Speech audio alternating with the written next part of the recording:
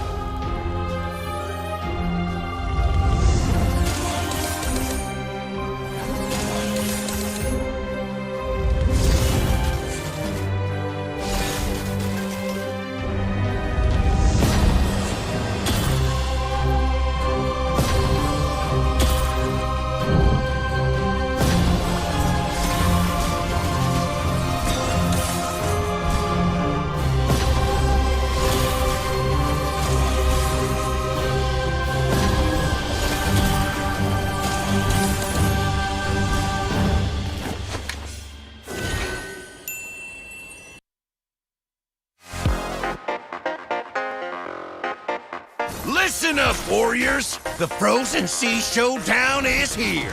8 Francos, 2 sides. Ready your hooks. Well, the rules? Real simple. Hook 'em over, then bash 'em. Or hook 'em back and stash 'em. Remember, kills will make you stronger. More kills, bigger targets, so swing those hooks. More kills, better hook, so wipe off their looks. Crabs in the river, hook 'em. Reel them in for new skills. Stun. Magnet. Reflect. Chests in the cave, hook them. Reel them in for new skills. Team heal. Team super hook. Crazy ults, total chaos. Triple hook, recall hook, trick hook. No equipment to buy. Auto upgrades for all. Take one down, get your hook back. Hook, kill, reset, repeat. Hook till you can't hook no more. Remember these words.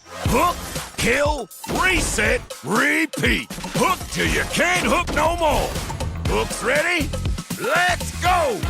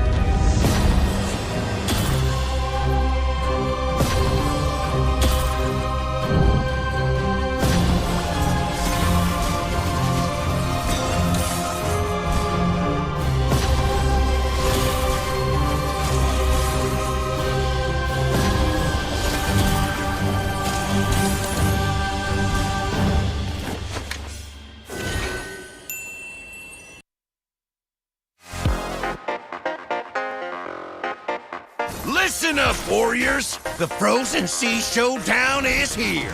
8 Francos, 2 sides. Ready your hooks. Well, the rules? Real simple. Hook 'em over, then bash 'em. Or hook 'em back and stash 'em. Remember, kills will make you stronger. More kills, bigger targets, so swing those hooks. More kills, better hook, so wipe off their looks. Crabs in the river? Hook 'em. Reel 'em in for new skills. Stun.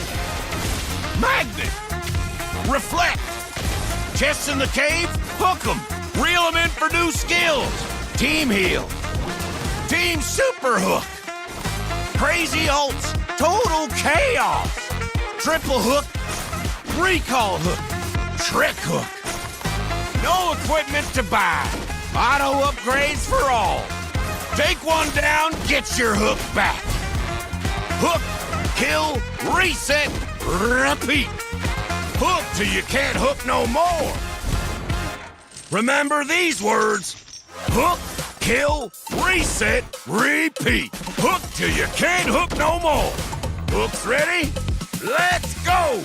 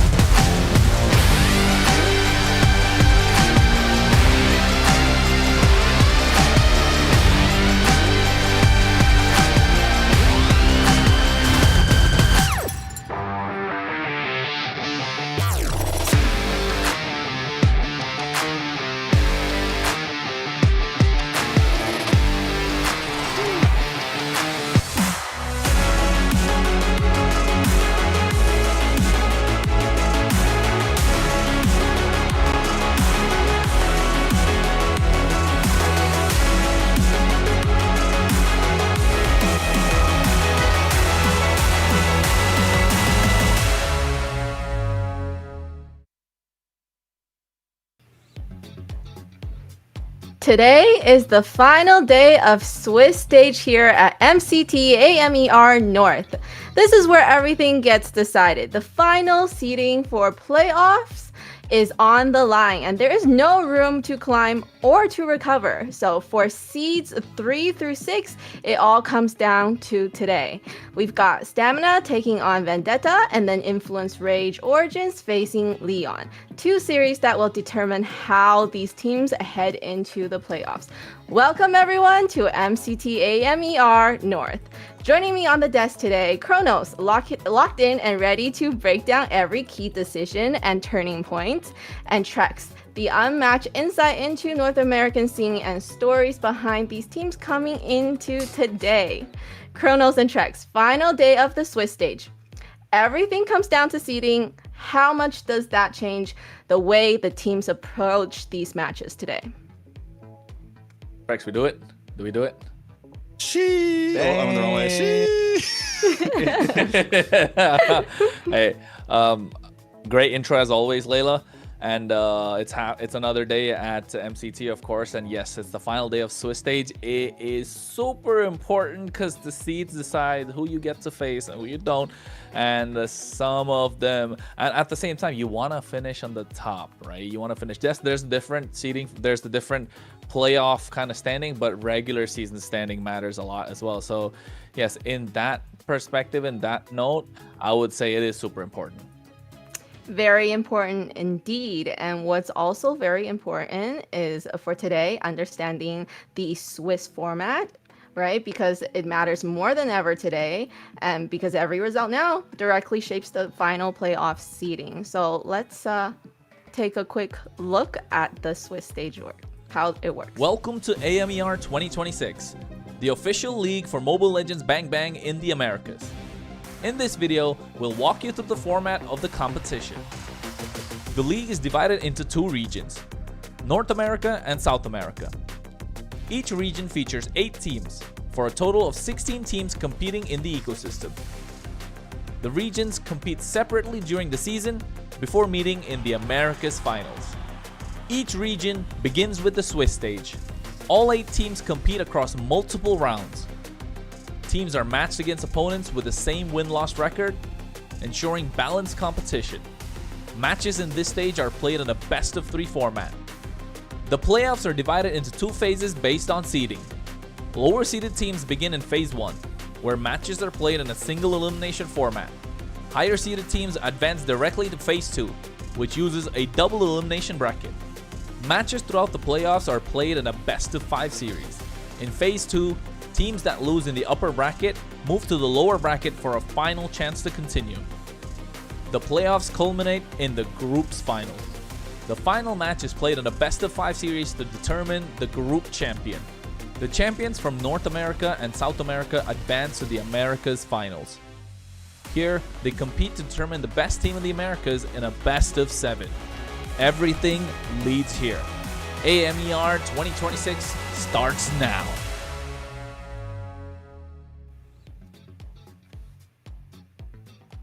And that's the path these teams have taken to get here. And now it all comes down today. Trex, with the format now. Oh, we're not gonna talk about the format. We're gonna go straight actually to the global ban. Beyond the format, we have the global ban system, and that's another key factor that could make all the difference in today's matches. So let's take a closer look at the global ban system. We'll have the global ban in MCT Americas to bring more dynamism and special strategies. Under global ban rules, each hero can only be selected once by each team. After every match, the 5 heroes used are banned for the remainder of the series. The pick ban applies only to the team that used the hero. The opponent may pick it next game. In best-of-7 matches, the global ban resets for both teams if it reaches the final game. Expect new strategies, fresh picks, and much more.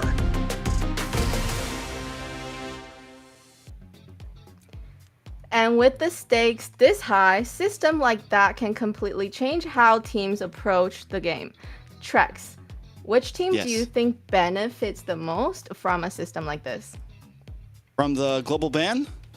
Yeah. I think a lot of people could benefit from it, but or a lot of teams benefit from it, but I think the viewers could benefit if they follow our social media. So before I answer that question, I'm gonna let everybody know, MLBB Esports, be a part of our community. There's also MLBB Esports for the Espanol family, for the Brazilians. There's something for everyone, but if you're on this channel, you're listening to the English broadcast, it's MLBB Esports. That's Kick, Twitch, X, Facebook, YouTube, TikTok, Instagram. While you're at it, feel free to follow the 3 of us as well. We put in a lot of work here, and Cronus is trying to get that international slot, so he needs more followers, so Hey, make sure you pump the Thanks guy for up. the love. Yes, sir. This definitely trying to get there. Back to the question, though, right? Back to the question. Basically, I think all of the teams have done so much better than what I would have expected them to do in global ban. I think all of them have done an amazing job with it. And as we talk about that, we're going to get a chance to look at the bracket and see where some of these teams have gone through. And I'm just going to kind of continue the question while we look at this, because why not? Stamina, Vendetta, I think Stamina maybe been having a little trouble, but the teams that I've been seeing really profit off of this are honestly like Leon and Influence Rage, which it kind of sucks that those are the 2 going against each other, because these are teams that haven't been scared to bring in some pocket picks, that haven't been scared to break boundaries early game and save some of those strong picks for game 3, 4, or 5, etc., right, Kronos? Yep, it's gonna be super important right now. This global ban is making such a massive difference, and I mean, we could have had just one BO5 today if Vendetta got the victory against Influence Rage Origins last night, but not gonna happen. Influence Rage Origins showing that they belong, they able to take down all tough opponents. So yes, we get to see 2 BO5s today, and both being best of 5s. Those game 4, game 5 drafts are gonna come in clutch. Yes, although Stamina and Vendetta will take the top half of the table, while Leon and Influence Rage do take the bottom half of the table, it is super important in what place they are seated at. Yes, a very important game or series today for 4 of these teams. If you had to pick one team under the most pressure today, who do you think it's be? Ooh, me or Kronos? Trex. Yeah, Trex. Stamina.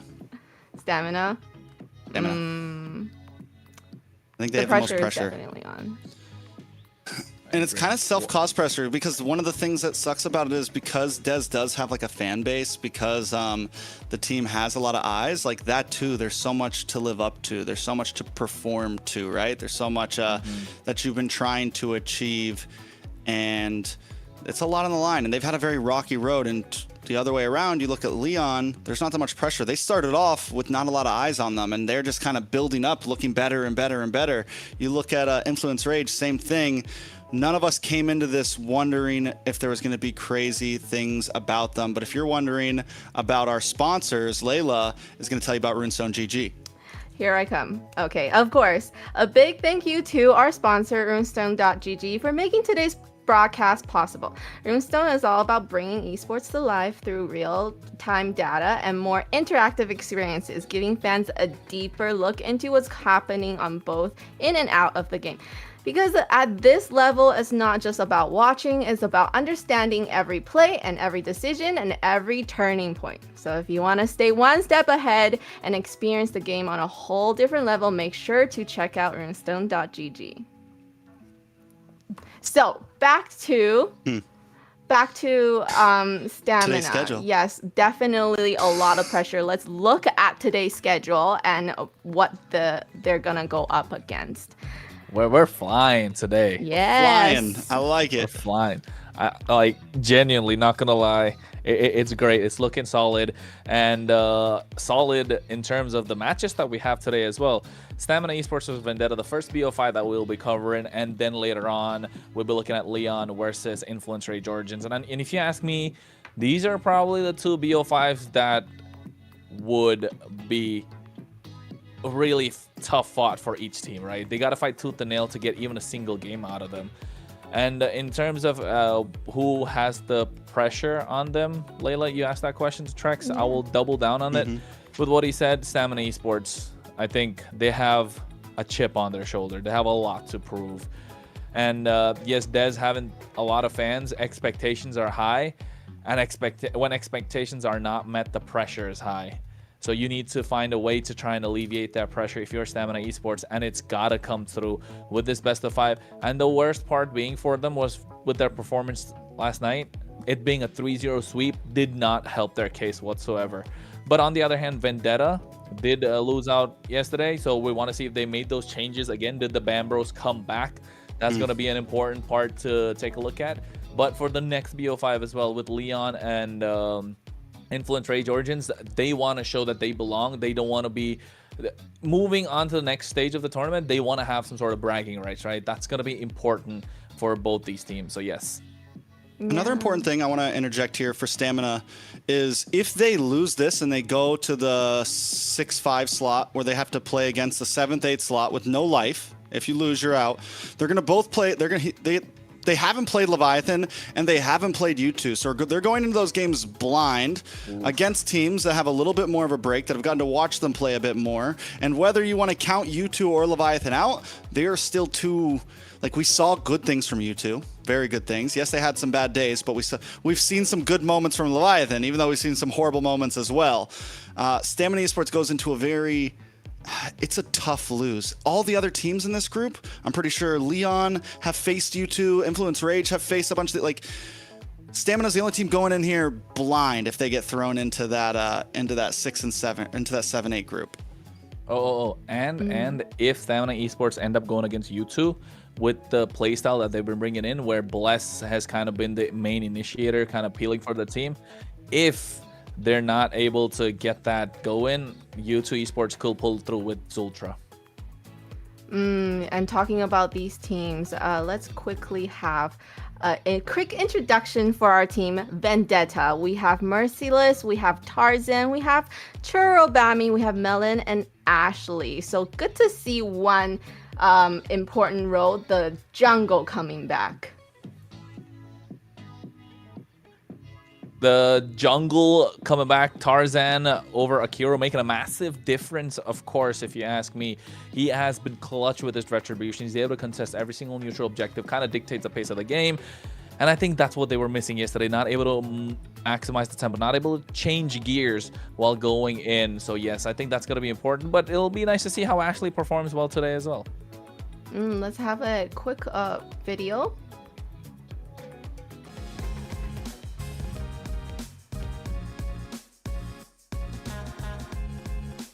Churro, and we're doing rapid fire questions. It's Churro Bami. Around 2020, my first main hero was Kimmy. Myth. I think it might be Yato. I think Carrie. I prefer early game. I think it's Leomord. I think Myth or Tarzan.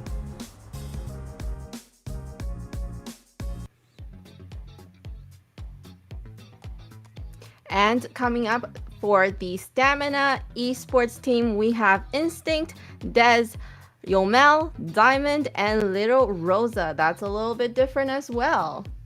Yeah, we have a small swap here coming in with Little Rosa. I'm guessing Rosa's going to pick up the EXP lane or roam position, and Diamond's going to stay gold. I guess we'll see exactly how this goes down. Definitely going to be interesting. Either way, this is a team that has had a long, hard fight. They're going the distance. They're going to have to play a total of 5 games in the Swiss rounds along with these other teams. And they've had good moments. They've had bad moments. The fact that they got here not from the lower sides means that they came in through the 2-1, correct? So, I mean, they had opportunity to make it out a little bit earlier, unlike some of the other teams in this group.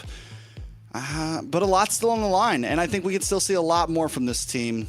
We'll see if they're able to pull it off, though. Yes, they have to pull it off, right? We're going into the playoffs, and Stamina with Dez, I feel like if they went in with another lose, they might not have the confidence to kind of recuperate from that. Kronos, what do you think? That's gonna be that's an important factor in terms of how they're gonna be able to recuperate from what happened. They kind of need momentum. We spoke about this yesterday as well. The one other thing I wanted to see is where, like you mentioned, Trix, where's Rosa gonna go? I mean, not Rosa, Lil Rosa. You know, Lil Rosa. I don't know what Lil, right? I'll put a little respect on the name, probably, just with the Lil being there. But still, you know, I'm not sure how this change right now will make a difference, because you're taking off Bless, who was such an important factor. He was just starting to show, he was just starting to get integrated into the team. So now you get Lil Rosa into the mix. I don't know. I think Stamina Esports have counted their blessings. It's not working out. Yeah. I don't know. It's a tough spot to have a swap this far in the game. I'm even worried about the Ashley swap. Like the Bam Bam duo. Yeah, same. I'm not saying Ashley's bad, but the cohesion between Churro Bami and Myth Bami was on point. They played very well together. You could tell they always played very well together. So it's still just a big play style change. Luckily, both teams are making a swap, so maybe it'll balance out. But we talked about pressure earlier, Layla, and I think maybe the teams are taking this a little too lightly. Like, oh, we're not knocked out if we lose this. Like, we'll just make a quick roster change now. We're not knocked out. But that extra life going into playoffs, having the chance to be knocked out in your first match is huge. We've seen some of the best championships won in the world through lower brackets. And if you're unable to get to the lower bracket through a loss, you're out. Sometimes teams in playoffs take a loss early on. You need the opportunity to recuperate from that. And that's where the pressure really comes in. That's why even though all 8 teams are going to playoffs, it's not the same as getting in that top 4. Right, great point, because going into it, there's a single elimination round for, is it seed? The bottom 4, 6, bottom 7, four. 5, 6, 7, and 8. Tough spots. So out of all 4 teams today, somebody is not going to be in that awkward spot. And hopefully, 2. What do you, Yeah. 2? Okay. 2 teams, yeah. The 2 losers today will go to the single elimination spot, and the 2 winners will have safety in a strong part of playoffs, in a good part of playoffs. Although I think if Leon, if Stamina Esports win and Leon win, if Stamina Esports lose, and no, yeah, you're right. You're right. I'm trying to see if there was a head-to-head that they could go with. If Stamina Esports and Influence Rage win, I think still Stamina Esport will be 4th, not 3rd. So yeah, technically it's 3rd and 4th. Yep. So a lot Confused. on the line today. Mm-hmm. And you're right with the changes that they're doing. It just does not look like they're taking it seriously this late into the game. You know, and then also when you mentioned the synergy, for me as a roam, I do rotate with mage so much, so I can see why Churro Bami loves his myth Bami, right? If you have a roam that can roam with you and you feel safe to kind of just rotate, it makes a huge difference, especially for his favorite, which is early game. I think go on. I was just agreeing. I agree completely. I think at this point, maybe Lil Rose's secret weapon. You know, maybe they've been biding time. Maybe this is something that's been missing. I do also like to think that, you know, these teams have the bench players for a reason. They have an extended roster for a reason. We've seen some great teams, not just in NA, but across the world, have a bench player come in and completely stomp, you know, have something help out that just works for that day. And it's very possible, but let's see. I think we're going to be jumping into the pick and ban in just a moment here. Yeah, to look at like the changes, you know, that's made in Stamina Esports. Yeah, I was gonna say this makes a little more sense to me because Lil Rosa is a gold laner, while Ricky is the one that was playing the roam position. So I think we probably had might have made this last minute switch where bringing in Ricky instead of Lil Rosa because they want to add a little more roam potential to their team, a little bit more of that roam instinct that you would say, because Bless naturally is not a roam player from what I know, but at the same time, like, it was a last minute addition. It didn't work out. They tried. Now Ricky comes back in. Ricky's been playing for scrims with them ever since Stamina Esports got their roster together until 1 week before it started. So yes, I think going back there, maybe that could be the opening that they need. Maybe a more different hero pool, a different play style. I'm intrigued. I'm intrigued to see what they'll bring in store. So just to be clear, Lil Rose is not playing. It's Ricky who's subbing in, and they are jumping into the roam position. A player that's been a part of the roster for a long time, used to scrim with them, correct? Mm-hmm. All right. Until a week or 10 days before MCT started. Okay. So this isn't crazy. This is a pretty. This could be a very simple swap. Yeah, this is. Might be a good thing. This hopefully is a good thing for Stamina Esports if you're a fan, but for Vendetta, Tarzan coming back into the mix looks super solid. And I want to see how Ashley and Tarzan can link up together, because Ashley's been super patient with her sets, right? Not giving up river control. So that's an important point to take note of as well. So Machuro Bami didn't look so good when compared to when playing with Myth Bami, but yes, I think with Ashley, with yesterday's games, they found even ground, and now today's game they should come swinging. They should come and swing it. For these teams, after, you know, like the tournament or after the game, do they go off and just kind of like meet up and say, hey, what happened there? And then they practice a little bit more to see what works. So I do want to see if that shows for today, right? I think there's definitely, most of these teams have a strict training regimen, whether it's watching the games they just played, whether it's watching other teams play, whether it's studying other matches, and then also playing and reviewing scrims. These teams are definitely doing that. I'm sure how long they stay after the game, like tonight's game, how long these teams are going to stay and talk, probably depends on whether they win or lose. You know, I'm sure the teams that lose probably stick around a bit longer to figure out, wait, what went wrong? What can we fix? The teams that win, maybe it's like, okay, we did good. Let's do it again tomorrow. You know? Or it's Friday night. They probably go for a party downtown. You never know. Exactly. First Friday, guys. Let's get some 3-0s in here. Harley left open is crazy. Give it in the hands of Dez. You know, a lot of kill pressure comes in from Dez when he has these assassin picks. He likes to play the assassins. Now, how do they reply to this? Kalea is a solid choice. I'm not sure if they want to go for the pickoff. We saw Ashley prioritizing bigger set kind of potential roamers. She's told us that she prefers those as well. So maybe if you're VTA, I don't know, Kaja. I would ideally say Kaja plus carry, or Yesterday Kalea we plus saw carry, that straight founder. even though they lost, Bethlehem did great on the Hayabusa against the Harley. Could be a possible pick for Tarzan. They pick up the Harith and the Uranus, which Uranus was getting banned out yesterday against Vendetta. People were target banning Merciless's Uranus. The guy is a monster on it, so it's something we have to keep our eyes on here. And not just that, Uranus is also great to be picked up in the first phase against the Harley, because kind of like counters the Harley, right? In the early and the mid game, even in the late game. So yes, and like you mentioned, comfort pick in the hands of Merciless. Yeah, it's nice to see. Among the planes exists the And order the of Harith pick, which we I saw was it made do for. so well, this hero from yesterday. Is it from... We saw Jungle Harith, we saw Yeah. Gold Lane Gold Lane Harith. Harith was everywhere yesterday. Multiple teams were picking it, yeah. We saw 2 Jungle Hariths, I'm pretty sure, yesterday. So, again, another thing to add on to that with what you're saying is a lot of flexibility on the side of VTA here. We've seen only once, but we have seen it. Tarzan play Jungle Uranus. We know that Harith is also a decent jungle pick if they want it. Seeing that they don't have any physical damage just yet, Yep, it's me.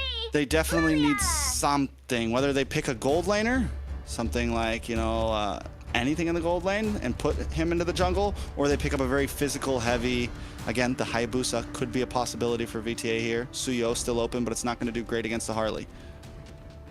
I think if you are VTA, you want to slot this Harith in the gold lane, because of Phoveus on the other side. It's going to be nasty. Those Infernal Pursuits, those extended team fights are going to be super important. So you want to run the Purify on this Harith. And also, if you're the Lilia, I think Purify or the Sprint, so you can walk up to the Eve and dish out a lot of damage. So but within the RWM, Stamina looks super strong. But if you're VTA, you want to find you want to find a way to keep him in the fight, and that's why I was gonna say Fredrin's a solid choice, although not within the RWM, but to counter the Harley, to keep them in the fight as long as possible, so that Harith can dish out a lot of damage. The Moskow's taken off, so don't want to give any lane pressure, or like at least take out the assassin that could come in on the side of VTA. You spoke about Suyo tracks. It's a good choice, but not against the Harley. You're right. Yeah, not against the Harley. They really need some If you sort of have to. assassin damage here. Maybe Hayabusa. That's what I'm looking That's at what I right was now. thinking. 'cause I don't- Hayabusa, Yeah. possibly a YSS, but not great against Phoveus, right? Well, this is interesting. So you have Harith and you have Lillian. They're both magical, so they're gonna need some physical here. Uranus Yeah. is also magical, right? So Yeah. They need like looking at- heavy, they need some sort of like burst physical, something that can damage. Even yeah. in Rome. Badang or Khalid. I think Khalid plus something, no? Because I saved my Ooh. life YSS. from falling apart. there's your physical damage. I'm 50-50 on it. Just see if the YSS It's a little can tough pop against off. the Eve and the Phoveus. And the And Harley. it doesn't have as much movement as a like a Hayabusa, so the Harley can still kind of target down on you. And now a Hilda from Stamina. Ugh. Tough. I ban Hilda every time, I swear. Hilda and Glue, those two are the ones I hate the most. I agree with the Glue. Hilda too. It's super annoying, especially as a Eastern Shin. Yeah, like if I see a Hilda on the other side, I never pick up Eastern Shin. It's so hard. Flint is a solid choice, front to back, Stamina playing it, and playing the box. It's gonna. Yeah, they're playing in the box, front to back. It's gonna be so good. Stamina Esports look good with their draft, but then again, we've seen this yesterday. They had a good draft. The execution was just not there. BTA need to find something to put it together. It's not a Grok. It's not a Badang. I think Khalid is the way to go here. You want to answer their aggression with aggression. Have the possibility to get a threat on top of this Eve when she drops down the RWM. So I would say, apart from the Khalid, maybe, well, not. I'm thinking of Ashley type of heroes, and it's just not fitting, right? At the moment, you need to get a pick off, possibly. Yeah, I was thinking Hylos, but I still don't think it's the best. Yeah, it's very passive, like inviting pressure. I'm really not a fan of the Hylos in general. I get it. I get why it works, but I feel like so many great set roamer players have been stuck into this Hylos where they just walk around and do practically nothing. So we'll see how it works out. Taking a look at the draft, Layla. Are you favoring Stamina or are you favoring Vendetta? Oh, yeah, Vendetta, I don't like how the Hylos, that's like probably the only CC you got there. It's not got a lot of like team fight set potential. It's a good point, honestly. The fact that there is no CC essentially on Vendetta is something I didn't even really notice. Like, yes, there's some slow, but the only crowd control is a single man stun. A quick poke from Ashley. A kick from the horse. The composition is really, they need to either look for some pressure, look for a kill in the mid game, try not to die at all, look for a kill in the mid game, start to snowball, and then just, they're steamrolling, right? They have a Lilia where you're just advancing. You're trying to, it's not a dive exactly, but you are trying to control team fights with just pressure. But the thing is, the Stamina has so many stiff arms. They have so many ways to approach this. It's definitely going to be a tough one. Kronos, take us in. Hey, well, we're going to find out how it's going to go. Stamina Esports need to prove their haters wrong from what happened yesterday. After getting swept, another BO5 now in their hands. Are they going to be able to take it? Vendetta walking in with an okay draft. It's game number 1 of today. Stamina Esports versus Vendetta. All right. Tarzan back in the land of Dawn. First pick after taking a small break for a day on the YSS. This has been a pick that, honestly, I feel like we could see more. Obviously, against the Harley, it might not be the greatest. A little bit of damage, though. Yesterday, we saw the YSS pop off in the jungle. I mean, it was just dominating. The damage is there. So even when I doubt it, the right player can still make it work very well. Yeah, I mean, YSS is such a great pick, right? Such solid. You got consistent damage across the board. Oh, Ricky doing so much. Or rather, that's coming from Yomel. Churro not allowed to take a couple of minions, so going to be behind a little bit. Neither is Ashley. So that's a really good wave control coming in from Stamina Esports. And they need to learn to translate this into something like a neutral objective, or at least a pick off on the bot side. Yeah, it's not going to be easy. Taking a look at overall win cons, both teams. I mean, we want those junglers to pop off. Here comes Tarzan. Yeah, Mount Shock already used. Looking to get Ricky. Goes in. Traceless looking to get him as well. That's first blood in the hands of Churro. I forgot, they do have another stun with Tarzan as well. So, again, look for pressure, look for kills. Early on, it's a great start for Vendetta. They get 1 or 2 more of those, especially into the hands of Tarzan. It's trouble. Dez, though, wants the same exact thing. Stamina Esports, both of them. Let's get our junglers farmed up. Let's put so much kill pressure on anyone that we run into. They have to get away. And Churro now in trouble. Oh, Deadly Magic already used up. A lot of damage being done. Yomel forced to flicker out of harm's way. Merciless pops the Consecration as well at the same time. Ricky going in. A lot of damage being dished down. But Ashley with the Revitalize, making sure they survive. Popped it a little too early, if I might say so, Trex. I got Merciless, though, back up to full health. He also used the Consecration. He's going to continue to harass. Look at him rotate. I mean, he was so fast to rotate down the map. But Turtle is up. Dez going to clean this purple buff and head over. Oh, Instinct walks up straight to Tarzan. A lot of damage being dished down. You can see the Turtle being reset. Traceless to get out of there. Ashley gets caught in the Dark Wave at the same time. Melon comes in. He wants to drop his Amon Force, but a nice RWM to make sure they zone them out. Instinct gets taken out by Tarzan. They trade Instinct for the Turtle. I would say even trade. I almost want to say it looks good for Vendetta, though, because Tarzan got that kill. And I'm telling you, one thing you don't want is a YSS to just be farming like this early. He is even leveled with Dez. I can't wait to see the gold. It's a dangerous spot, right? It's definitely a dangerous spot. Merciless just walking through towers, doesn't care. He's going to become, I mean, he's only level 6 and he's already looking like trouble. Yeah, Merciless forced it to flicker as well, and you can already tell why against Harleys he gets picked up a lot, right? Overseas, especially on PH, we get to see a lot of Uranus getting picked up in the first phase against the Harley while it's left open. That's essentially one of the answers, one of the possible only answers you got if you don't want to go showing your roam picks too early with a pick off like a Khalil or a Kaja. this works. Kind of not exactly a hard counter, but a soft counter. And it's working well. You're already putting Stamina Esports behind. And this is what we didn't want to see if you're a Stamina Esports fan, or if you're looking to see how Stamina Esports can hang.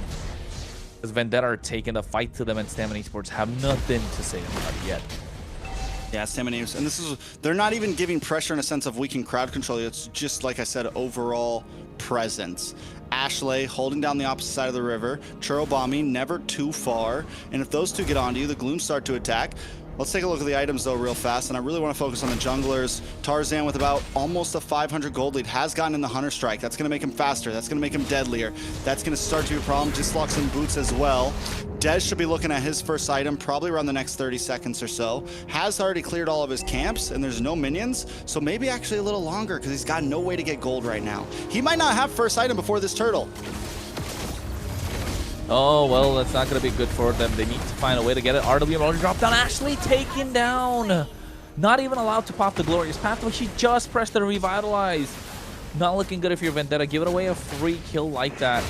And not able to get a lot of control in the turtle pit. Look at Ricky trying to come in from behind. What a dark wave, catching 3 members at the same time. Ricky going on top of Churobami as well, trying to force out the black shoes. A lot of damage being done. Turtle being reset. Black shoes being popped as well right now. Tarzan is zoned out of the turtle pit, and Dez got control. Merciless goes in, tries to get it. He's able to get the steal. Coming in right now. The re-engage with Ashley and Vendetta. They're trying to go in. Ricky's going to be the target, or is it going to be Instinct? They don't know whom to get after, but Melon gets taken down in a 1v1 on the bot side. Diamond has the quick draw against him. Yeah, Melon goes down. A lot happened there. We got to unpack it all real fast. They get the kill onto Ashley. I was worried Dez wasn't going to be able to get his Genius Wand. Merciless, though. The guy is merciless. Ricky. He's gone right. Ooh. He almost survived. Went into the bush, got the shield, but came back out, and then he wanted to go back in, just wasn't allowed. Gave him the Ricky treatment. Ricky's the So as we were saying, Tarzan gets forced away. Ashley goes down. With that, Dez gets enough gold to get his Genius Wand. Now he can re-engage even more. Tarzan looks for a re-engage. Unable to pull off, but Merciless, you know how he does. He doesn't care about being in between 5 people. He's able to steal the turtle, which, in all that chaos, Vendetta still comes out on top, even losing Melon. Merciless just took a tower on bot side. They're still dominating on the map and in gold. Are we saying Dez is not him? No more demon time? What did we call it a little premature on Dez? We'll see. We'll see. It's game 1, you know? It's 6 minutes in. Stamina Esports does have a composition that can pull through. Diamond is playing great. Maybe Diamond is the one we should be looking at here. Maybe Diamond is the one that can really pop off. He just 1v1 Melon, Rookie of the Year. Oh, the kid. He 1v1 Melon. Melon's been taking on people like Zia. He's been going toe-to-toe with some of the best. So Diamond is holding his own right now, and maybe that's the real win con that they need. Remember, we talked about their composition being, they're a box. And Dez isn't really going to play the box, you know? Like, Dez is meant for objectives. Dez is maybe meant for pickoffs. Diamond's the one who's really going to thrive around this Phoveus and everyone else on this team, and Merciless is just merciless. Oh, he's bullying Dez. He's bullying Dez. Dez not able to do anything at this point. And speaking of farm and Easton that you mentioned earlier, Tarzan as well, getting that turtle. Oh, they've given away 2. And now Stamina are struggling. Look at Merciless. He's just chasing down Harley. Oh, no. I think it's really back on top of him. A lot of damage as well. Consecration popped. He's still able to survive half HP. Infernal Pursuit, Dark Wave, everything. But look at the HP. He's regenerating 161 HP back every second. They're not able to put out more damage to counteract that. Yeah, because you know who else doesn't have any hard crowd control? Stamina Esports. If anything, they might have less. Both teams really took a light path in this. You go for the Hilda, which doesn't really give, it gives you a little slow. It doesn't really give you any hard crowd control. You get the Dark Wave from Instinct, but still nothing major. Overall, it's just quick little stuns, and Merciless is unfazed by that. Again, he's level 10. He shouldn't be able to do what he's doing right now this early on. Well, Take a look at his items. He gets the Radiant and he gets the Oracle, and that's exactly why he is untouchable right now. Dez is the big one who's supposed to be able to put kill pressure. Magic damage is not phasing him, and that's a good thing about the Uranus when you're going up against a magic jungler like a Harley.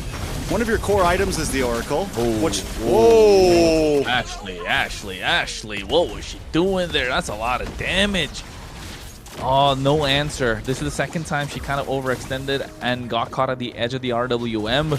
Yomel's been good with his RWMs, but then again, Vendetta don't mind giving away Ashley. Tarzan's just bullying Dez right now, boss side. And it's true. Ashley's no longer the roam, Kronos. Ashley's not the roam. Merciless is. True. I mean, but Ashley's just a body bag at this point, right? Yeah. Just there to absorb a lot of damage. Just a wall. Great space. The glorious pathway is the one skill that it really counts, and then maybe that Law and Order if she's able to poke Dez when he comes in with a hat trick. That's gonna be the clutch play we'll be looking at if you are Vendetta. And just opening up the map so good. Merciless is just, like you said, completely merciless, and Ricky can't do anything about it. Churubami, Black Shoes baited out, Glorious Pathway, slowing them down, creating separation. Instinct gets caught now, goes in with Inferno Pursuit, Lord at 16,000 HP, trying to be reset, but an Instinct taking a lot of damage, goes in, Traceless coming out from Tarzan, but walks into Ricky, so Instinct able to survive, but Melon takes him down. Look at Merciless in the process, takes so much damage, flickers out of harm's way after a deadly magic nonetheless. Oh, Vendetta, they've got the number of stamina. Diamond wanted that so bad, and he even he dashes forward, flickers forward, and then his passive goes towards the jungle camp. His passive goes towards the jungle camp. I don't know if he wasn't in complete range what happened there, but that was sad. Very sad. No, Merciless flickered out with the skill too, so he wasn't able to reach him. That's why. Otherwise, the passive would have hit. Ah.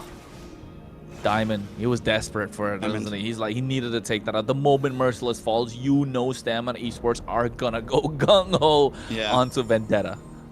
Because the whole back line just has so much freedom at that point. And like I said, there was nothing to keep Merciless at bay. He just walks right past Ricky. He just walks right past Instinct. He doesn't got any dashes. He doesn't have to really worry about Instinct at all. He just, and then if they do happen to actually get some big damage onto him, Consecration pops and I'm all good. Lord getting brought down, nothing Stamina Esports can do. Oh, Instinct. When was the last time you saw Phobius just getting taken down so easily? Look at the Black Shoes coming right on time from Churro. Dez just completely neutralized this game by Merciless, who's just chasing him down. Yomel's gonna be the next target. RWM is dropped. Ashley goes down first, but Merciless there in the back line of flank. Tarzan could come in at any point. It's over the Traces. Finally, they pop Merciless, but they trade 2, 3. The Lord for that pick too. 3 and a Lord for Merciless and Ashley. It's a very good trade for Vendetta. That's a jackpot right there. And towers are dropping before the Lord even makes it halfway down the map. Stamina Esports, you said it perfectly. Dez has been neutralized. The guy's been neutered right now. There's nothing anyone can do. He can't get any kills. He can't. You've got a Lilia with Black Shoes. You've got Melon who can just dash around. You've got Tarzan, even the jungle. You dash, move to left to right. Merciless, Consecration. No, the only killable hero right now for Dez is Ashley, and that's gonna end soon because she's gonna be too tanky. It is. The Lord's already charged on the bot side. Tier 2 is taken out. Stamina Esports needs to find a win. The win's only going to come through if they get a pick off. They need to bait out all these spells, and there's nobody else to do it. Ricky's trying to go in. And to be honest, I think if we think about Ricky being subbed out by Bless, if it was Bless this game, I don't think it would have made a lot of difference either. Ricky's been playing really well on this hill to apply all that early pressure, but it just goes to show that the draft is showing. Inferno Pursuit coming in, RWM dropped out as well. Melon taking a lot of damage going in. Diamond flickers forward and gets that kill. Diamond's been carrying this game, and Instinct gets Ashley in the process. Tarzan has to go down. Look at Ricky going in with the flicker as well. No Tracers present. He gets it right on time. Oh, Diamond is the saving grace and allowing Stamina Esports to shine right now. Who needs cojones when you got Diamond? That's all I gotta say. I mean, the guy is a monster right now. This is literally before they came in. I'm thinking Diamond is gonna be a threat here in a second. He's almost taking out Merciless. He's almost pulling through. And once they come into that, to that tower, the RWM comes out and they have to be careful. And I think Vendetta were completely underestimating the damage that Diamond was going to put out. They should have known it. The fact that Merciless finally goes down to that means you know a couple shots and you're going down. All of them get caught by the RWM and boom, Diamond cleans house. And not just that, Diamond's got 3 stacks in the Sky Piercer now. So that's 30, right? And the shields that Melon's going to get by dashing around with the Synchro Fission or the Chrono Dash is not going to help now. That's just going to pierce straight through, got himself the Malefic gun. So yes, it's going to be a big problem for them to deal with it, right? I think Vendetta at the moment needs to find a way to lock him down and forget about Dez. Merciless, yes, Merciless already neutralized Dez, but with them having to prioritize probably Diamond might just open the map up a little bit more for them. Most definitely. And I completely agree. So now at this point, with them being able to actually take fights here, what's the plan, right? Vendetta now also, if they can't get to Diamond, Merciless has to be the one. A little bit of damage though at the pit. Oh! Oh, wait, you can see at the same time they go in, a lot of damage being done, like you said. Ricky gets taken out first. Tarzan trying to go in, Instinct gets taken out. They get the Lord of the process, but look at Diamond gets another stack of the Sky Piercer. They're looking to chase him down, but he's protected really well. Yomel is kiting, and there's not a lot of damage with the help of the White Crystal. They got no way to go in, but finally finds the Melon additional damage. Yomel's going to be next on the chopper block, and now Diamond's going to get taken down. That's a full 5-man wipeout. Vendetta finding the opening, making a mistake of fighting in the jungle, but instantly bounce back with the help of Melon and his Zaman Force, and this gotta be game, Trex. That will be game. With towers rushing down as Zaman's Force, Vendetta will clean house. I need a replay of that last fight because for a second it felt like Stamina had it in the bag. The big knockup happens, the RWM comes down. But once again, just the overall survivability of Merciless being able to bide time for the rest of the team to turn tail. Clean house. Amazing. Merciless MVP, maybe? Yeah. In my mind. Yeah. In my book. In my book, 100% MVP. And I think Diamond, the only reason they kind of extended this game so far, but such an immobile marksman. The moment you get the dive on top of him, he had no front line. I mean, he's got a CC, he's got a lockdown, he's got a dash, but you know, what can a lonely cowboy do? Yeah, I think they need a little bit more time, a little bit of a better position. They maybe even could have given up that last Lord. Not fully. They just got to a point where, okay, we can fight.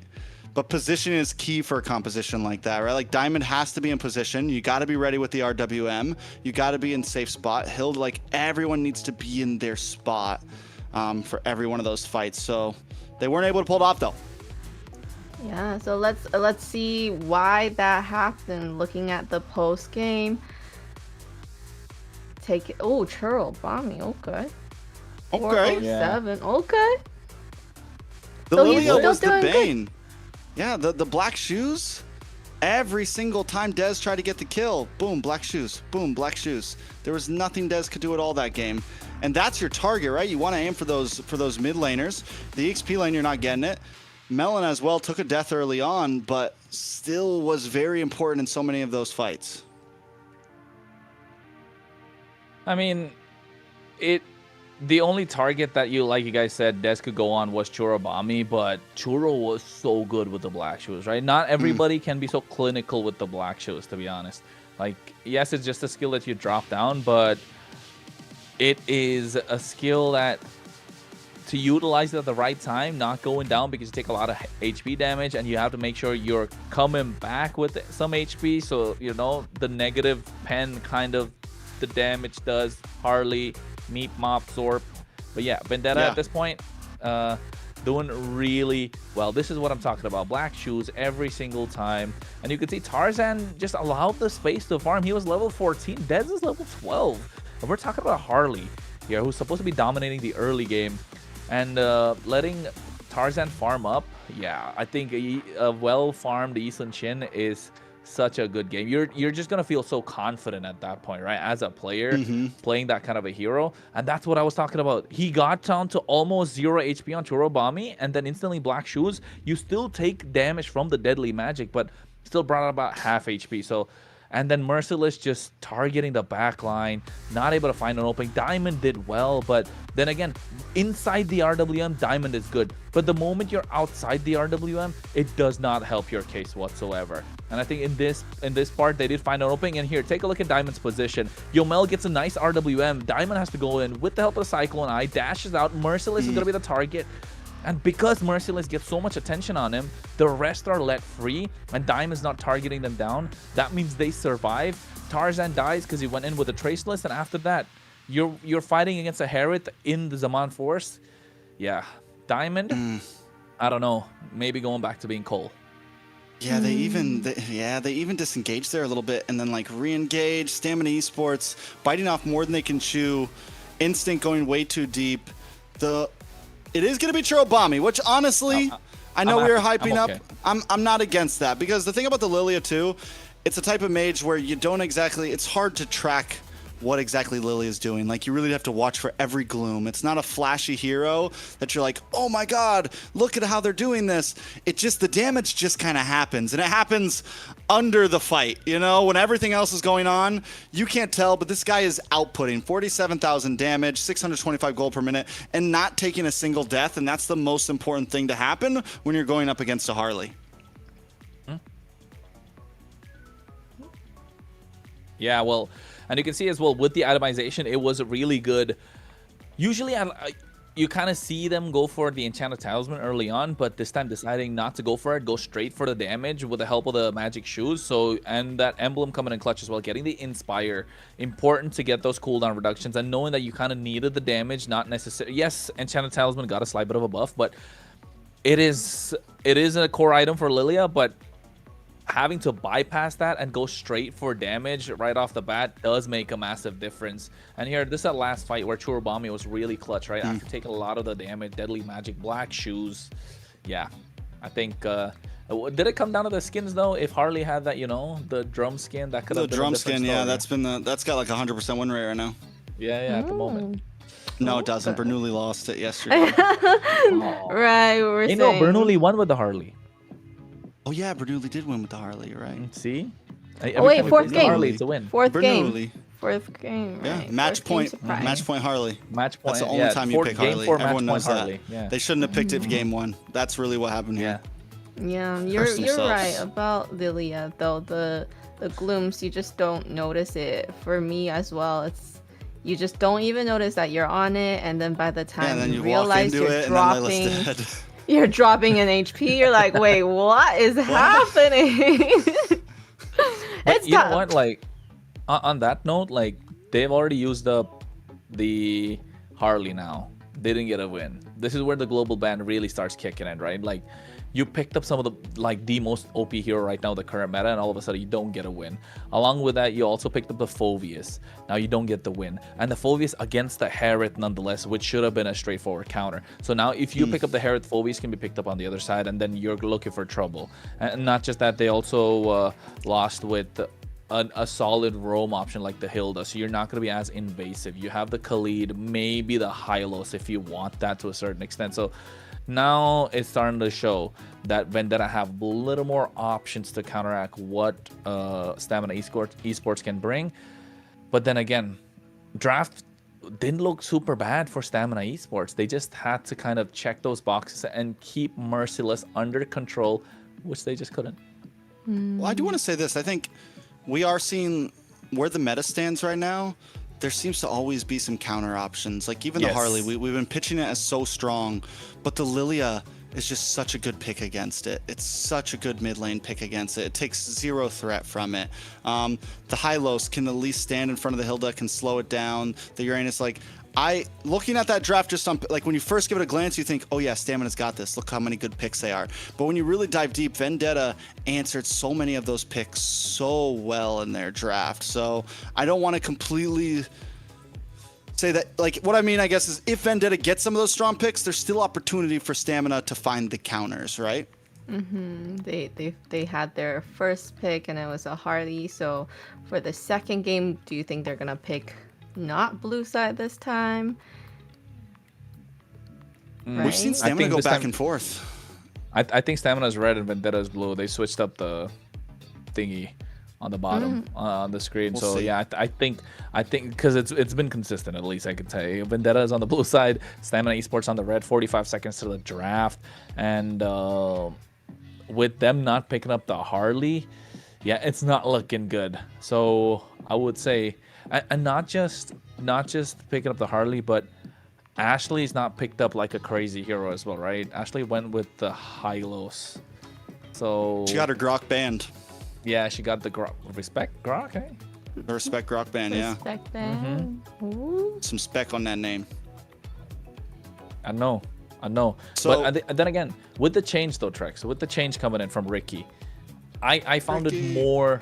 I found that they were more proactive and they weren't giving away river control so easily with Ricky. Although with Bless, it was like, I'm looking for a trade. I get traded back for something. Are you liking Bless Bless you. you? Are you liking Thank you. Ricky, or are you liking Bless? Or you want to We'll see a little see. more from Ricky? We'll see. I mean, we've only seen sad reality, guys. I'm gonna hit you guys with a sad reality. Actually, no. Stamina has won some games. Never mind. No sad reality. No sad reality at all. I was gonna say that we haven't seen Bless. I'm wondering like how much we've really seen him pop off. They've had some good games. They've had some bad games. Stamina Esports right now is in a place for me where it's like, I don't care who you put in there. Just, pull it together. Just make it work, right? We haven't really... When a team is like so kind of on and off, it's hard to really even decide like what is this team's overall goal and strategy? Like how do they really play? Things like that. They do end up taking red side here, which we saw yesterday when they faced against Night Horde. They started with blue, they took a loss, stayed with blue, and then at match point they finally switched to red side. They still took a loss, but this time they seem a little more willing to bounce around on the draft. Game 2 so this gives them a chance to kind of answer to Vendettas to picks, which could put them in a better position this time. But talking about, we gotta try to sync that every time now.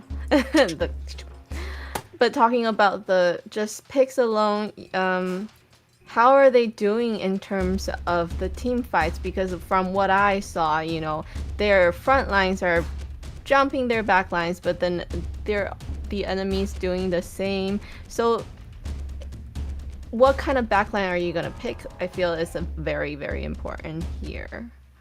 Or something that can kind I think knowing the way the Merciless likes to play, Stamina definitely needs some crowd control. Something to stop Merciless from getting to the back line. Something to stop Merciless. Like, he was on the Uranus last time still. I promise you, whatever he gets, he's going to be proactive.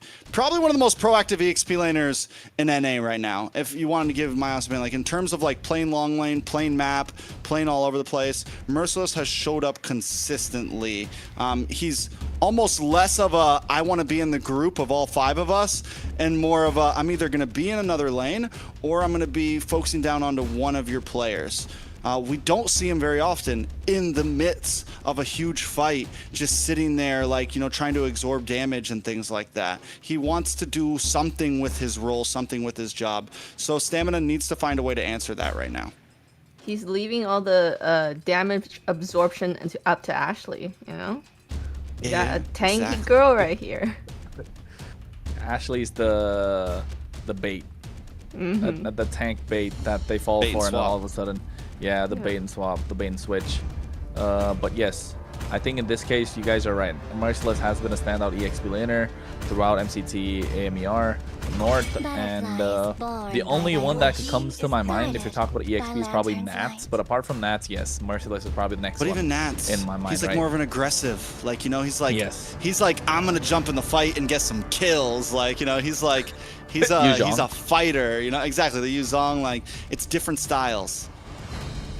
Yep, that is true. And I think now with Marcel, Freya, Jushin gone, Harley's left open, but they don't have to prioritize the Harley. Maybe the carry is a solid choice. Never mind Guinevere being picked up in the hands of VTA as a first pick. It's still flexible, jungle, roam. So yeah. very flexible. I could see Ashley definitely rocking the Gwenny. I wouldn't put it out of the map at all. And this is another thing that VTA has done great for in their drafts. They always, in this first phase, they almost always pick up a flex pick. Like first 3, they have at least 1 flex pick in there to be able to give them some movement into the second phase. Very good strategy. Is that for a Fredrin though? Because Fredrin's not banned. The chance of Des picking up Fredrin is pretty low, right? No, but it's a nice preemptive. I think it's just a solid. It's nothing crazy. It's simple. It works. And honestly, a good Gwenny can hit knockups on anybody. But if Ashley now wants to go for the Grok, it's a nice pair. Anything that's going to give big knockup will work well with this Guinevere. So we'll see what happens. Kalea, man, lock it down. Kalea carry. It's okay. The Gatot Kacha is there. Get a Purify for yourself. I like to see the Guinevere plus Kalea combo. You know, it just works so well. Kalea just picks somebody up, and then all of a sudden Guinevere's just using the Violet Requiem, and the guy that gets picked up, like, God bless, you're just stuck in the air for like 5 seconds. One after another, can't really do much about it. And by then, there's a lot of burst damage that could come in, a lot of DPS that could come to melt them down. But at the same time, there is still, yeah, I was gonna say, oh, this. Forgot about that. You know what? I So like the Roam Boxia. Gwenny? I like the Boxia. I like the Guinevere. I like the Claude. But that's too many eggs in one game for a global ban. Because you know Boxia was not going to get picked up on the other side. So is this really the route you're wanting to go down? Yeah, it is. They're trying to 3-0. Yeah, I think they are. Ooh. They're trying to blitz Like, this. listen, we're trying to blitz. We're putting everything in. We're going all in. They still have a carry possibility. They still have, like, you know, for next game, they still have options, I feel like. So we'll see exactly how it goes. Last pick for stamina. They are going to bring in the Yuzong. We actually haven't been seeing as much as the Yuzong, I feel like, in the second half of Swiss as we saw in the first. I feel like we saw a lot of him in the beginning, and he's slowly become a little less popular. Will be good against the Claude here. One big Petrify, and could be the game changer. He can also just fly past the Gwenny. Doesn't have to worry as much about the Basha. So I think it's a solid EXP lane pick. I was made for. Layla? You're right, Trex. What? No, Layla's thinking. Layla's I'm deep in thinking. thinking I'm mode. processing. Time to go to the But Processing? I like She's I downloading. like you saying that they're, you know, bringing out all these heroes already, looking for a 3-0. What do you think? Game 2? They're. Oh, you're still is processing it- that part. Yeah, I agree. Yeah. Like it's definitely. It's definitely. Yeah, I didn't mean anything bad by Trix. Come on, but like it's Processing. definitely it's definitely one of the factors that I would assume that's why they picked up so many heroes. But at the same time, this Yu Zhong has fallen down the pecking order because of how strong the Phoveus has been, right? Because we have been seeing Phoveus, Uranus, Glue. So these are the picks that are coming through and are being prioritized a lot in the EXP lane. If not that, we even saw Hylos being picked up in the EXP lane. So yeah. I could see the Yu Zhong is only prioritized when there's when all 3 of them are used up, and the choice is between a Yu Zhong and a Lapu Lapu. Even then, some teams prioritize the Lapu Lapu because it's a comfort pick. So yeah, a lot of mid lane bans in this part of the game. You can see. I think what's left open: Parza. the Valentina, Kadita, maybe Valentina? Lunox. Lunox, honestly, Lunox is wouldn't be good horrible here for VT. I mean, Yeah. for stamina. You have the brilliance to get away from the Violent Requiem. You have a lot of safety, but you also have good damage for a tanky Basha and a possible tanky Guinevere. So Lunox could definitely be the lock-in. And they don't need to pick a gold lane here, but also it's like, for Mage, do you want to wait and maybe look for the possible counterplay? They go for the Valentina instead. You get a Violent Requiem in your hands and whatever else VTA want to bring here. So EXP laner. Phoveus is gone. I think they go for like a CC or something. Blue's gone. CC's still solid. Some Chuck damage Lapu. and just go full dive. Oh, Oh, what is going Oh, on? this- Hold on now. Is this mid lane? This is mid lane? This is mid lane. This could be mid or jungle Selena, right? It's gold lane Claude. Could be Roam or jungle Boxia. Could be Roam or jungle Guinevere. But it could also be EXP lane Guinevere. What this is the one that ties it up. I love this, you know, it just adds kill pressure, right? Kill pressure along with the Guinevere. So solid. The Lapu. Yeah, so they look solid. The Selena just adds so much early pressure from Vendetta to stamina, and Gatotkacha is not gonna be allowed to just walk freely, especially with Guinevere around. That chain stun could be for such a long time with the Abyssal Arrow plus the Bravest Spatial Fighter, Migration. Abyssal and then Arrow, into Spatial the Migration. Violet Requiem. Oh yeah, that's looking good. Moskov, meh, but at least give them the opportunity to split push and lock down one when it's a 1v1. I like it. VTA's draft definitely a little more complicated, I would say. There's a lot of possibilities with it. The boxes are a little harder to check, but I do like the draft. Stamina Esports, on the other hand, straightforward, simple, strong.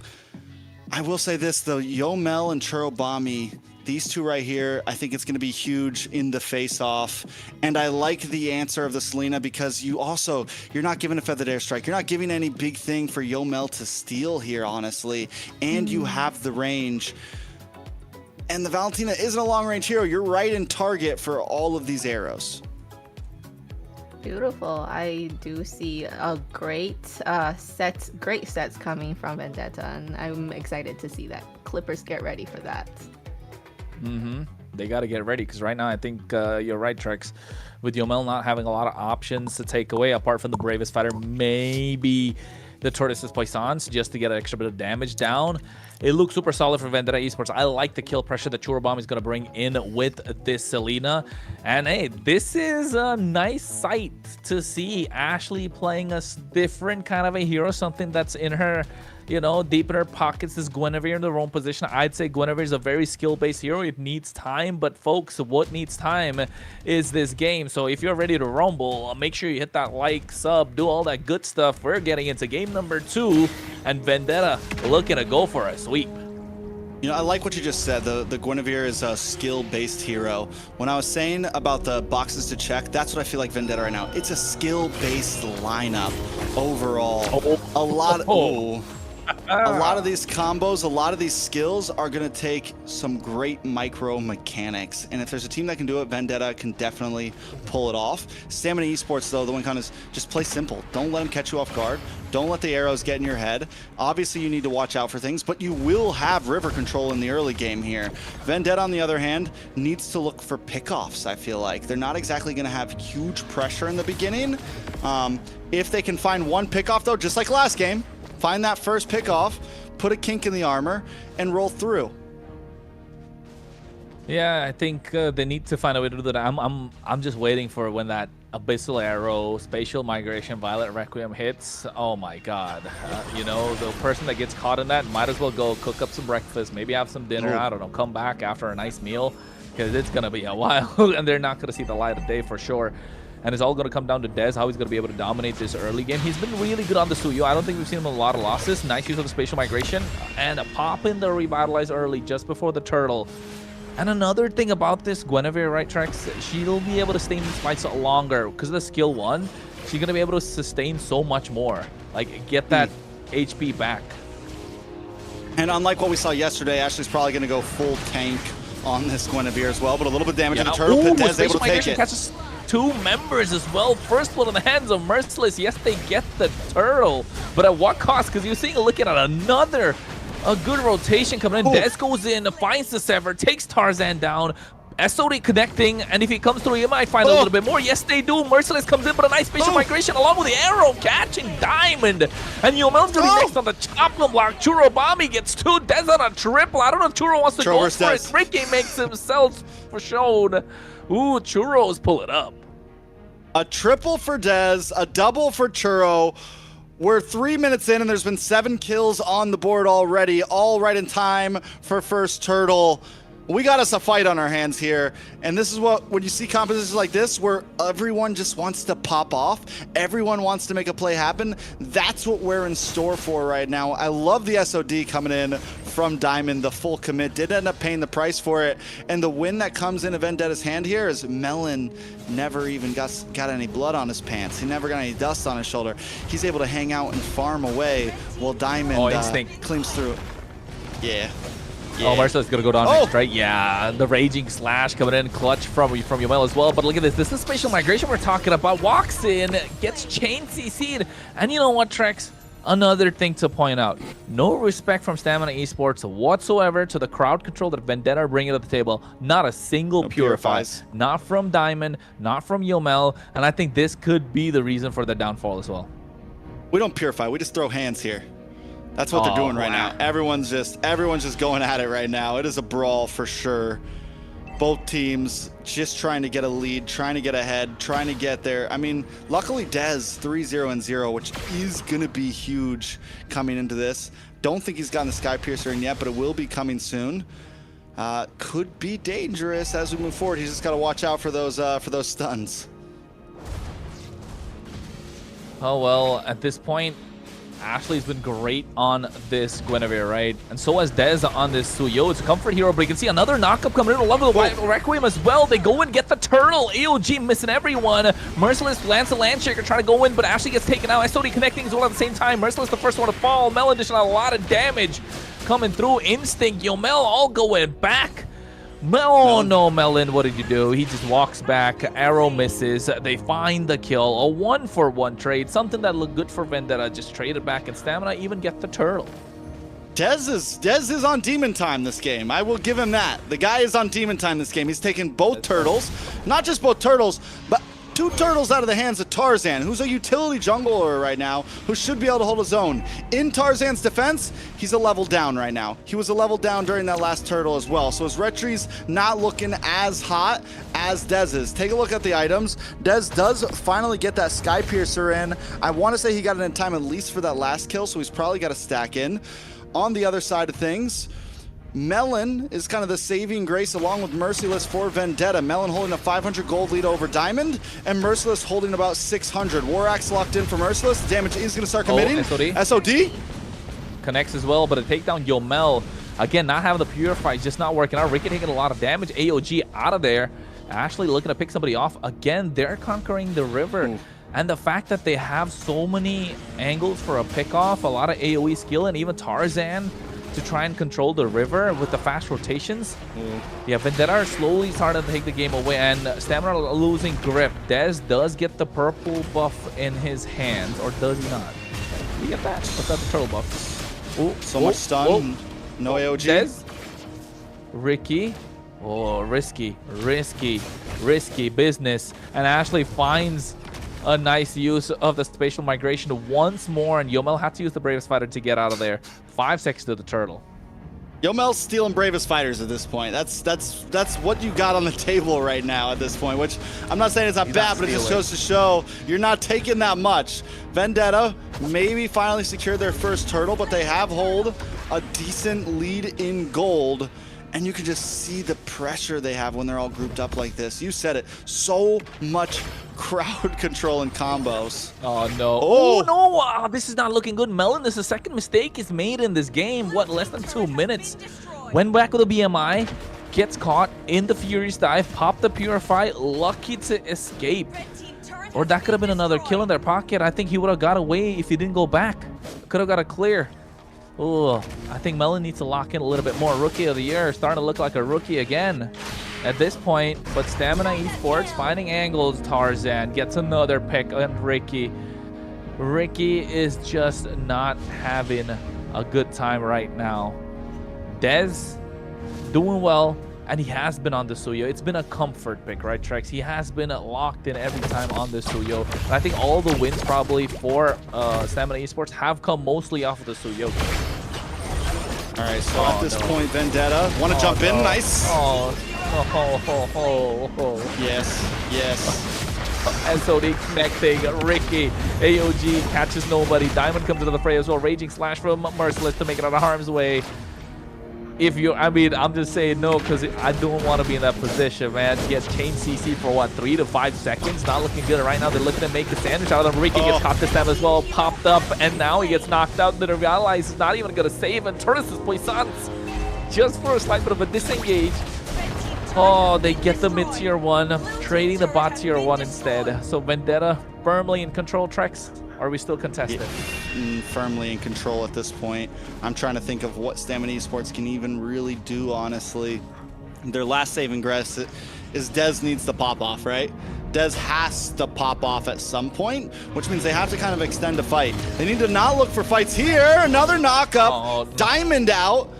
Nobody can be split up. Stamina needs to let some towers drop. They need to group together. And they need to look for a long haul fight where everyone can get down to about half health, and then Dez can come in with that Sky Piercer stack and start collecting. He's got to start taking heads. He can't be the one to just be the first in. Another stun lands onto the dragon. That's it. Oh, AOG goes in as well. Look at the cat one. Instinct's going to take him down low. Merciless gets that kill. Ricky's going to be next on the chop and block, and he gets taken out indeed. Blazing Door comes in from Melon at the same time. Oh, the Land Shaker, Merciless. Triple with a flicker to follow. Oh my goodness, 7-2-4. If he was an MVP in the previous game, he might as well be right now. Vendetta is a different team than yesterday. You know, no hate to Akiro, but having Tarzan back in here, I don't know if he's a big shot caller for the team, but something just feels different overall. The whole team is playing as a unit so cleanly. Merciless, all of them. It seems like the comms are just on point right now.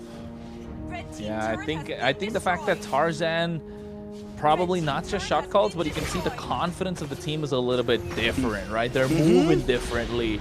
There's trust. Yeah, the Merciless is allowed to play the game that he wants to play. Ashley's allowed to move a little more freely. Churobami knows his role and what he's got to do. I mean, no shade to Akira, like you mentioned, but Tarzan just brings the it factor right now to Vendetta.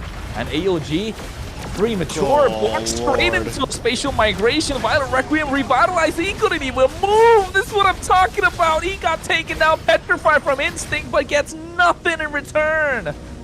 Yeah, Merciless is unfazed by Petra. Your Black Dragon can beat it at this point. They land everything onto him, and he's still just standing there, absorbing it all. They're going to take another tower here. This could be a quick 2-0.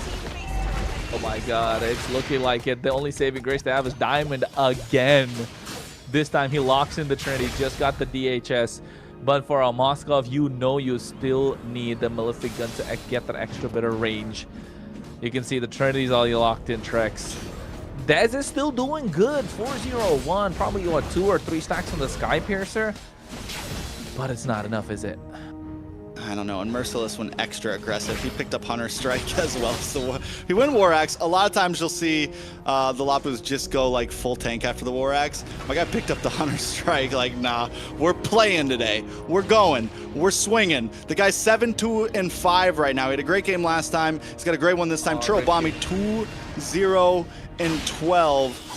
Not exactly the killer, but 12 assists on Churobami. Those arrows, we saw it a second ago. Ricky AOG's in, everyone dashes back, catch an arrow to the face. That's GG's. So, SOD connecting. No. Ashley even uses the spatial migration just to, you know, double check, making sure they don't give anything away. But the question here now, Trex, is that, what does Stamina Esports got to do, right? How do they lock in? Dez is having a good game.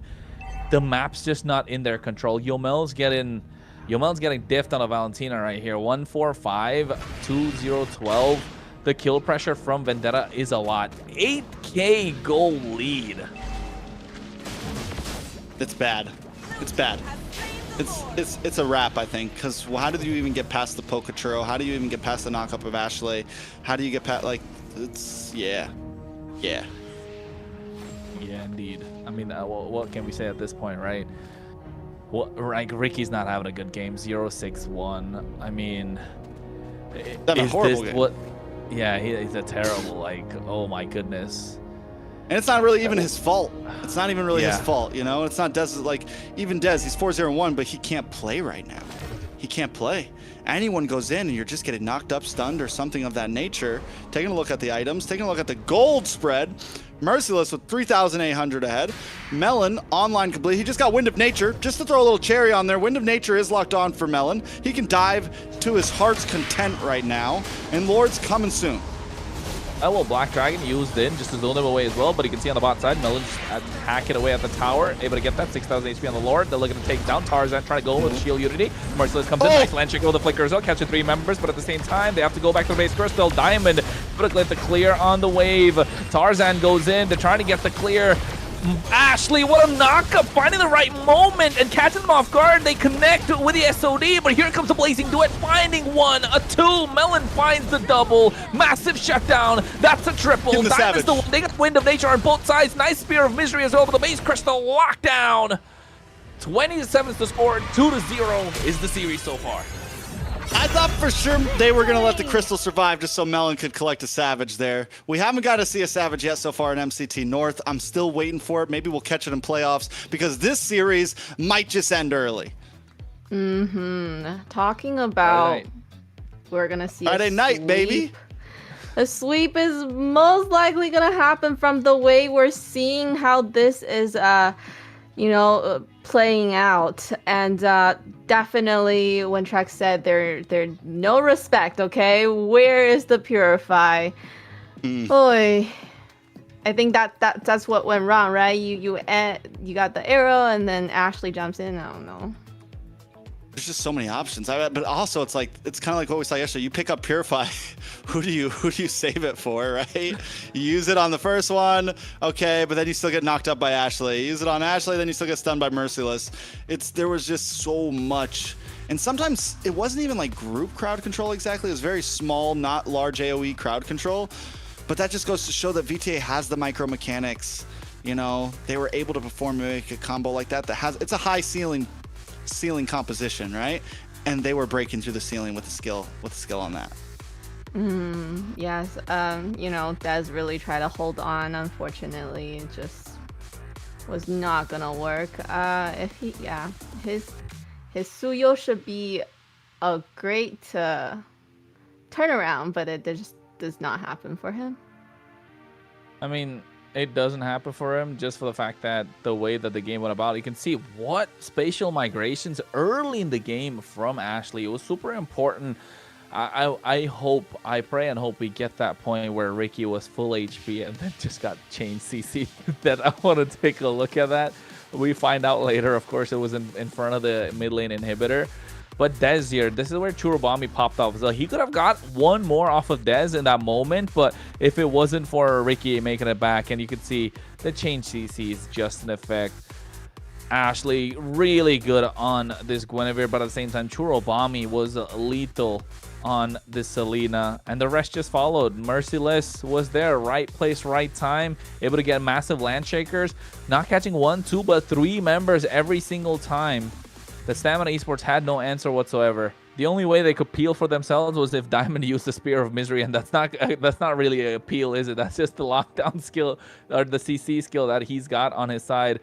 And you can see even in the final push, the spatial migration's making so much of a difference and allowing Melon to go in. He popped the Purify in the midst of the Blazing Duet. He got the Malefic gun, so that amplified the damage that he was dishing out with a little more penetration added to the mix. And I think the way things went about, MVP, hey, if he didn't get it in the previous game, he got it this time. 7-9 on this Lapu. Didn't gonna go the tankier route, went damage, and he made it work. Big damn. Merciless, able to come through. Yes. Very well done. Crazy, right? He's going... the way that he's playing is definitely everything you want in an XP, but like more than what you want in an XP. And what we got to see too this time was, I'm literally in game 1, I'm talking about how well he does at more of map play and things like that. Today he brings in the Lapu and he shows us an aggressive EXP laner, a side of Merciless that we don't always get to see. One that wants to be in the fights, We got to see the completely flip side, because there's normally 2 types of EXP laners. There's your macro-oriented EXP laners, and there's your micro-oriented EXP laners. And Merciless, in between 2 games, we've seen 2 sides of the coin from him, and he plays both of them amazingly. Yeah, so you don't want to be an XP laner against Merciless throwing fist, cause he's gonna be so merciless. He don't like throwing fists. He's the one that asks you, you got a fist? He's gonna smash it down. I don't know. I was trying to find a line there. It just didn't click. We'll just move past that. We just move past that. And then, but yes, Merciless, absolutely insane in the EXP lane. He showed us two different variants, if not before, today, right? Able to be the aggressor, able to get that big stuns, but at the same time able to peel for the team, absorb all the damage, play on the off lanes, get that 4-1 split for himself, can be in the team fight, can be merciless, and can be the primary initiator, can be the secondary initiator. So yes, all worked out. We could see the range from Merciless in these two games alone. So in this third game, I think, do you try and stop Merciless? Because they try to activate Dez in game number 2 from Stamina Esports. It did work, but they lost a lot of river control, man. A lot of problems. The mid duo, I think it comes down to that. Just not able to take control of the river, not able to take control of the pace of the game, not allowing Dez to roam freely. Both teams, essentially. It's tough, right? Because Merciless is definitely winning lane. So you can definitely approach it that way and say, okay, let's try to give Instinct a great game. Is Instinct up to par, though, where even if Merciless has a bad game, can Instinct carry? My eyes, honestly, might be in the gold lane. Diamond, right? Diamond has showed up a few times, right? And Melon, sometimes he plays great, sometimes, you know, whatever. But if they can give Melon a bad game, maybe give Diamond like an early game marksman, something that can really carry and you can put your eggs in that basket, like Granger or Harith, something that can really pop off. Then that could be the opportunity you're looking for, right? And go for early game ganks. And then if Dez gets the kill too in the early game gank, maybe even give up Turtle, you know, for gold lane pressure and try to make sure Diamond just has a great game. And that, again, and then just give Instinct something tanky, give him the Uranus, give him something, you know, something that can just kind of stand there and hold space and let Diamond pop off. It's kind of what they tried to go for in game 1, but they weren't able to fully push through with it. Yes, and coming into now the third game of best out of 5. Let's see what we got. Oh, The Harith ban is so clutch. So clutch. Yeah. They know what's needed right now on the side of Stamina Esports, not giving it away whatsoever, because essentially Harith is a lane bully, right? So just taking it off completely. And I think Stamina Esports, you're right, Trex. I think we've been talking about this for a while now, but now it's starting to show. Does Stamina Esports need to change their identity a little bit? Need to change the way they approach the game, not so Dez-centric. Maybe move towards Diamond. Let Dez be the secondary carry of the game, not the primary one. Let him be the bridge that connects the early and the mid. Although you play around Diamond, I mean, it's okay to, if you can contest the turtle, contest it. If not, don't try to fight it out. Give Diamond the leverage that he needs to see if he can carry the game, because we've seen he has the ability to carry a game. He can put out the damage when the team needs it.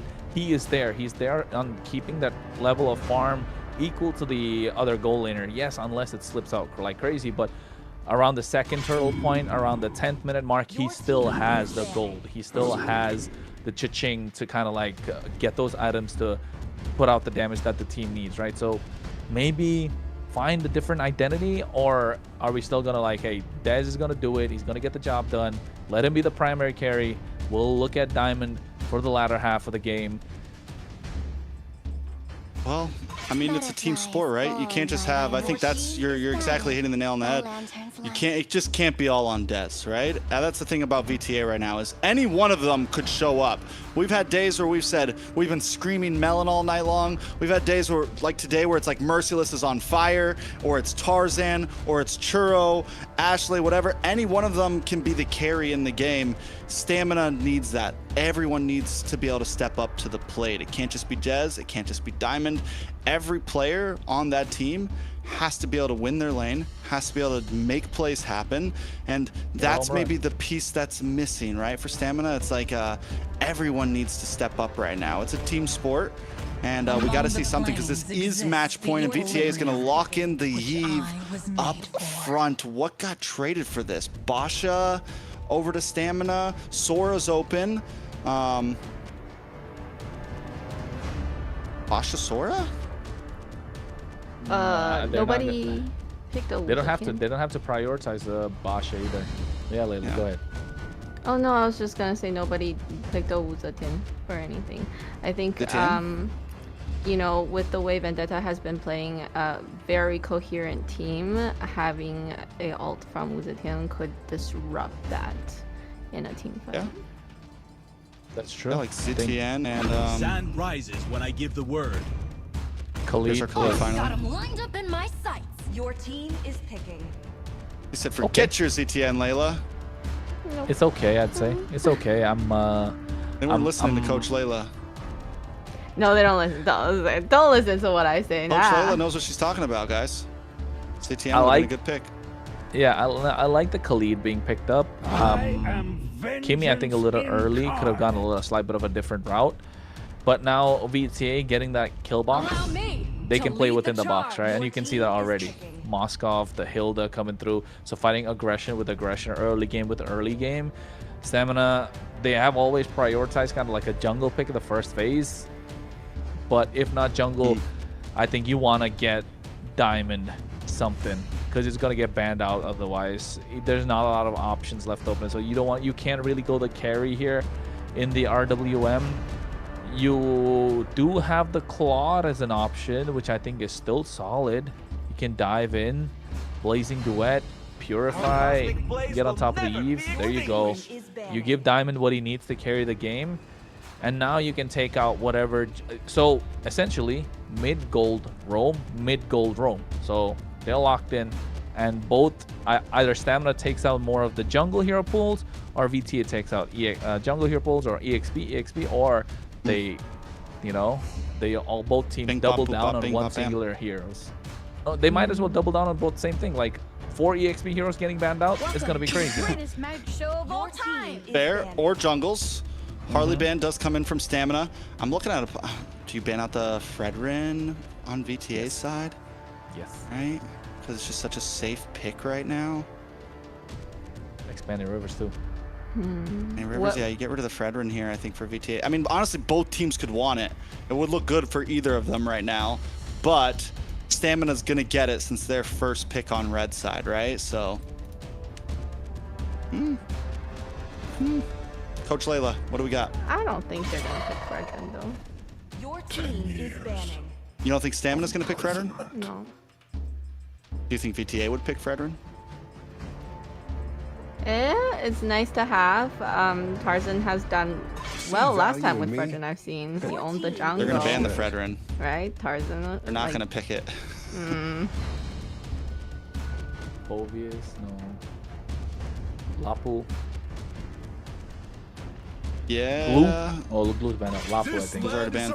There you go. Your Up a team ban. is picking. Jungle, right? So many XP laners are banned. Maybe. Or you look for the Guinevere? counterplay with the jungle. I don't know. Tough. Not gonna. Nolan. Nolan's a solid option for Stamina, but not against the Hilda. Easton Shin. Again, I'm almost Hilda. thinking maybe they want to hold on to their jungle, honestly, and see what Tarzan picks. Baksha. Okay, went through the whole draft, all the bans. They're really looking at it. No, They're I mean, not, like, I'm, they just seem so ready to like counter whatever Stamina picks in the last 2 games. and I think VTA are so locked in to get the Merciless, the winning lane, that they've taken out so many EXP laners, and now Stamina have decided like, okay, we need to kind of like pick something for Instinct to get something good for our side. I think if you're VTA, just go CC here. CC is so good against the Basha, against the Khalid. Just pop that curtain call. Yo-Yo Blitz does a lot of damage. You're not so crowd control heavy, but then you can get something like almost like a Fredrin in the hands of Tarzan. I like it. Stop it. I like it. Merciless It's so is not good. about to play Dyroth. It's so good. Yo, that new Dyroth picture is fire too. I'm not gonna lie. That thing looks Yeah. fucking. It looks great. I'm not gonna lie. Are they having fun now at this point? A lot of fun. A lot of fun, I'd say. Yeah. Yeah. I mean, then- let's talk about it. Let's break it down. Does good against the Khalid. When I used to EXP lane in Khalid, it actually is a pain going against the Dairoth just because of the quick, the stun you get against the quicksand guard, things like that. It bursts through tanky heroes like the Basha. You also get decent kill pressure on the Kimmy who can't run away. Will it grant Knowing the way, immortality? I mean, how's it gonna do against the Or Alice? I death? don't know. We'll see. Early game, it'll do well because you used to use the Dairoth to fight against the Esmeralda and things like that. Late game, it doesn't really stand a chance, but early game, if Vendetta pops off here, we're looking at a 10, 12 minute.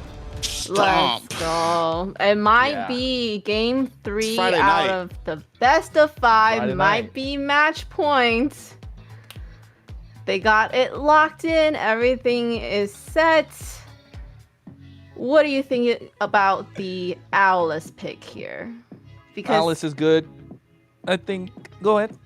I do like the Alice. Alice has been very, very strong in this whole tournament so far. How does Alice go against the Dairoth? Who wins on top when you going these two heroes? I mean, laning phase, Dairoth pretty much beats almost every single EX player in the game. Too much damage. Way too much damage. That Spectre step basically breaks your physical defense, and then all of a sudden takes a lot of damage. So I think the penetration is going to be a lot coming in, but Merciless, what he needs to look out for is diving in a little too deep. If he dives in a little too deep, it's going to take a lot of problems, a lot of damage from Stamina Esports, especially because they have a lot of card control, so don't forget about that. Yomel does have that stun that can be locked in. Ricky's there. He can provide the Desert Tornado with the Raging Sandstorm, and also at the same time, Alice can pop in the Throne of Ruin. So yes, I think Dez has a Shield Unity. So a lot can happen that could go terribly wrong for Vendetta, but Merciless needs to stay focused. A one single misstep with that skill tool or being caught off position or diving in a little too deep could just be problematic if you are Vendetta, and that could start to be the downfall of Vendetta in this game. But one good thing that they have on their side is a lot of damage, a frick ton of damage if you ask me. So if he goes with the Spectre step, he is going to be able to break armor, and that's going to add more damage from Tarzan and Ashley to the other side. So I'm pretty excited to see this D-Rod come in, especially with that what's it called? Abyssum Strike? Abyssum Strike. Yeah, Abyssum Strike. Better Yes, figure yes, out it's you're Abyssum doing Strike. play-by-play. It's Abyssum Strike, yes. I was like, Abyssum what? I was confused between the arrow and the strike, but yeah, it's the Abyssum Strike. And what It do hurts, what to do say we the think about least. the Suyul being picked up by Tarzan? And it's like Dez wasn't able to win with that, and is he just like, okay, let me show you how it's done? You know? Let me show you who the king of the jungle is. Let me show you. Demon time. I'm the king, baby. That's what Tarzan's saying right now. And they're showing up. And Tarzan's been doing this for a long time. And yes, Merciless is also just. They're ready to. It's Friday night. That's all I gotta say. And they feel the same Friday way. night. I don't know if you know Ashley at all, if you ever talked to her, but she's trying to go out on Friday night too, okay? The boys are trying to have some fun after the end of Swiss stage, and they're trying to end this early. True. I think that's what Vendetta want to do at this point. There, Ashley's probably like yelling the VC, like, "Hey, I'm stuck here on a Friday night because of you guys. I want to get out of here." You know, I could actually see that happen at this point. So, so probably looking to get these quick 3-0s, but I think Tarzan, King of the Jungle, trying to take Stamina Esports and Dez to school a little bit, and not just that. The one good thing that could actually add, right? Again, this is such a massive difference maker, because if you are Merciless, you get that skill 2 on point and break down the armor of whoever is there on the other side, and then Tarzan can just go in, skill 2, and it's gonna do so much more damage.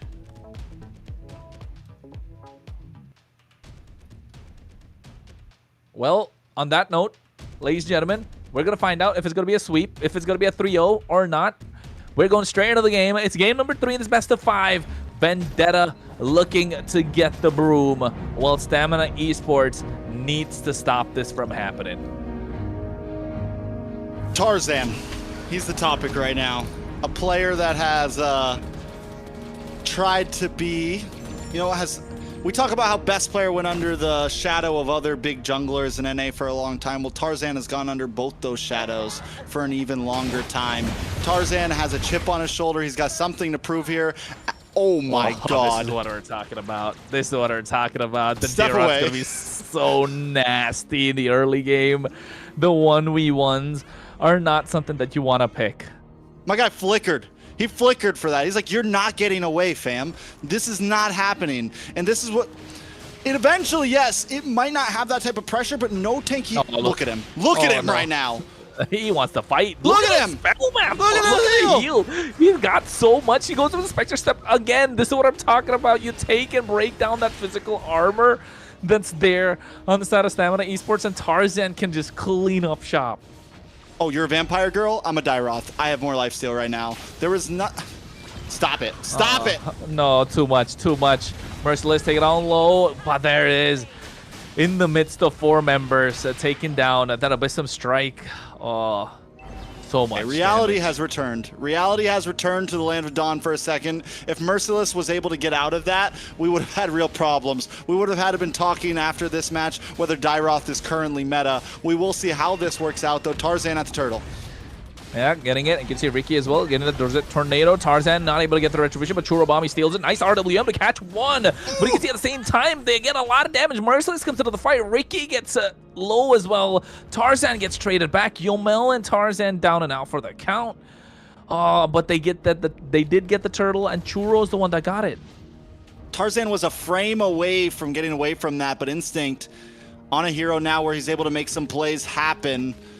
Able to flick back, get the Throne of Ruin, and then one more little shot just to make sure Tarzan doesn't get away, which is huge because Dez is now a level up and going to be rolling him out on the map very aggressively, still brawling it out. Oh, they go in once again. You can see a lot of damage, and Merciless making his way into the fight as well. So whoever's there is going to get caught out. Yomel's going to be the target. Spectre Step already used up. Waiting to see the Flicker come out. Abyssum Strike, but the Flicker coming right on time. You can see they go in traction pulse, but Ashley flickering forward. The aggression coming in from Vendetta. Stamina Esports are matching that at the moment for how long can they keep up to. It is fight night right now. Once again, we are 3 minutes in at 6 kills. Last time it was 7. But either way, they are going at it. Ashley doesn't care who you are, where you are, whether you're under the tower. I'm looking for the kill. Dez, Instinct, the rest of the team on that side, same exact way. They're looking for plays, taking a look at the items right now. Game number 3, Dez finally has a decent lead over Tarzan. It only looks like 200, but that could scale quickly. And Tarzan going into a Sky Piercer, already down a kill, needs to start translating something if he wants to be able to help his team get through this early game. Oh, a Raging Sandstorm, a lot of damage coming out as well. Nice RWM to slow them down, but they committed a little too much. Diamond, I'm not sure if Tarzan, that was the right combo to use or not, but a lot of damage dished out anyways. Waiting on the Blazing Duet. SOD was already used earlier on, so not going to connect. Melon's going to get a little bit of a push. Yeah, which is good. I mean, Melon's consistently kind of plays the slow game as a gold laner. Sometimes he rotates a lot when he's on something like the Claude, but right now on this Moskov, I hang out, I get gold, I wait for my time. Retribution, securing the turtle. You can see a lot of damage coming on to Instinct. Abyssum Strike coming out as well. They're able to flicker out of harm's way, or rather go away with that skill 1 coming in from Alice. Instinct, he's not having a good time right now. Yeah, Vendetta knew there's no Raging Sandstorm from Ricky. It just popped back up, so we can push a little bit after we get this turtle. They looked for a play. They weren't exactly able to get a kill, but if they can time things like that, because that's when, like even now, this is where Stamina Esports might try to make a play. Once that Raging Sandstorm pops up, Ricky starts to go on the hunt a bit. Yeah, and he's been 2-0-2 so far, so it's good. It's looking good. Ashley trying to contest and be as aggressive as possible to get the river under control, but you can see Melon and Diamond going away at each other, and Melon not trying to give away anything on the other side. Diamond doing the same. Oh, Dez. Dez? Gonna just go for Crab. Oh, look at the Melon map, wanted that. though. Forget The pressure on boss side? Though. Yeah, like Merciless is being... he's not letting Instinct do anything at this point. He's deep in an enemy jungle going in with a skill too. Instinct had to get out at the same time. But topside looks like there'll be a nasty gank coming in. Diamond's going to be the target. Gets caught at the Spear of Misery. Actually looking to go in. Dez makes his way as well. Merciless, fast rotations. Distraction bolts coming in. A lot of damage being dished out. You can see RW coming in. They flicker out. Abyssum Strike missing out, but they get the kill onto Dez in the hands of Churro. Ricky taking out low. Quicksand Guard gets the HP back up. On the bot side, they get a clear and trying to push through a little bit more. Yeah, and Instinct, I mean, Instinct having trouble against Dez as well, and Dez finally getting the level up. I mean, Tarzan finally getting the level up over Dez. Able to take another tower now. Merciless will go down for this. Yo, Mel had to flicker. He flickered for it too. He was greedy. He needed it, not greedy. Oh, he was desperate for it. Merciless, very greedy. Oh. Tarzan goes in. Soul Server not having the damage yet. I want to see if he's got the Sky Piercer, to be honest, at this point. This is a fast game right here. You got Expanding Rivers. You've got Mr. Roly Boy here with Dez. You've got freaking riding around on sand with the Khalid. You've got Tarzan on this. Oh, wait a second. Sever. A lot of damage being dished out. Disengage. But I'm looking at Diamond. Diamond's going to be the one to pop off, right? Need to use the Blazing Duet here to clear the wave at least. They go in. Art of Theory. Get the stacks going. But no, don't want to commit. I think the tier 1's going to fall. So many towers just went down in the past 2 minutes. They lost bottom on tier 1, about to be a tier 2 on the bot. You lost mid tier 3. You lost top tier 3. Vendetta, you said it. The map is in their control. Whoa. Raging Sandstorm. Abyssum Strike able to get that one as well in the hands of Churro Bami with the help of the RWM. Vendetta. Just Merciless taking is a tank away. killer. He's a tank killer right now. That's why we picked this up. He's not even going for backline. He's looking for Dez. He's looking for Instinct. He's looking for all of those targets. Nice thrown. Blazing Duet coming out as well, and they caught him off guard with the help of the Traction Pulse, layering the skills perfectly, and then getting Merciless. But then again, he's the only one that went down. Yeah, and not to point out, Tarzan isn't even there. He's playing the map, pushing down bot lane, making sure that shields pop. we just lost the Holy Shield. So when this Lord comes up, if they get a big push down there, it's going to be huge for Vendetta. 3.5k gold lead, and this is what Tarzan's been doing most of the game. He's playing the map. He's looking for maybe little pickoffs, and there comes another pickoff, possibly on a Ricky, forced to use the flicker. Stamina Esports are playing catch-up nonstop. They're forced to play reaction right now. They're not even making plays of their own. They're just waiting for Vendetta to strike and then showing up to the party 2 seconds late. 1.6k gold lead into Tarzan right now as well. And let's remember, we started this game off with him at a death deficit behind Dez, a whole level in the first couple minutes, and now has completely taken over in terms of farm, level, and items. Vendetta just know how to play the draft so well, don't they? They Whatever they every have. single game. Oh, Melon forced to dash out, and I think that Traction Pulse came in clutch. Stamina want to contest the Lord Pit. The bot lane pushed too from Merciless, making sure they keep pressure. Top lane as well is slow pushing. Stamina Esports is they're in this predicament where it's like, do we leave the Lord? Do we go for these lanes? Do we try to force this? There's Ricky. so much pressure in so many ways on them. Ricky, what are you doing, Ricky? Goes into the Raging Sandstorm, but the Abyssum Strike gets a massive shutdown, and then into that SOD connecting as well, looking to take down Yomel. He gets taken down. Instinct's going to be next to the chopping block, but they find Dez instead. Oh, Vendetta are crushing the hopes and dreams of Stamina Esports. Tarzan went in with the Diamond of the full Blazing Duet. Tarzan ate that like a champ, and now it's looking like it could be a sweep. 3 kills difference. Might as well be 3 game difference soon enough. 5k gold lead in the hands of Vendetta. I like it. 5.2k gold lead. Merciless. Not only does he get a kill, a double there, but he gets a shutdown onto Ricky. A shutdown, so a little bit of extra gold in the pocket just to really set things off even more. The last thing you want when you're behind is to give the winning team a shutdown. It's a problem. Lord gonna be marching here. Comes down the top side. That is lucky RNG for Stamina there. That is god luck right there. The fact that it did not come down the bot side after the Holy Shield's already been popped, or mid at that. 1 out of 3, and you got the best option. So Stamina Esports, maybe because of that, could survive this push. Yeah, that's true. That could be the saving grace, you can say, for them at this point. But hey, shield gets popped. Lord is there. Full yeah. HP. Oh, the Lord doesn't even take a lot of damage from the shield. Minion's the one that took it. Now they're looking to get the inhibitor on the top side. Tarzan hacking away at the mid lane as well. Dez trying to stop it. Don't forget, he's a roly-poly at this point. He's trying to do something. He's not the one that could be an assassin. But Tarzan snipes down Diamond. And now Melon's hacking away at the inhibitor on the bot side. They get all three. Immune coming in from Instinct with the help of Throne of Ruin. A Raging Sandstorm misses. Nobody home. A lot of damage being dished down. They get Melon, but they trade two in the process. Tarzan's down and out as well, but Yomel's going to be next on the chopping block. Churobami finds it. Ricky and Dez, the only one left standing, but what can they do? They're too tanky. They got no damage. The base crystal's going to get locked in. Swept yesterday, swept today. That's the story of Stamina Esports, and Vendetta will be marching into the 3rd seed of MCT North.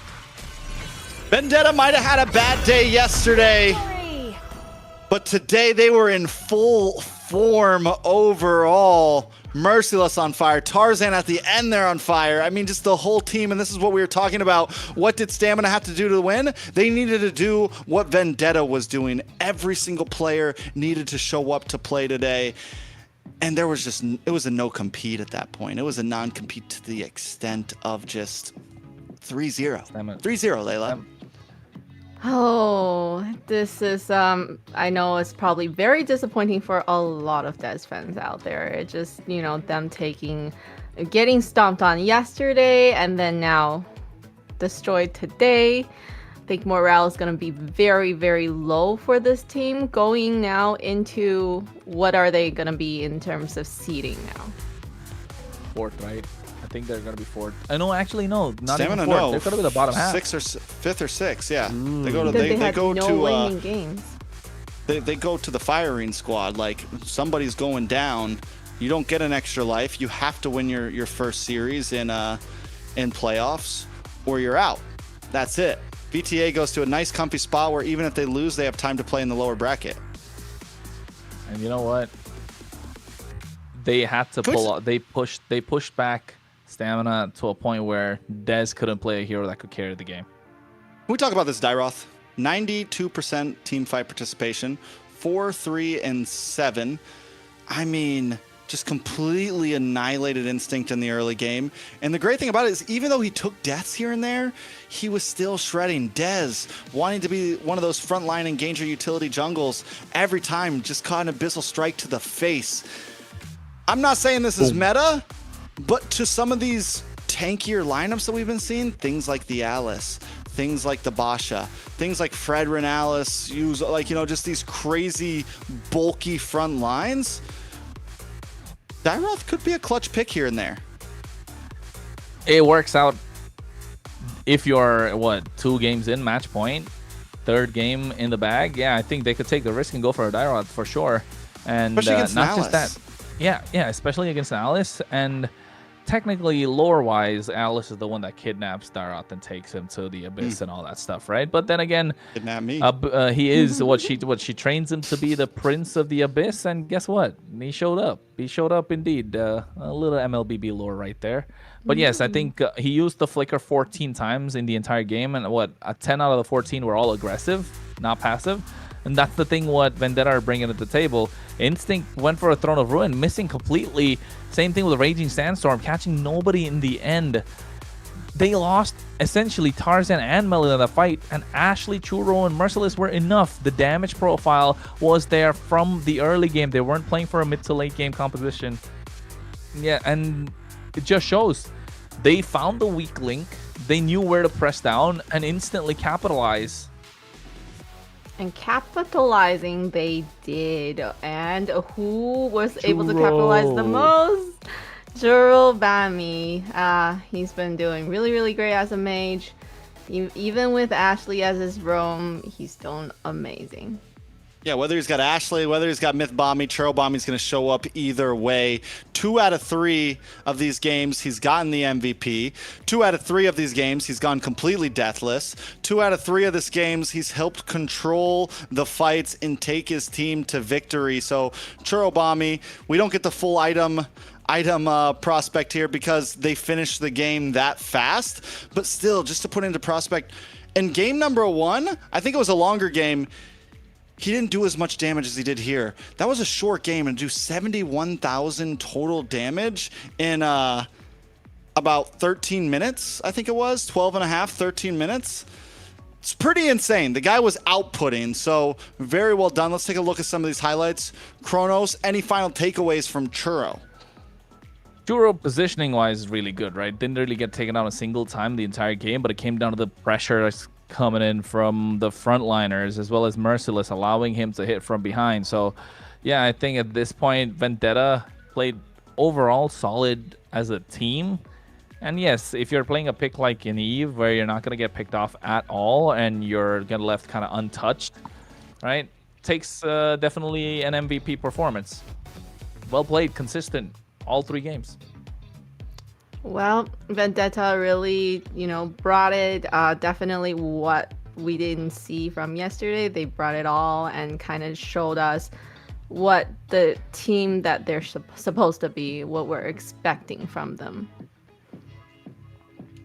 I like it. I like it. So at this point, Vendetta going into a nice safe spot.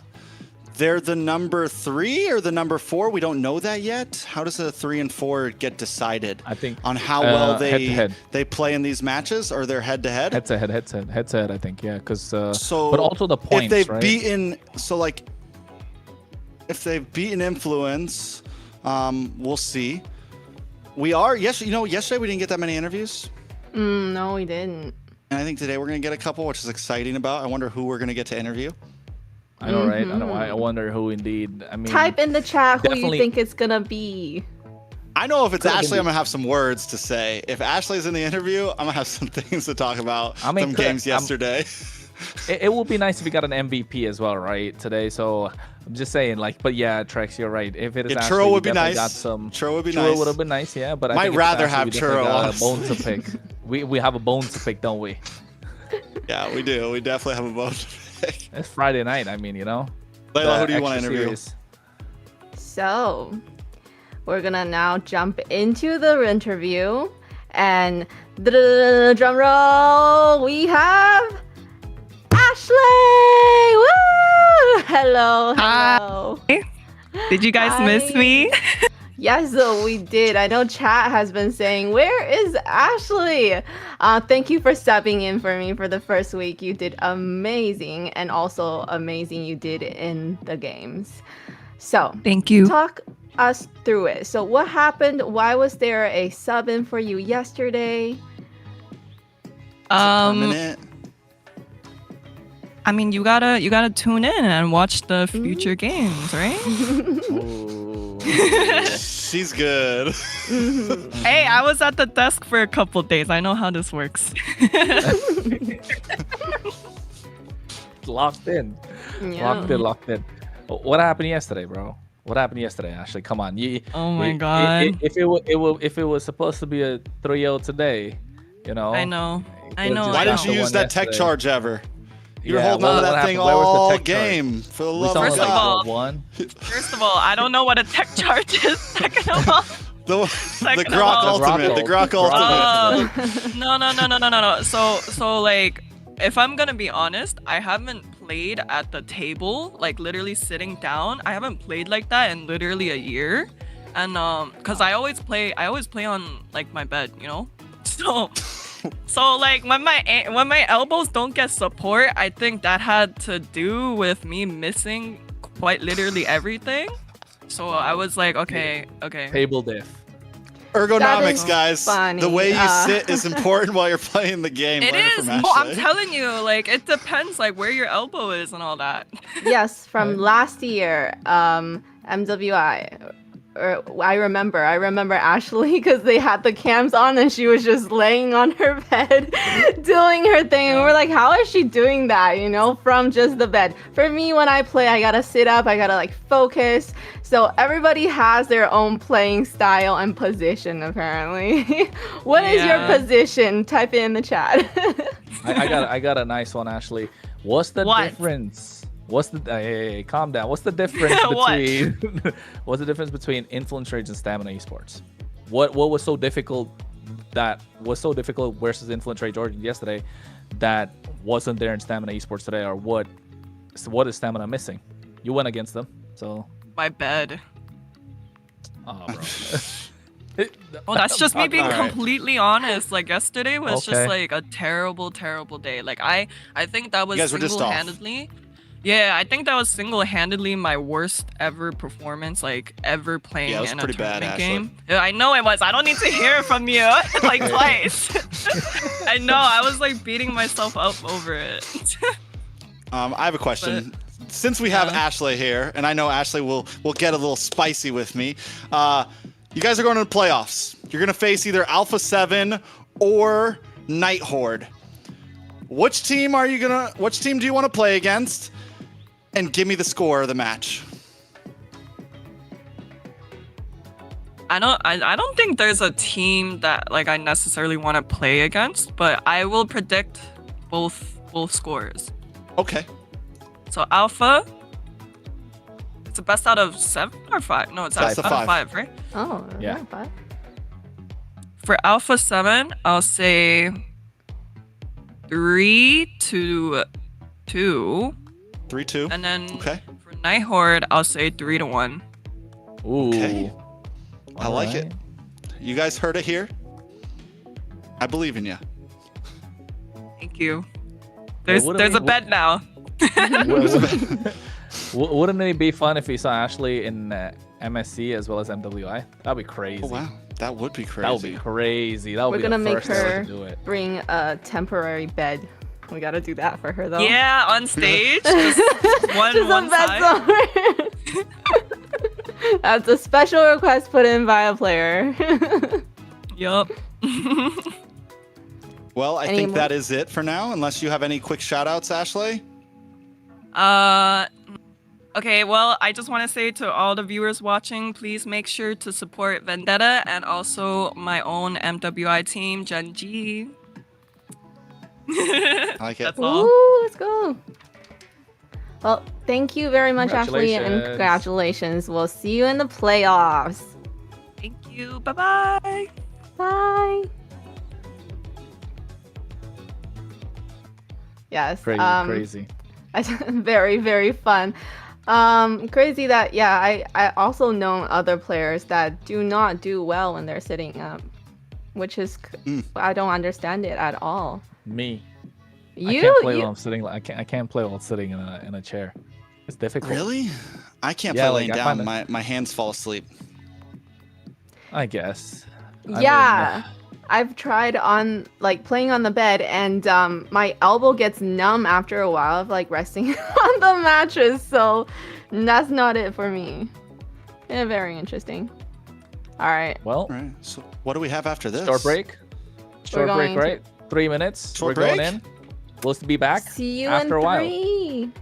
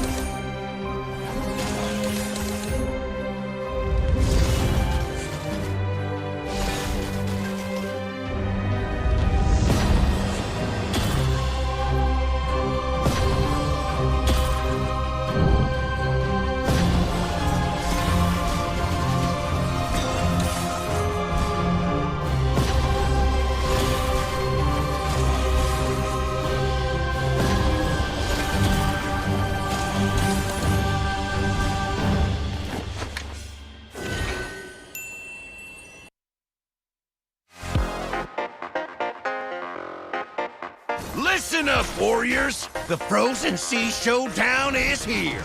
8 Francos, 2 sides. Ready your hooks. Well, the rules? Real simple. Hook 'em over, then bash 'em. Or hook 'em back and stash 'em. Remember, kills will make you stronger. More kills, bigger targets, so swing those hooks. More kills, better hook, so wipe off their looks. Crabs in the river, hook 'em. Reel 'em in for new skills. Stun. Magnet. Reflect. Chests in the cave, hook 'em. Reel 'em in for new skills. Team heal. Team super.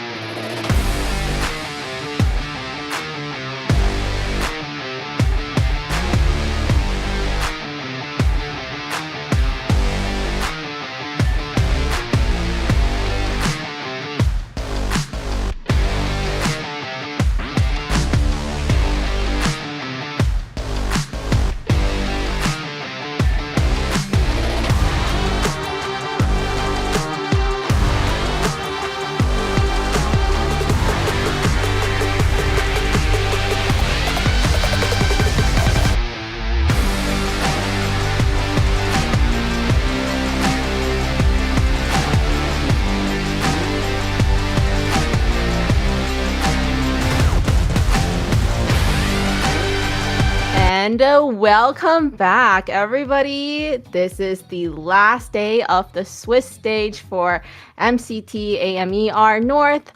We just saw an amazing, dominating game from Vendetta, and welcome back. First of all, I want to say we have not just only the viewers from Americas, we also have viewers from the Philippines and Indonesia. So thank you again for coming back and watching the stream. We really appreciate your support, and glad to have you guys here. I like it. Yeah, so, you know, that first series, feel like a lot of people kind of expected that, but I did not expect a full sweep. Who expected it? I was hoping, you know, Des can pull up something, and it's just unfortunate, a little, you know, disappointing for a lot of Des fans, I believe. Me and Kronos thought it was going to be 10 games tonight. Not gonna lie, we did. 10 games. Thought I was going to be here till 3 a.m.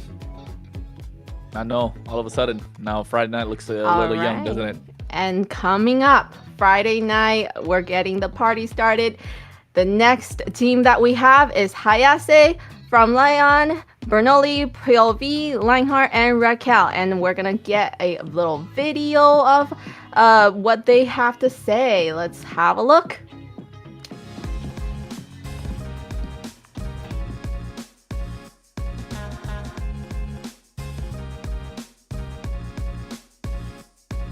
Raquel. En 2018. Sask. Suchin. Shark. Pop. Cubra. Ulti de Cubra. Sprint.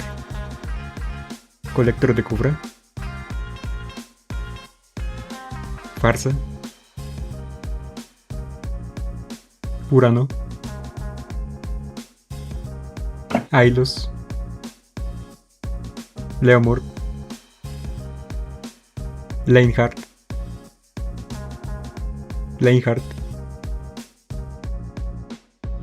Tamal. Sia. Khalid. Early game. Shotcaller. Perfect little information coming from Raquel. And now the team that they're going to go up against today, Influence, Rage, Origins. We have Dalika, we have Maracucho, we have Nox, Replex, and Astro. Maracucho. You got to remember that. And this I guy can't is a roll my monster Rs. along with the whole team. And we are going to be having another video coming up from one of these players. I've been really enjoying these videos. I think the fans have too.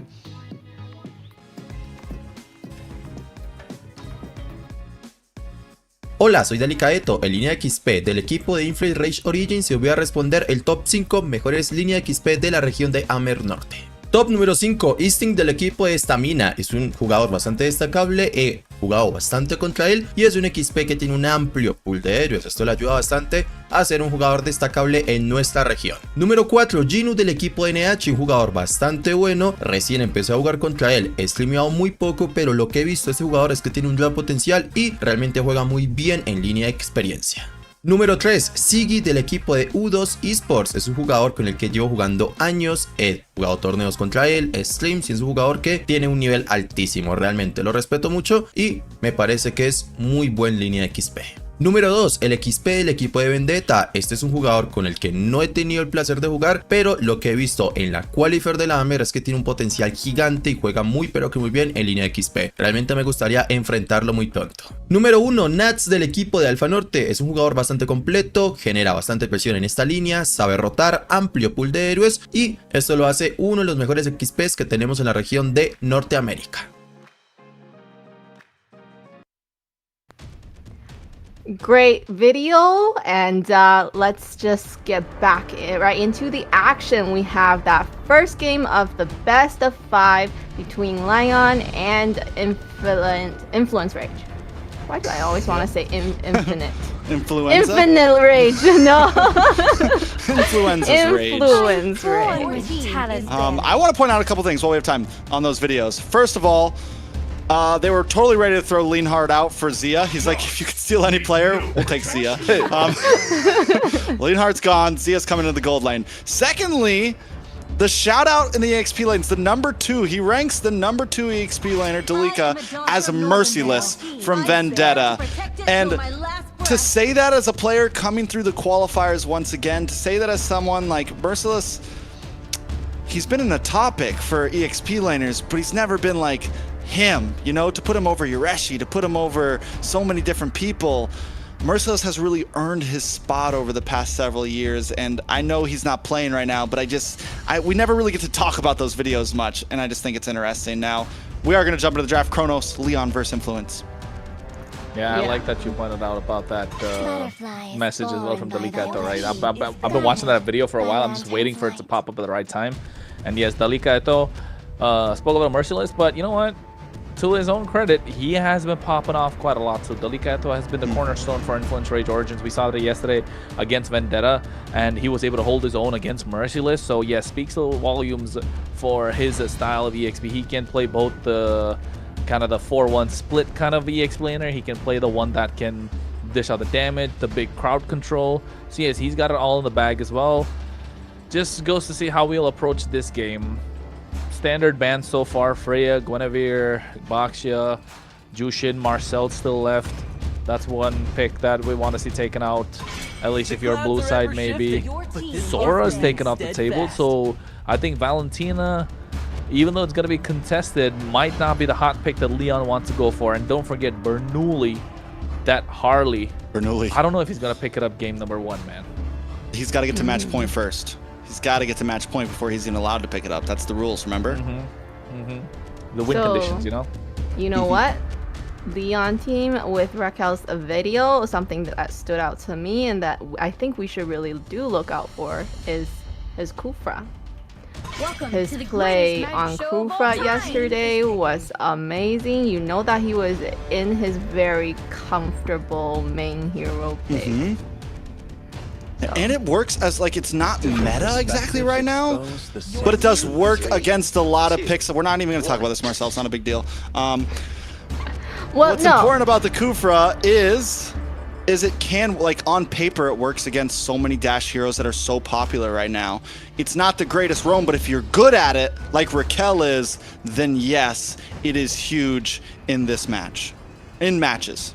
Yeah, and then the Marcel pick. I want to say something though, because we have not seen a win for a Marcel game, but we've seen that in the South, right? So both of these teams, they're still kind of South teams. So maybe the way that they play Marcel, the way that South teams play are just different, and they can actually really use that Marcel properly.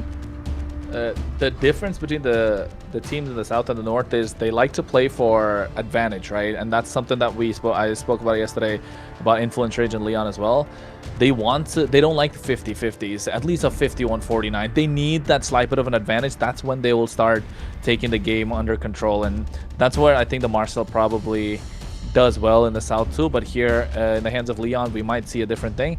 And another thing about Raquel, not only does the Kufra work with him, he got MVP twice yesterday, right? MVP for the last week.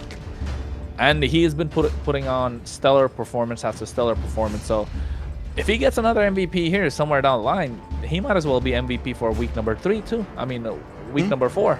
So yeah, I think he's been super good on the way that he's been playing for Leon. This Marcel, I want to see how he will change the pace of the game, but the aggression with the Hilda on the other side might not allow the Marcel to be as aggressive as he'd like. I want to point out a fact as well, just a quick out-of-region fact. Marcel has been getting picked up in some other regions. MPLPH, it's gotten picked up 20 times. It has gotten picked and banned a total of 34, I think. But even that, its win rate is only 55%. It's not the most detrimental hero. Obviously, it can be dealt with. Am I saying? Obviously, I don't think it's like bad. I don't think it's bad. But I think in especially in something like this where we're in a global ban, it's maybe not worth the bans nonstop. It's maybe not worth stressing about it that much. And so many teams have proved that. Lapu gets locked influence rage though. With this Suyo and the Hilda, solid upfront capabilities from Influence Rage already. I don't like having a support roam going against Hilda. Just no. How do you even deal with her? It's so hard to do that. Yeah. She's so animated. So how you deal with her? Like, get off my back. That's what I'm saying when I'm playing. I was like, get off my back, leave me alone, Hilda. Yes. I mean, that's a good question, Layla. Do you play the Marcel? I've tried him. Unfortunately, I do think that he's only good when you have a 5-man team that can work together with him, or it's just so hard. Your alts are pretty much. Marcel. You're being blamed for alting because your teammates are like, "What are you doing? Get out of here!" Yeah, I think Marcel definitely a hero that. Niche needs to find the right ways for it to be played. I think, I don't know, need a lot of AoE skills. How is it going to work? We're going to find out. But I like the front 3 that's there for the side of Influence Rage Origins. Not just for the fact that it's solid, it's divey, and you save your other 2 picks for the end, which could add more dive factor, or you can decide to play front to back. You can play inside a box. You know, it looks solid right now. Influence Rage, they can go high ground. They got a lot of options at the moment to Influence Rage Origins. This is the one thing we can't take away from Influence Rage Origins. It's really nice to kind of decipher their draft, right? To break it down. It feels really good looking at their draft. But on the other hand, Leon, they're looking solid too. They're looking to play a front to back already. You can tell that. Harriet as well as Claude taken off, so not many dive from Influence Rage. Carries off the table as well. Maybe go for the Eve here. So Eve's solid, Eve is a solid, honestly. Right? Yeah. Eve's super solid. For honestly either team, no, they already have the Zitian. So yeah, Eve for Influence, you have the range over the Zitian to poke, and you have a great box to play in that goes so well with the Hilda, the Lapu, the Suyo. You just have to watch out for the Marcel, honestly. With so many fighters and not too many dashes, it's slightly dangerous to have this sort of composition that Influence, like, if there's a composition that Marcel wants to go against, it's a grouped up front to back composition like Influence Rage right now. So they are going to have to be careful for that. One big Fury of the Phoenix paired up with a big golden hour, golden light. Boom. I like the pickup on the Kimmy. I feel like, you know, Kimmy and Granger works really well with Marcel, so at least they got one there. Yeah. The Uranus looks super solid here. He's absorbing a lot of damage. I was iffy about the Granger, that's why I kind of made a face. But Granger is good against the Leomord, so I was 50-50 about it. Can do okay against the Marcel. Not against the Uranus. You need to burst them down, and it's gonna be difficult. You need DPS. Now you don't have DPS on your side because Claude and Carry were taken off the table. You're looking at a mid laner. I think they want to go for Eve still. Yeah. But against the Uranus, against the Marcel's Golden Hour, it's not gonna do super well. And this Kimmy in the goal lane is only something that we've seen in the hands of Leonhard. Oh my god, this is beautiful. I have been waiting to cast an Odette game forever, Trex, I'm not gonna lie. And it's perfectly set up here for Influence Rage Origins just because of the fact that there is no knock-up from Leon to cancel that Swan Song. We'll see exactly what happens. A solid lineup from both. I still do like Leon's draft here, even with my doubts of Marcel. I think it's clean. Rage Origins, on the other hand, Odette. the crowd control is going to be like landing these skills is going to be key. Are you a Odette simp? From that, I feel like you are. No. Whatever, Layla. Swan's just smiling taking right shots now, at me guys. today. About to say, Odette's really good in competitive games if the draft is right, because the amount of AOE that you have with the damage that you can do with the Swan Song and the passive, you don't even know how much damage it does after a while. Although in this case, I would say not the best to go up against a Uranus because they don't have the kind of DPS that they need. But get them low. Odette with a Swan Song and maybe a Sky Piercer. Hey, it's always fun to see, and I love to see these off-meta picks. These, it's kind of different perspective, right, Trex? Yeah, very different perspective. We haven't seen Odette in a while, probably since maybe M Series in competitive play. So we'll see exactly how it pulls off. And I do agree with you. A lot of these, a lot of the heroes on Leon's side, like, they're fast moving. There's good poke. There's a lot of ways to do this right now, and it's not going to be easy targets for Rage Origins. Hayase, how do they deal with Hayase, honestly? How do they deal with Uranus? It's exactly what we saw from Merciless last time. There was no way to lock him down. Well, what's that face for, Kronos? About to say, Layla, you're taking shots today. Odette. I'm just kidding.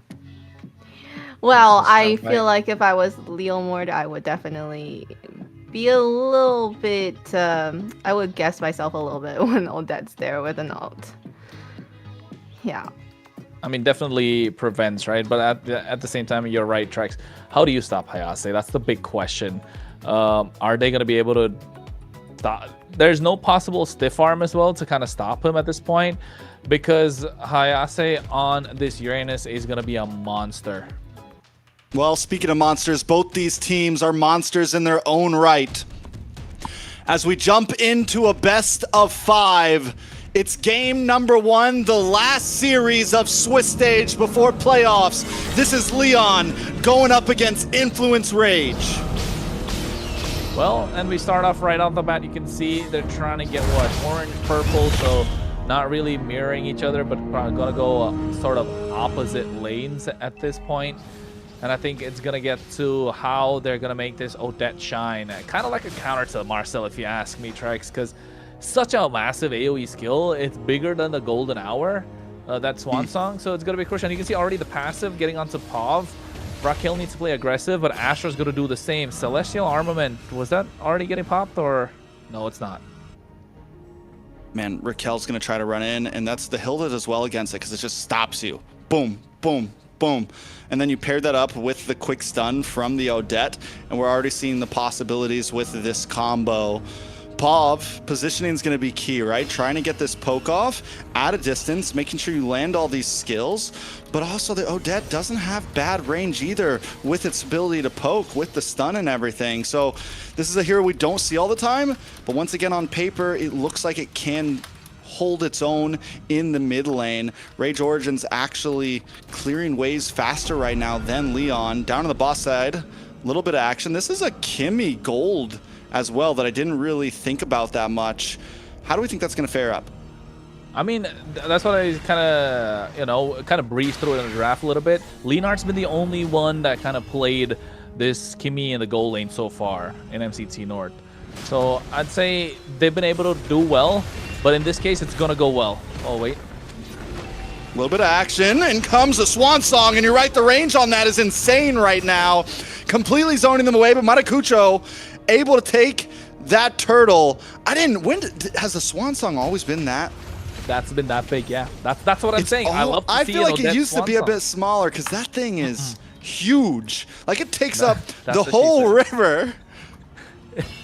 Yeah. Takes up the whole river. Like takes up the whole river, which is insane. The amount of zonage, and against something like a Marcel, it's going to have a lot of, because Marcel wants to run in, right? Marcel wants to get up close and personal, get a couple of those little quick stuns off, and then maybe combo it with the golden hour. So it's going to be tough, and Nox doesn't even have to exactly land those to kill, but it can be used as a zoner. It can be used in so many ways. And not just that, right? You can get them low once you have all the magic damage items, and then you have Replic in the fight, essentially kind of like a Crimson Beacon to protect your marksman, but so much bigger. But at the same time, if they're low and Replic able to get a couple of Dead Sonatas, that's like stack after stack on the Sky Piercer. And Maracucho is probably going to, I mean, at the end of the day, I don't think they're going to build 3 Sky Piercers on their team. I'm assuming there's going to be 1. That's why you can see Maracucho's going for the War Axe, or rather the Hunter Strike first. I think Replic's going to be the one that's going to be rocking that Sky Piercer, because that's where you can maximize what it can bring in.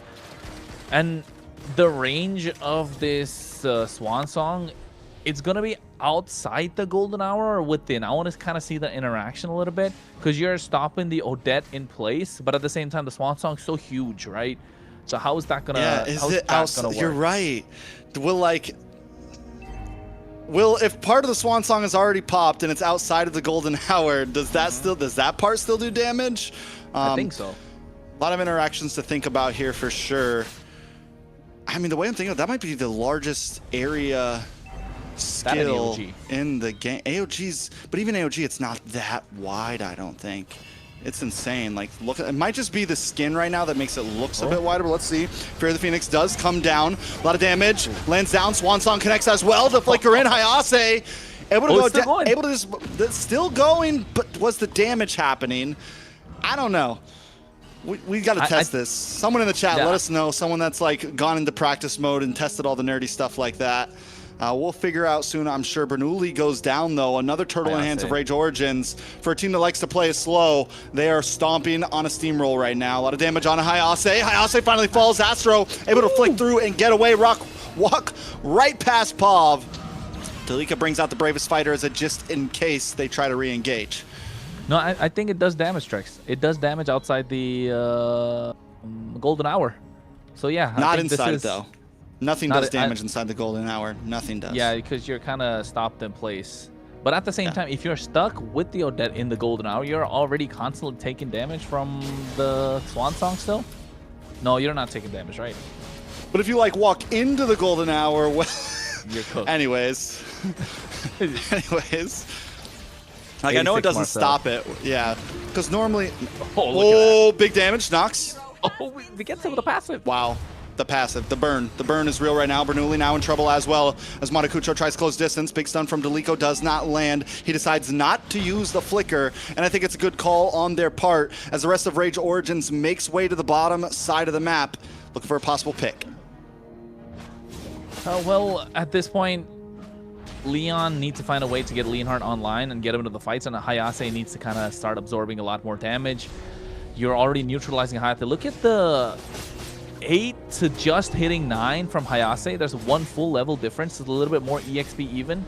And now you're allowing a Replic to move around, able to get him killed. He's probably got the Sky Piercer, Radiant Armor in the hands of Astro. So you know Raquel, or rather Pavel as Leonhardt, not going to do a lot of damage onto Astro. He's going to be able to walk up quite easily. But here, Maracucho.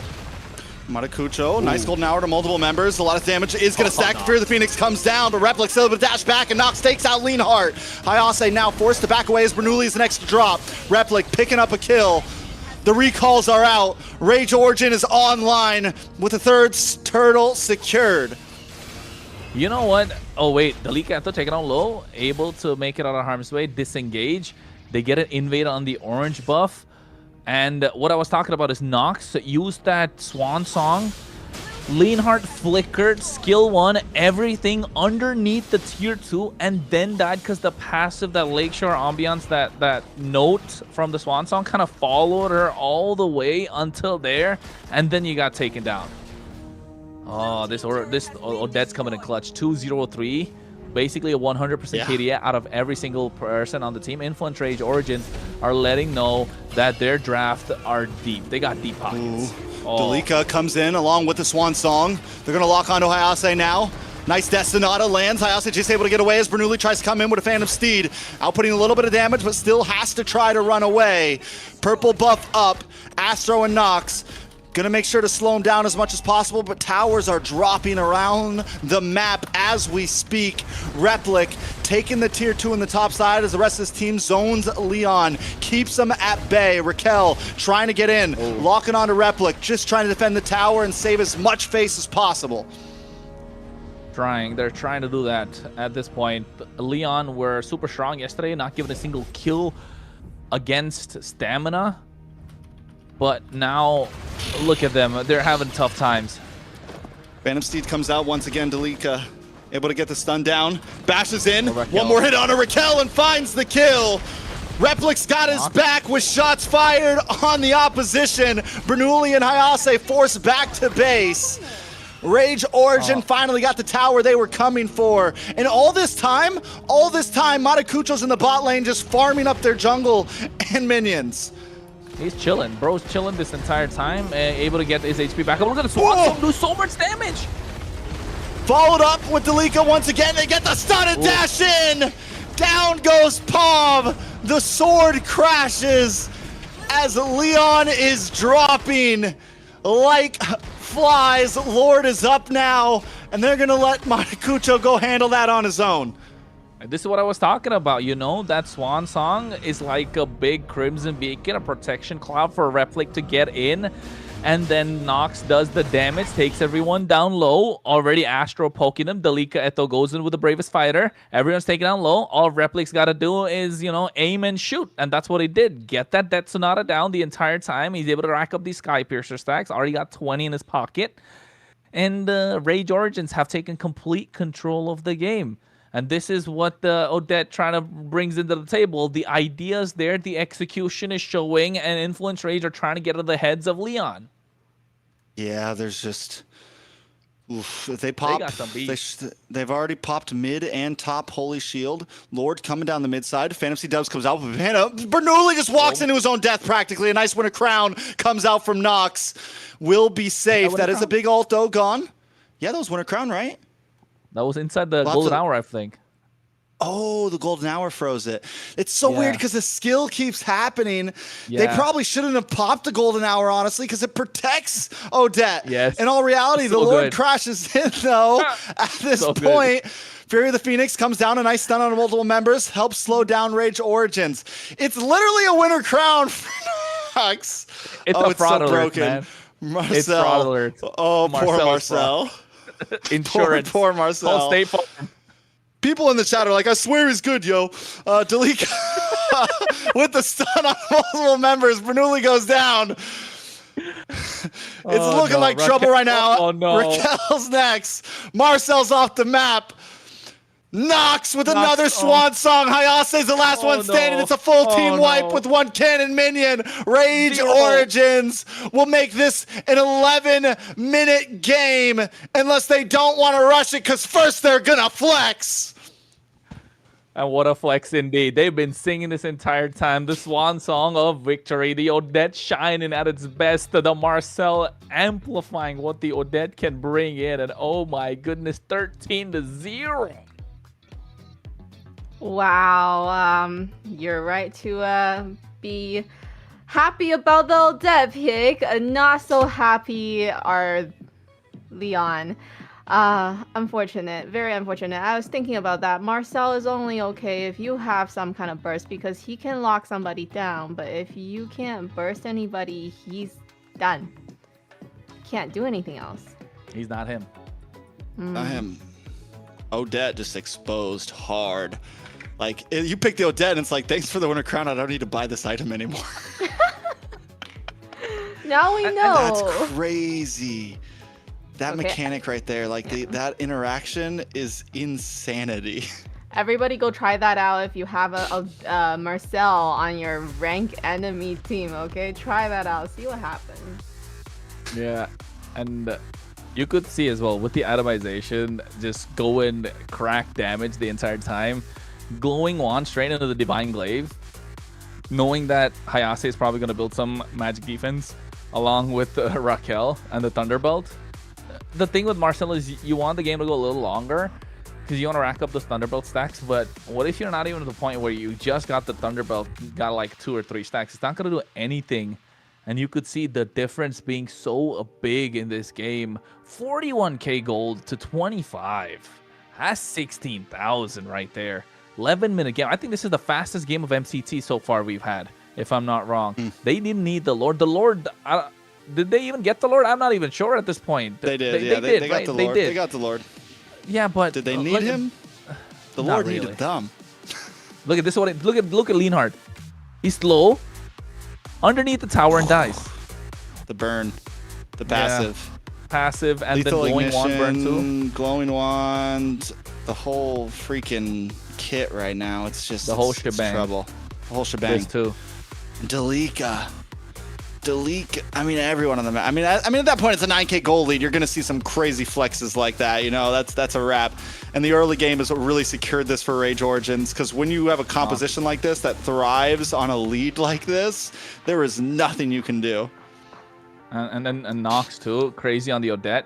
207 and what 208 in 99% KDA. There you go. There you go. This is what we're talking about. The Odette shows up. 309, 60k damage in what, 11 minutes? Mental at this point.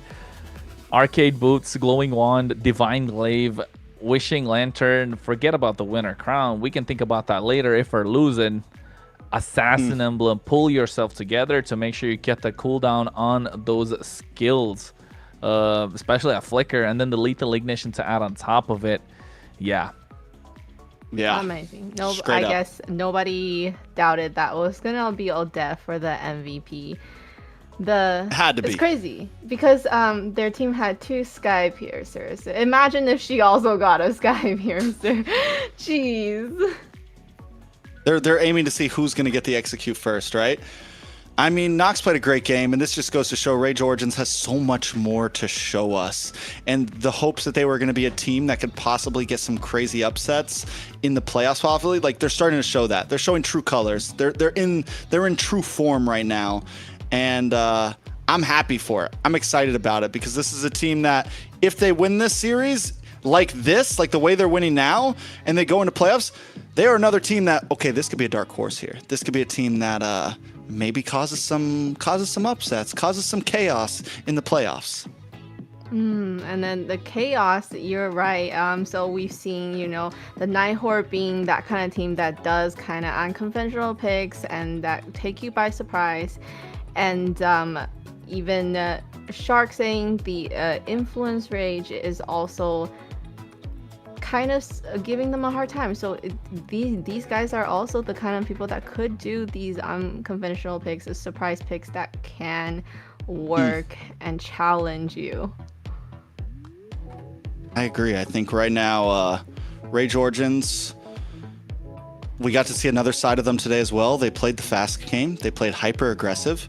We've normally seen them, most of their average game time is probably in the 20s. Like, that's just the reality of the situation. That's probably their fastest game in years. Who knows? We're talking past tournaments as well. So yeah, Rage Origins, we're seeing, like I said, they've been evolving as a team. Now, Leon, on the other hand, they're a team that started off shaky and have been on the upswing. There's some things they need to do. Again, maybe it's the draft. Maybe they just got out drafted there. Kronos, any thoughts? Do you think it was gameplay? Do you think it's the whole package? Where do they go from here? The whole package. I think from yesterday's games, we could see Influence Rage have found a good rhythm. They've found their footing. They're not nervous anymore. It's not day 1 jitters. It's not day 2 jitters, It's not like, oh my God, we're going up against some of the players we've idolized, some of the players we've seen a lot of. Now they're past that. They're like, okay, we're locked in. It's a tournament. no one's really watching us, to be honest. I mean, yeah, if the camera is on to get a little bit of a glimpse of ourselves, it's fine, no problem. We got a job to do. We got to get the game in the hand. We got to get to the top 4 seeds, and you don't want to give anything away. And I think if they get the game, if they get a 2-0 here against Leon, does that mean they get number 3 seed over Vendetta? Because they beat Vendetta 2-1 last time, but also Vendetta did beat them 2-0 on the first day.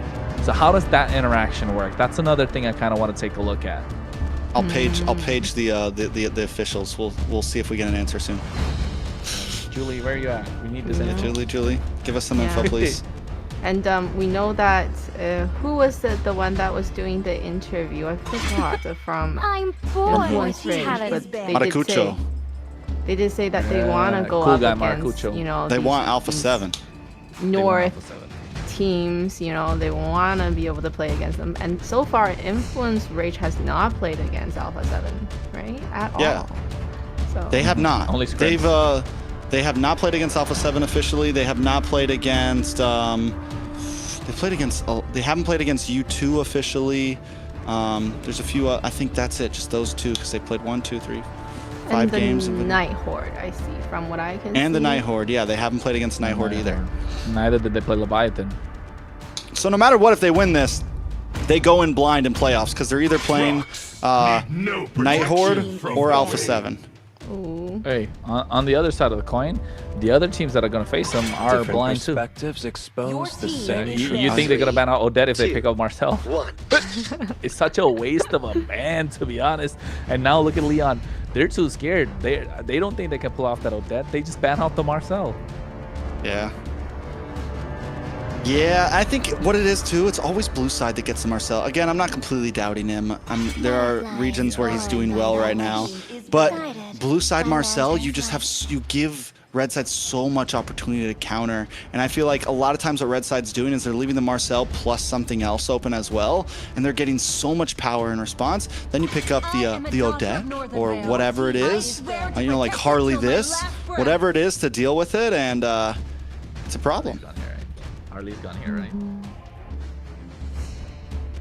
It's not match point yet. Bernoulli doesn't want Harley. Yeah, They might give it over though. They might give it to Leon. You know, Rhea's not maybe open. Leon could be like, okay, we're not gonna pick the Harley still. You can get it. We're only gonna pick it up when it's 4-1. Well, Has Or Bernoulli beaten the Harley? Has Influence Rage beaten the Harley yet? Let's see. Doesn't matter. We'll have figure a out. look. But yeah, I I don't feel think so. like Fight for the ultimate Leon, pizza. you need to kind of, for the second game, you know, you do need to try to win this one, because if it goes to a 2-0 for them, in the wind. Your team is Nice. only war. Harry pick up front. Harley Do we plus, see the Bernoulli? Yeah, Harley plus. Harley plus Kalea, I think, because if you're Leon, you want to get the Kalea too on the other side, so you want to deny that at the same time. Or it could be Leon with the Kaja. So Harley is still too expensive to let go of. You can't just let it walk out alive. Or maybe go for Valentina. Harley Valentina still solid. Yeah, or like a glue here maybe. Something simple, flexible. Rises when I give the word. Go for the Khalid. Never mind. Not a bad pick against the carry for team fights. Goes great against short range marksmans. Anything that's like a quick target. Forces maybe Hayase to go Purify instead of Flicker, but now we do get the Fredrin locked in. Leon, you mentioned Kaja. Wouldn't be horrible. It's good. Or they can still use the Eve. Could be solid for them as well. Really good if they pick up the Eve right now. But then Yeah, there's a Valentina that's honestly. coming on the other side, right? That's Yeah, kind of... You risk it still? what Maybe. about a Just because it Kalea? works so well with the Fredrin and the carry. Kalea? Yeah. That's what I think Kalea is going to be good because it prevents the Harley from walking in. You already have one counter, but then again, they need to... There you go, Kaja. Because it's kind of a safer option. Zetian is a Now solid you choice get as well. spammed. Kind of like countering what the Kaja can do with the help of Celestial Armament. Yeah, Yeep has to get banned here no matter what. Otherwise, you influence, just yeah. walking into like a composition that Leon wants you to play, and they don't have answers to it whatsoever. Zetian's gonna be left out. in no man's land almost 90% of the time. So yeah, maybe if you Valentina are ban from influence. yeah, Valentina, and on the other side you take out the Claude plus something. Claude Harith. It's time to go to the RD show. No, not Harith, because there's so much magic damage. But yeah, I still think the Lilia, Harith- because it's so good against the Harley. I always forget about it. Unkillable. The unkillable Lilia. The Yeah, we unkillable saw little girl. that earlier today. Cool. Amazing. Yeah, but I feel like I would prefer Kalia just because she does the same thing as Kaja. You can zone the Harley, you can try to catch him, but then she also has a heal, which is great for a Fredrin. It does pair, honestly, yeah, the Kalea pairs great with the Fred. It pairs great with just that whole type of composition that you want to bring. Kaja might just be a bit more comfort.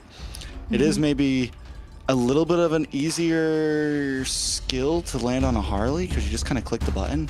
You don't really need to like aim or get too close. I think it's got a slightly longer range than the Tsunami Slam, maybe. I think equal. No, I mean, they're both pretty small. Range. Is it? Yeah. Oh no, The no, grab yeah, and bring back? No, I felt like you had to be like right next to them.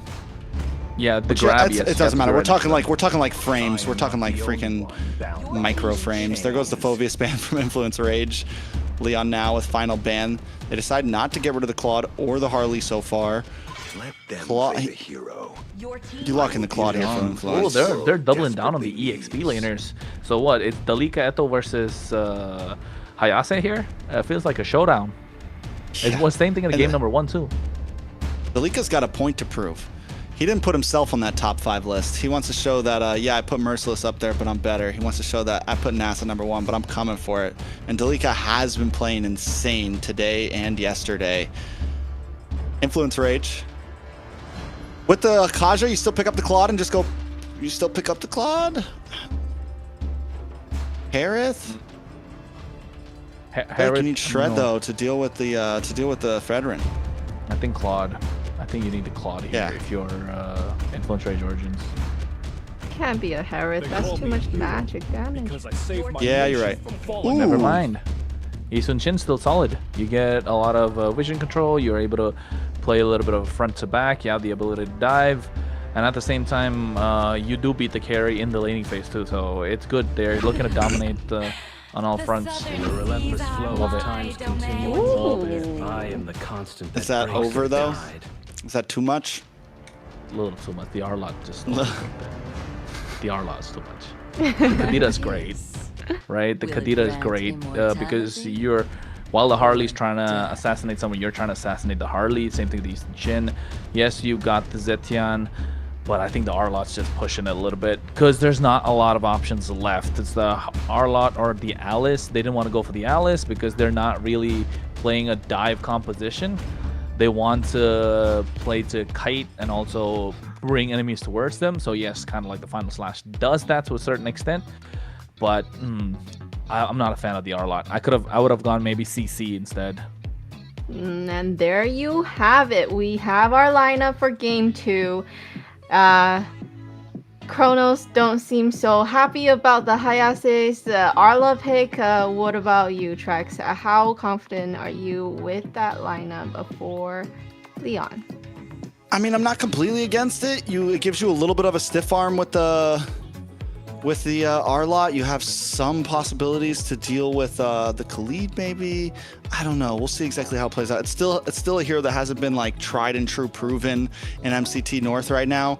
A hero that has been tried and true proven as something solid, no matter who's got their hands on, is this Alice. And against something like a Fredrin, where you can just jump in. Fredrin's a pretty immobile hero. He wants to hang out, and there's enough crowd control on the side of Rage Origins to really help them in terms of these turtle pits, in terms of these neutral objectives. The only thing they need to watch out for is Raquel and Pav. When I take a look at that lineup, I think they need not to be, a lot of times we say, even though they have a utility jungle, don't be the ones to first engage. They have a lineup that wants to pull, they have a lineup that wants to kind of sneak attack, and even though you have a Fredrin, you don't need to be the initial engagers on these big neutral objectives. Wait, so take your time. What do we have for the roam for Leon? It is Kaja. Kaja. Kaja, right? What I can see is Arlo. Imagine Arlo just trying to swipe and then swiping away a set from a Kadita. Oh, just I don't know how they work well together. But he could swipe and then surprise coming. And then what happened? I think we got a surprise coming. We haven't done this in a while. We got some diamonds. Some Yeah, I think they're dropping some. Bonox.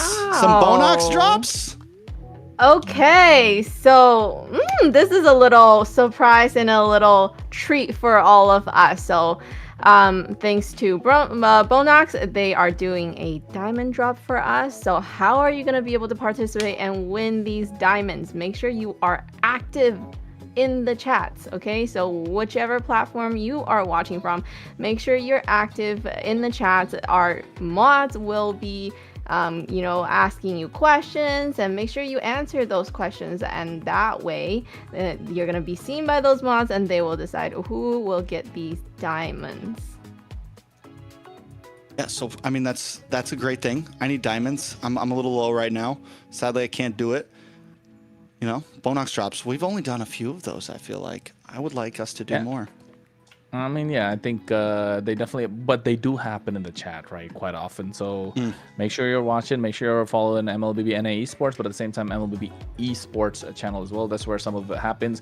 But also, if you're watching the Portuguese stream, the Spanish stream, there's MLBB ES Esports, there's also MLBB Esports. So it happens on all 3 platforms. So hey, make sure you grab some of it. And if you're not watching on those channels, you might as well just want to shift, you know? You could get some of these free diamonds in your pockets. Yeah. Now we wait for this game. Any final thoughts on the draft, Layla? Who do you got? I don't want to say much, but I think Harley's gonna have a hard time definitely with that Kaja. So if that might be the way for them to win if Harley is not having a great time.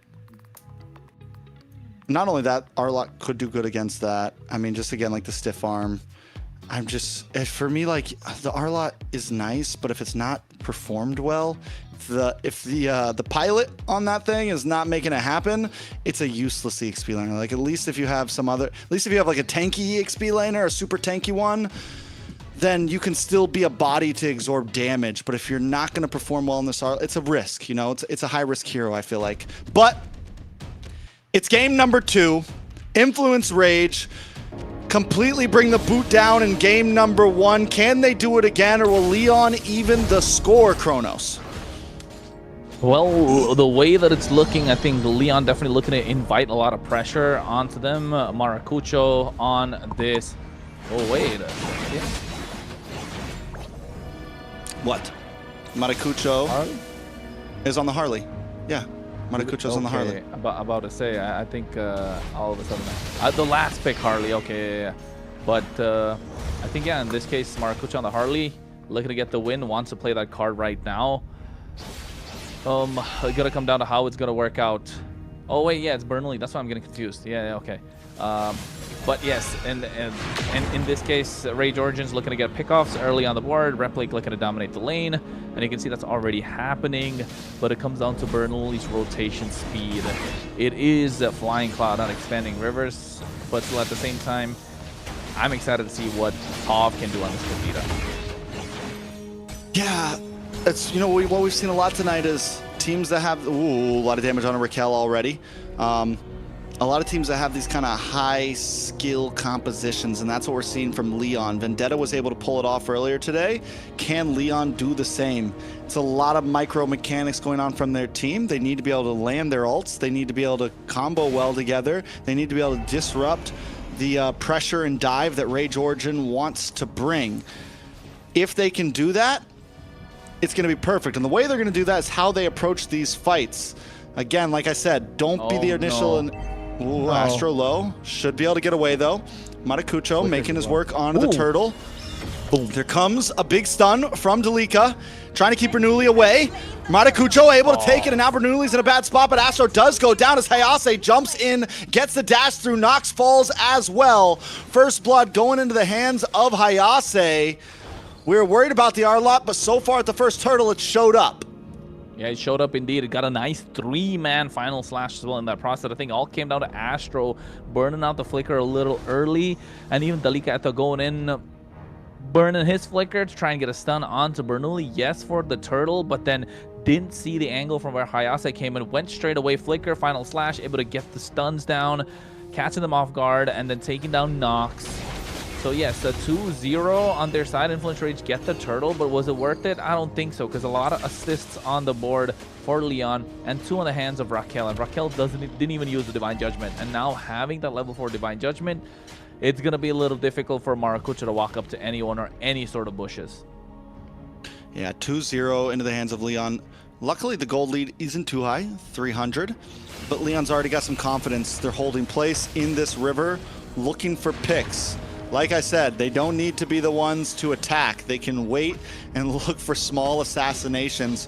Rage Origin on their side of things, they need to be careful. They got to be careful what bushes they're going to face check, how they want to approach the fights. Maracujo also, I mean, it's a battle of fruition here. Maracujo also needs to be patient on how he approaches. He can't be the first one to show up, because if he gets picked off by Raquel, it's a problem. Yep, you're right. It'll all be a -1, and then Leon just need to play advantage to the numbers game that they have. And watch how close Pav and Bernoulli have been playing in the river, though. Yeah, I mean, right now he's trying to clear the wave, but Raquel, not Pav and Bernoulli, Pav and Raquel, I meant. Pav and Raquel playing so well together, and that kind of shows how well Leon can play. They can get the Divine Judgment. Boom. That's it. You're gone. There's no way out for Astro. But wait a second. Pav taken out as well as Leonhardt's on the run. Replic getting some nice damage on Bernoulli. Unable to get the Appraise's wrap down. Replic picks up another kill. It's 1-0-1 for him. Hayase, though, is looking for one. Maybe a little bit too deep. Delika Echo completely untouched right now. Yeah, Hayase even flickered in so deep to try and get Maracuja, but he came back with a hat trick, so not able to get anything done there. Raging Sandstorm locked on Hayase. Hayase brought down to about 20% as Delika also down to about 10. Raquel gonna get a little bit of poke damage on. The Quicksand Guard comes out from Astro to bring him back to full health. Maracujo still waiting to start this turtle. Remember, guys, this is turtle number 2, and neither jungler want to fully commit yet. And Pav able to get a nice Breath of the Ocean, Rough Waves combo, but still not able to take down anyone on the other side.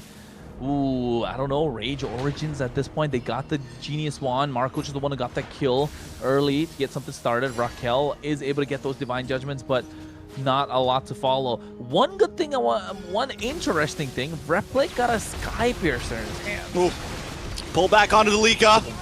Will get taken out. Leonhardt able to take another kill, putting him at 2-0. Replic has a Sky Piercer. Pretty sure he got the stack, like you said. Turtle goes down. And again, that was just turtle number 2. We're 6 minutes in. Leon still only holding about a 400 gold lead. It's back and forth. It's back and forth, and then the Petrify as well for Pav coming in clutch. They're able to layer the skills on point, making sure you're getting to the I cannot move meta, right? With the Divine Judgment, the pulse there. Yeah, I know. And then you get the Petrify, then the Breath of the Ocean gets the knock up, and then all of a sudden by the time you come down, you're already dead, or you walk into a final slash, or maybe a stun from Hayase. So yes, at this point, Leon looking good with their draft moving together like a unit. Oh, Lord! The damage onto Leonhardt there. Raquel as well on the chopping block. Was that just Delika? No, There's I a think throw. Leonhardt, Where did the damage came in from Maracujo, Deadly Magic, and the Poker Trick. Okay.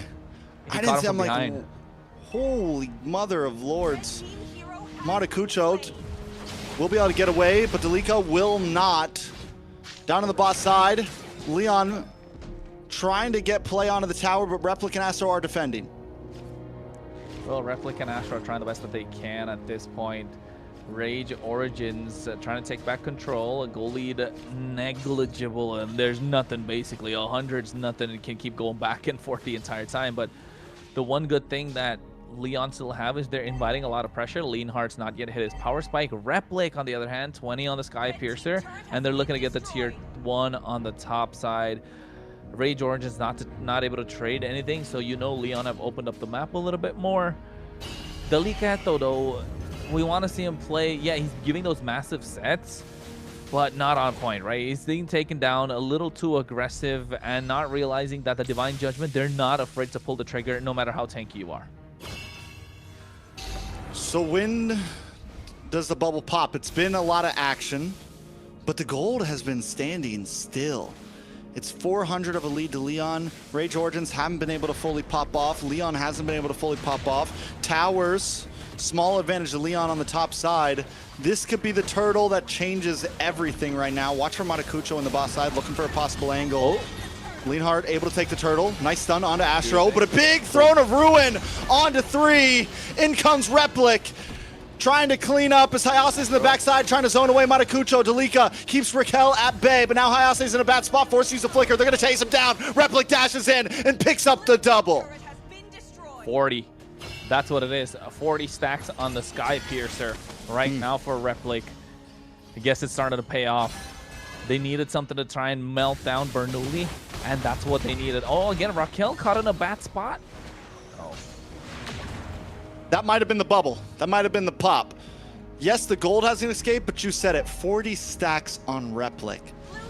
YSS. I think the win rate on YSS is insane right now, honestly. It's got to be almost 100%, I feel like, because it's not picked up all the time, but every time it gets picked up, it shows up. And I'm wondering if when we get into playoffs, it becomes even more popular. Yeah, I think it will slowly and steadily. We're going to start seeing... I'm not a fan of the R-Lot, to be honest. It's okay. It's give and take. Touch and go. Whatever you want to call it. Fury Hammer, Radiant Armor, Dreadnought Armor. So a lot of tankiness on the side of the R-Lot for Hayase. Delika Etho doing well on this Alice. Lightning Trench already secured for Maracucho. Malefic Roar in the hands of Replic is going to go to a BOD. And Leon are on the hunt. They're looking for someone. They're hunting, but they're unable to find. I mean, at this point, they're so grouped up, and that's the type of composition they have to play right now. But look at Matakucho on the top side. Look at Rage Origins. And this is the same thing they did last time. Matakucho on the CEO, just able to kind of like play off lanes, keep pressure, know that Leon wants to fight group together. Finally, Leon spreads apart, and this might be Rage Origins, takes a bite out of them. Astro holding down the front. Replic looking for a fight. Lord is up. Bernoulli walks right into 3, dashes through. Hayase and top side. Yeah, and already getting the tier on the bot side as well. Nice push coming in from Leonhardt. Leon, Hayase makes himself shown, so all 5 members on the bot side are Rage Origins. So it's going to be a 5v5 right now for this Lord. Who is going to be the first one to pull the trigger? If Bernoulli goes in, it's not going to look good for it's not going to look good for Leon. They need Rage Origins to bring the fight to them, and Leon needs to be in position, ready to pick these fights when they're available. And you can see Astro on the bot side, just waiting for the right opportunity, trying to flank and get maybe the back line. But Pav and Leonhardt, I think they spotted him. What is Hayase doing? Well, we got to see something. I need the big final slash. I need some sort of play from Hayase. EXP laners all of today have been some of the most pivotal, most important members of the team right now. They're the ones who are making things happen. If Hayase can't make something happen, then I don't know if Rage Origins, I don't know if Leon are going to be able to pull through on a win here. Well, so far, it's, the pull. Nice stun. Astro goes down. Delika decides not to flick in. They're going to wait. They're going to play it patient. This is going to be an easy Lord, though, possibly for Leon. Matakucho going to walk right into Hayase here. He's in a bad spot, able to hat-trick back. Final slash is wasted. Leonhardt takes the Lord. Replic, though, trying to close the distance. Rage Origin plays it safe and backs off. And Leon able to get the Lord at the same time. Hayase, good flicker, right on time, too. If he got the damage from Replic, it got taken down, even from Maracucho. 1-0 for a Harley, it's all right. BOD is going to come in for Replic soon. He's going to be the one to watch out for. 800 gold difference between them, but you can see another pull. Ooh, Throne of Ruin with the Raging Sandstorm. Raquel goes down. A nice pick, but 2 ults used for it. But since it's coming right before the Lord pushes, they should be able to defend a lot easier. Yeah, they should be able to defend a lot easier. Not just that, the fact that the kill pressure is kind of taken off. Delika Etho will be able to get the clear. Astra has a tornado. They'll be happy if they get the tier 1 of the mid lane, and I think Leon got a job well done here. All right, shred it down. Lord's already gone. They see no damage from this Lord. If anything, they gain space out of it. Minions are coming down on top side. I feel like Leon need to start playing the map a bit more. Yeah, they should, but Can they they? don't have the mobility there. That's Yeah. the thing. They don't have the mobility, do they? If they do, it's gonna be Pav, right? He's the one looking to snipe somebody down, but then they have Eason Chin. They just got ref like Mountain Shocker, and all of a sudden your position is revealed. Not just the Mountain Shocker, but also the Fury of the Phoenix. So yes, global ultimates present on the side of Rage Origins just adds a lot to their factor. I think Astro's been the target for Leon the entire time, with Raquel getting the Divine Judgment. It is good for a Leon, but at the same time, it's good for Rage Origins because that's the one kill they're okay giving away. I will say this, Leon has been holding a steady gold lead. Even though it feels like they've been losing out on some of the fights, they're still playing it cool. In this game, the pace that both teams are playing, he's good. He's been all over the place, man. The hat tricks, he's literally been everywhere. Yeah, not anymore. Not anymore. Top tower, though. Top tower. Let me get the cam no. on that. Up on the top side. Petrify? Matakucho actually might be responding and looking for a kill on a Pav. The man is outplaying. Why can't I see it? Bernoulli goes down. Replic shows up in the nick of time. A throw of ruin. And the team's in ruins. Leanhart goes down next. Rage Origins giving him the ropey dope right now. Matakucho bouncing off the walls and still buys enough time for Rage Origins to come in and find two. Paul was looking to get the Petrify, right? Paul was really wanting to get that Petrify, just not able to get it so close. And a Replic comes in to save the day. Couple more stacks out of the Sky Piercer. And now it's looking grim. And look at Hayase. Caught in no man's land. Wants to dash. Nice final slash. Oh, not enough. It's too late for that. It's too late for that. Maracucho's already on. He's on fleek right now. Maracucho, you gotta say it. Yeah, he is on fleek. He's got his arms extended out, you know, got the other finger pointed towards elbow, going sheesh the entire time. 300 goal lead on the side of Influence Rage Origins. Look at Astro's position, looking to catch somebody from behind once again. All right, Astro. Oh, my shocker. Able to bait a little bit out. Fear the Phoenix comes in. Look at the damage on the Pav. Replic dashes in the backside. He does have to back off. Oh, the shutdown from Leanhart. Will it be enough with the Appraiser's Wrath that slams onto the Rage? Bernoulli looking for another one. It's him, Raquel, and Hayase trying to pick up the pieces. Oh, that was so clutch. He even flickered out the Traceless to get away, but then the Speedy Light Wheel still follow, taking him down. Hayase's trying. It's a 2v1 against Delicato, but he's not going to go down. He's a chunky boy at this point. And Rage Origins... Winter Crown too now. Oh, the Winter Crown's not going to look good. The Flying Cloud making sure they get back early. Replic's going to be massive in this fight, but they did kind of, you know, find a chink in the armor, right? Get that Sky Piercer stacks down low, so you got much more of a fighting chance at this point if you're Leon. All right. We're looking at long haul here, maybe. In true Rage Origins Leon fashion, we're looking at possibly 20+ minutes at this point. A lot of towers still standing. We're on second Lord, and neither teams are rushing it. I like the position from Astro right now, along with Replic. Ooh, this is scary. Look at this. Look at this. Replic Astro sitting in the bottom bushes. Hey man, Astro has not shown face yet. It's the dangerous spot for Leon. They're running the play. The pincer is here. They're moving on to Leanhart. Leanhart gonna get caught off and taken out. Replic able to find the kill. There goes a lot of damage for the side of Leon. A Throne of Ruin plus a Winter Crown. Delica still standing tall, and Appraiser's Wrath comes down. Bernoulli's got nothing left in the kit as Rage Origins closes the distance. Delica will go back to base as Astro holds the front line in his stead. Matakucho still not fully advancing. Astro gets brought low, knocked up. Bernoulli takes him out.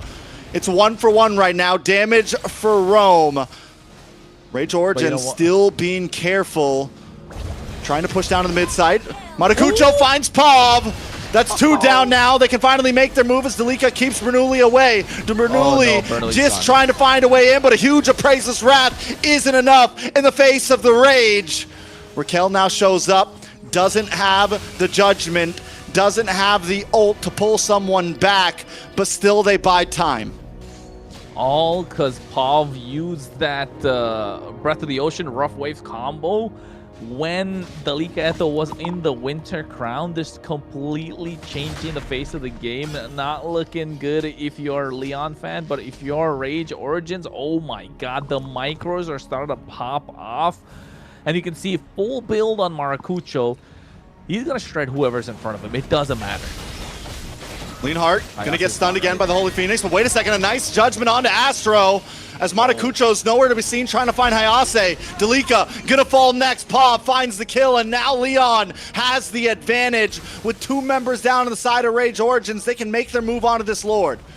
Yeah, they definitely are going to do it. They have Leonhardt as well, who can just shred this Lord down as fast as possible. Jungler present, so not going to lose out on the retreat battle, but you can see Rage Origins give up the position of the Lord Pit, want to make a little bit of a macro play, trying to get a push on the top side possibly, but no, seems like want to steal away the purple buff, leaving that small tiny camp so that purple buff timer doesn't go down. And at the same time, Rage Origins now don't want to bite the bullet. Astro's been the one that's playing overly aggressive, getting taken down. Now it begs the question, does Astro slow down a little bit? Does Astro have to pull back? Because it's an 18-minute Lord we're talking about. This is a Lord that could end games. Yeah, and when there is something like Raquel there, who can, I mean, it's worth it. At this late in the game, it's worth just finding a roamer. You find one member, it doesn't matter who it is. So I agree. I say yes. Astro does need to slow down a bit and be careful about these engages. Lord gonna be crashing in though, as Raquel holds the front line. Tower brought down to about half health. All ults are up on both sides. Green dots all around. Lord getting broken down. Inhibitor does fall. Leon not making the full engage just yet. Playing it patient. Raquel looking for the pick onto anybody, somebody, but hopefully someone important. The Lord is still in there. All right, they don't get another wave, so they've maximized what they can do. The timings from Rage Origins are really good, but Leon looking to get the pounce. Raquel's looking to find a target. Ooh, Astro goes in, and the big combo. Dalika finds 3, paired up with the Fury of the Phoenix. Rage Origins looking for targets, but Bernoulli still standing. Replic wants to get involved now. He's going to move on to the next as Rage Origins tries to make their way out of the base. It's 1-for-1. Matakucho for Leonhardt. Was it a good trade? I mean, I think if you are Rage Origins, you're fine taking that one because you take away the main source of damage coming from Leon, right? Yes, Maracucho's down and out, but at the same time, Replic is there. He's got the Sky Piercer. You want him to be the one to stack up at this point. He's the one that dishes the damage out to Bernoulli. Leonhardt is the one that's kind of untouchable. It's difficult to get to him. He's got the Malefic Gun. He's got the Immortality. You want to pop that as soon as possible. Maracucho, not just going down, but it was a massive shutdown. So still a push and pull, 60k gold on both sides. The goalie doesn't really make much of a difference, so you're okay if Maracucho went down, but you want to be able to translate that one kill into something else. And knowing that Immortality is going to be up soon for Leonhardt before this Lord, I don't think that kind of a position is going to replicate itself. Yeah, it's definitely tough. Gold still standing at a standstill, and now that everyone is maxed out on items, let's go either way. With maxed out items, what do you think, Kronos? Who has is there a full advantage, or is it all just who plays better? As long as Leonhardt is alive, Leon will win in maxed out items. There's nothing that can stop him. Look at that. I will say this though, Rage Origins has been doing a great job of finding Leonhardt. He's 5-6-2, practically a negative KDA at this point, or a dead even KDA at this point. Replic, on the other hand, 8-1-5. So in terms of damage dealers, Leon has been having trouble keeping theirs alive. Look at Matakucho on the backside right now. This is something Rage Origins has done a great job spreading across the map. Even the quick transfer from Dalika to the tri-bush there, looking at the mini-map. But Leon, what they do best is looking for small picks-offs. And the pick-off has consistently been Astro. Replic in trouble. Everybody's a flicker, gonna get pulled back. Might not be a way out of this. A nice Fury of the Phoenix, but the final slash connects. Replic not going to be able to go down. Immortality does pop. Rage Origins maybe should have went for the Lord Rush there. They don't have the damage though. They need the Replic to take the Lord. They kind of wanted, they should have rushed at least the tower. Not able to get the tier 2, so no trade across the board. Rage Origins giving away a kill for free, essentially their main source of damage, and now the Sky Piercer stacks that was taken down low before, taken down low even further. I think this is where we want to see Ray Georges kind of put the pedal to the metal, right? They're slacked off a little bit, and now Leon have found a way to pounce back. And Leonhardt is the one that's really the focal point here for Leon. Ray Georgians, Maracucho needs to find Leonhardt. Even then, even by the time, let's say, they find the 1v1, he gets the deadly magic off, he's able to use the poker trick. Leonhardt, if he pops the speed of light wheels, a couple of basic attacks, and Maracucho is going to get taken down. So, no joke, Leonhardt is online. Like, there's nothing that can stop them. That's why the carry has always been banned by a lot of these teams, right? Even in the best of 5, even the global bans. I think today's the first carry we're taking a look at. Even yesterday, we didn't get to see a lot of carries. I think probably max 1 game out of, what, 13, 12 that we had. It's not looking good if you're Origins, and this is, what, a 23-minute Lord. It's going to march in, nothing to stop it. They have to pull the aggro towards the top side or the bot side, but the waves are going to be synced, and they don't have the wave clear. All right, can they defend? That's the question on all of our minds. Astro trying to come in from behind the team, looking for a possible big play. When Leon's defenses are down, all 5 members up. Nice Fairy of the Phoenix. In comes the Throne of Ruin, paired up with a big Raging Sandstorm. Down goes Delika, though, as Hayase finds it. Hayase, Immortality does pop. Lord still standing as Ray Georges is trying to defend with everything they can, but Replic is deleted. Lord finally drops, but the pullback on Maracucho means Leon has full entryway to the crystal, and that means the game is going to them. Not a 3-0 anymore, not a 3-0. We were thinking to call a quick Friday night, but guess what? It's Friday night, and Leon wants to party as well. 1-1 is the score in this best of 5 fight. It was Influence Rages to win, but Leon finding the opening, finding the opportunity, waiting it out, letting the fight come to them, and they just need Leonhardt alive. Just keep protecting, you know, what do you call it? Protect the... Hot potato? Hot potato? Hot potato. That's the opposite, right? That's the opposite. It's like when we're throwing a potato because it's so hot. Yeah, I know. We're tossing someone around. I know. Yeah. So protect the president. Yeah, there you go. Yes, and they did carry at the end. You know, we all know late game carry can shred anything, and that really helped with that final push, and they were able to end that game. Yeah, I mean, great done. Great way done. Great job. Good day. Leon able to hold out in that match, and the major thing was they never let the lead escape. If anything, they had a small lead throughout that whole game. Influence Rage wanted to try to scale. They wanted to try to get a huge advantage, but Leon never let it happen. And the Arlot, something we doubted, did have its moments of greatness. It was Hayase's job was to keep Maracucho away, and Hayase did a great job at that. Same thing with Raquel on this Kaja.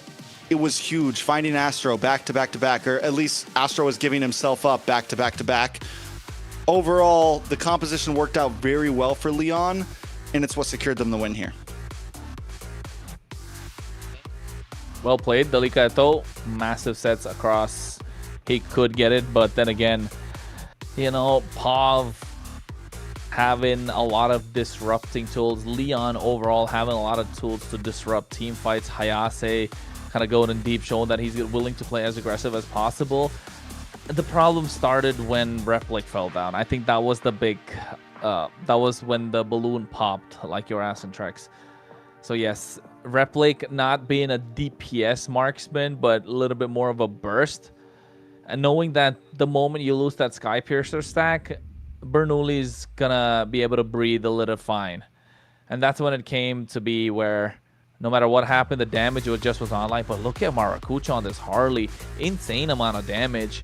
So, what? We've been 1-1 so far in the series. Meta picks Marcel. I mean, Marcel's not necessarily extra super meta, but yes, he is across every other region. So, Marcel didn't work out. Neither did the Harley. It's only pocket picks that have been working. Odette, Arlot, Kadita. Well, we're going to see, you know, Bruno's, Layla's, Eudora's pop up next? Possibly. We've seen a Bruno already, at least. No, we haven't seen a Brody. we are also seeing a Matilda that got an MVP. But today, our MVP is Raquel with a Kaja pick, which is also an off-brand pick. Yeah, and I mean, Raquel played it amazingly. Raquel is pretty much, I feel like every time Leon wins, Raquel is a pretty high MVP rate. We saw it on the Kufra the other day. Today we're seeing it on the Kaja. Raquel has become a focal point of this team for sure. Raquel, another MVP. If Leon pick up the series today, are we talking Raquel MVP of the week again? Ooh. This is 3 in a row. Three in a row. Not in a row, but like 3 out of the games that he's played. Yeah. 3 in the same like 3 week MVPs. So Yeah. 3 MVPs. The guy's been a monster for sure. And not just that, but on multiple different heroes. What was it yesterday? He had the Kufra. And then did he have the Minotaur? Yes, Minnow. Was that him on the Minnow? Oh, that was crazy. That was disgusting. Was it? Yeah, but I don't think he won the MVP that game. Either way, the fact that the guys showed up on a Minnow is... Yeah. Yep. MVP of the week again, huh? He's just Raquel. doing really, really If good they win. as a roamer. Sure. If they win. I mean, it was one game tonight, guys. Let's all calm down. Let's calm down. Influence Rage might still... yeah, you know, that was a 20-minute game. Come on, could have gone to anybody. Yeah. So, I mean, early game, yes, Influence Rate did really, really good. And then they just kind of fell off. And then Leon kind of played to their strength for the long game, right? And so what made that a turning point for Leon? What part of that game? Honestly, I feel like the game turned from the beginning. Like they never let Rage Origins escape with the game. Leon, if anything, like I said, I was pointing out, even when Rage Origins was winning fight, Leon held a decent gold lead, like 200 gold lead, 300 gold lead, not decent, but a gold lead. Rage Origins needed to scale, and they tried. They got the 40 stacks onto Replic. They did everything they could. Both of their damage dealers were 0 deaths for a very long time, but somehow Leon just held on. They stretched out a lot of those team fights. Remember, I think it was like second turtle didn't go down till like the 7th minute. I mean, overall, Leon just slowed down that game, and that's all they needed to do. So the game was turning from the very start. Oh, they scratched and clawed their way, right? Just not letting go whatsoever. They have a lot of fight in them. A lot of fight in them. And are we gonna see that in game 3, right? Or, you know, so we talked about having ball in their courts, and is that gonna be like that for the 3rd game? Because as long as they are able to keep the ball in their court, I guess Influence Rage is gonna have a hard time. Who's got the ball, Kronos? At the moment, we're going to find out in the draft. I think Influence Rage still kind of have the ball in their court. It's in mid-court now? No, I still think like we're going back to the toss-up? No, I think Influence Rage got it back in their court, you know? Still, yes, Leon got the win, but don't forget, Leon had to kind of like fight and you know, claw their way back into this. So Influence Rage still kind of, you know, calling the shots at the moment. We'll see in the draft which side they pick, blue or red. I think the lot still left in terms of draft for them. But then again, Leon are not going to give it away quite easily. Yeah.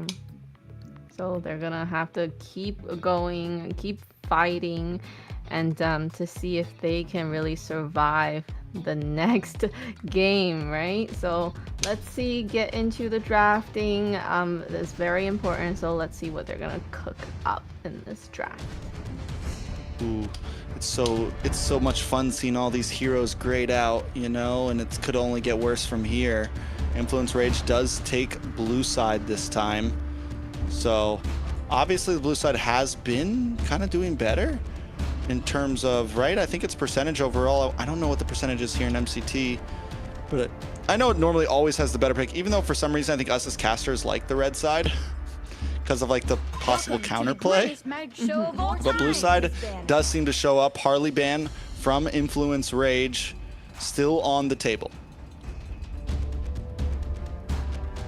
Harley. They're never going to let Bernoulli have that, huh? Freya, Jushin. No, they're not going to let Bernoulli get the Harley. They know. Influence Rage know what the tricks are. They've probably been scrim partners for a while. Marcel's off the table. I'm looking at the Freya, the Jushin coming on the red side. If you're a blue, maybe try and trade out the Basha for yourself here. because Maracucho likes to play the Basha too. But then so far between Dalika Eto and Hayase, it hasn't been such a crazy battle that we like to see, right? It's been more about Raquel versus Astro most of the time, not even Bernoulli versus Maracucho. It's just been Raquel versus Astro. So whoever is able to get the better of them in kind of the roam position does get the game in their favor. And speaking of the Basha before, he's out of there. Freya, Jushin, I mean, no-brainer, right? At this point, don't give some of the broken picks away. Straight jungle bans from Influence Rage here, Layla. Well, that means Bernoulli is a threat to them, right? And we're gonna see what Bernoulli have in his rest hat of tricks other than the Harley. And we know he's got Leo Mord, right? We've seen him play the Leo Mord. We've seen him play some fighter picks. Have we seen him on the Wyatt? Bernoulli's done a lot. He's been rocking out lately. Has he done any Suyo? Yes. Yep. We've seen on the Suyo. I feel like we initially saw him more as just like a fighter jungler, and that's why we were so surprised by the Harley. We wondered, because they didn't pick it for so long, we were wondering, can he play it? Can he play any assassins? Sure enough, he can. He can play them well. So Influence Rage just kind of taking the safe route though, banning junglers, leaving maybe a little something for themselves. There is still a Suyo open for Leon, but not for Influence. With the Harley and Basha ban, Influence Rage, Something's yeah, open. jungle's getting tight. Something's open. Either the Jushin or the Freya. One of them's gonna let open right now by Leon. The Guinevere's taken off. So what's the trade? Both. Okay. You leave both are open. That's always the pick. Whenever there's two, you leave both. Freya, right? Inside. I mean, Jushin. Freya or Jushin? Freya. I like Jushin. No, but I they think don't Freya have the here Harley because to- Phoveus is gone too. I think Jushin would be really good for Leon because Raquel probably would work really, really well with the Jushin, given a great roamer that he is. So. Leon should get it here. Shouldn't be a Jushin problem plus for them Kufra? to pick up this Jushin. Jushin Kufra, because the Kufra does decent against the Freya. But you could save I think- Kufra. You could third pick Kufra. Yeah. The clouds are ever shifting. You could fourth or fifth pick possibly. steadfast. Sora. Valentina is still open for Influence here. Yeah. But it's not gonna. But I like since they get the Jushin, it does kind of work because Valentina's not gonna do that great So good, against the Jushin, right? So it's like, are the Soras so safe here? Like, fine, take the Valentina. We're gonna bully your mid lane. It's got to be Eve that's coming out for Influence Rage, if you think about it. Eve plus... Oh wait, Phoveus is banned out. Eve plus Uranus maybe?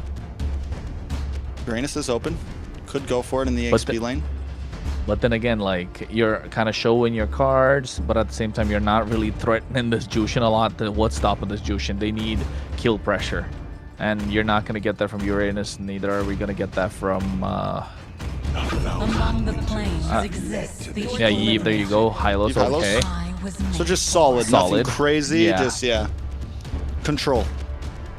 Which isn't bad. When you have a Freya, when you have things that are, you have everything else that's going to pop off, it's a decent mid duo. Yeah, you're not going to like do crazy ganks in the early game, but it's solid. We're looking at possible late game here again. Do we need a Leon. marksman that shreds now because of the Hylos? And then, you know, we need a Block would be nice. marksman that also would be good is not going to get Or you're just going to go completely Sora bullied, Gold. right? Herod. Against a Freya. A what? Oh, against a Freya. A Freya. Herod? Freya. Free? Who's free? Freya. Who's Freya. free? Yeah, I'm free, yeah. Is that Freya? a Freya or Freya? I don't know. Freya. Freya. Right, yeah. Are you Freya? Yeah. You're There we Freya. go. Free card? We called it. Kufra. Okay. All right. Clutch. Clearly, you know, Leon wants to win this one. Is he 100% win rate on that, Kufra? I think no. Early It is on, already. Raquel had a bad game on the Kufra early on. I will find it real quick. I have it. Hold on. You guys keep talking.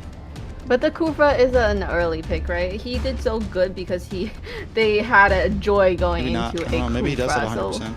So what kind of jungle are they gonna No, have? lost against Alpha 7 North, day 1, game 1. Yeah. I just saw that. That's it. Time to drop the beat of the flash. What were you saying, Layla? Sorry. Sorry. No, nothing. It's our showtime. Ban the joy. Kufra counters the joy. But direct access to the Jushin, kill pressure. If the Kufra's bouncing ball's not present, so the Joy is good against the Jushin, so that's fine. The Claude though, taken off to make sure Eve has a good time. Nolan again taking out any sort of early pressure. I like the way Leon are drafting here, taking out any sort of early pressure that could give them troubles because they have Hylos that can and Eve. Essentially, Eve versus Jushin, that's kind of the matchup you want to see in the mid lane. Jushin tries to poke the Eve, but the Eve kind of does outrange the Jushin, right, with that skill 1 poke, or it's just at the edge, you just pop and then run away.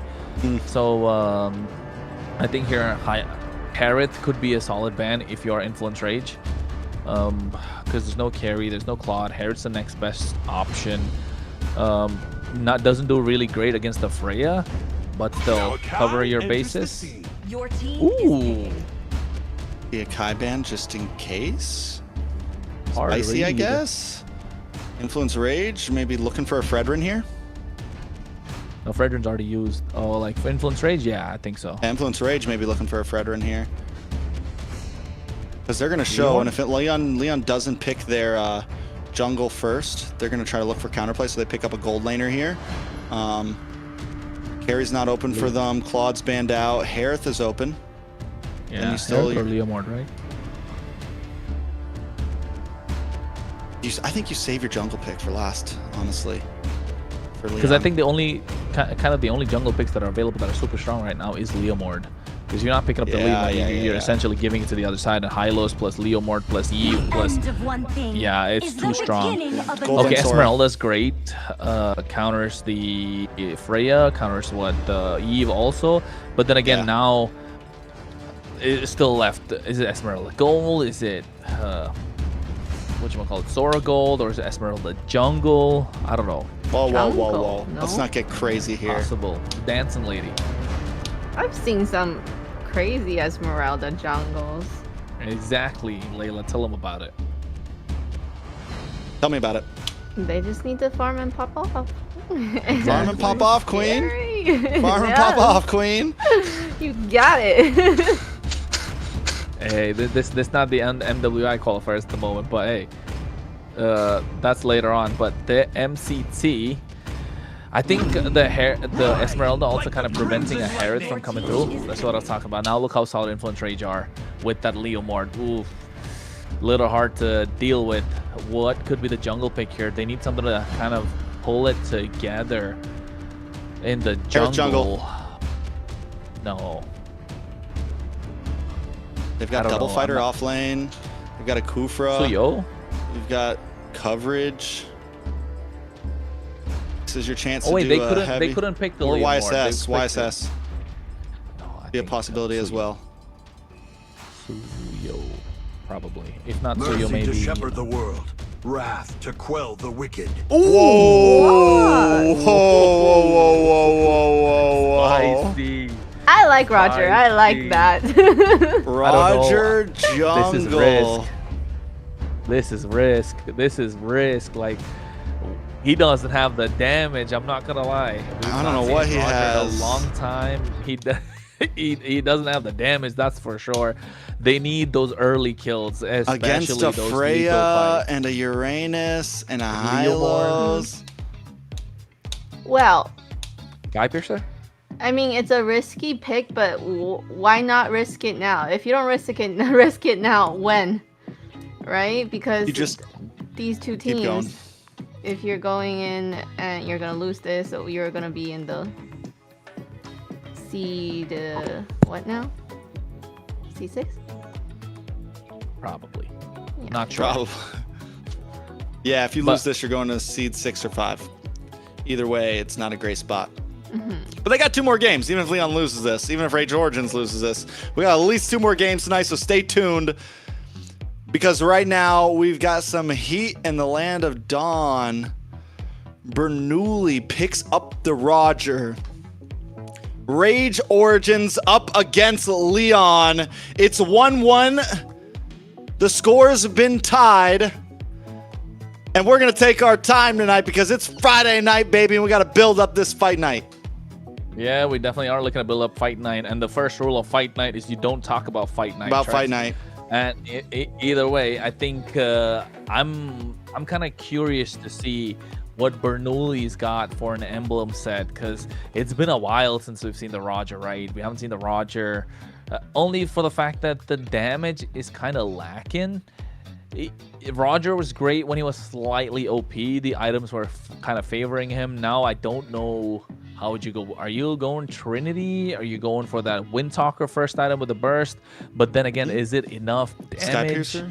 Yeah, I was thinking Skypiercer. So what? Are you going for like a cheap build with the Windtalker and the Skypiercer? That's what, 1,800 plus 1,500. So that's essentially by the time someone builds a BOD or a Holy Crystal, you're just getting 2 items and you really want to stack it up. So important in that aspect, I'd say. But then again, I don't know, man.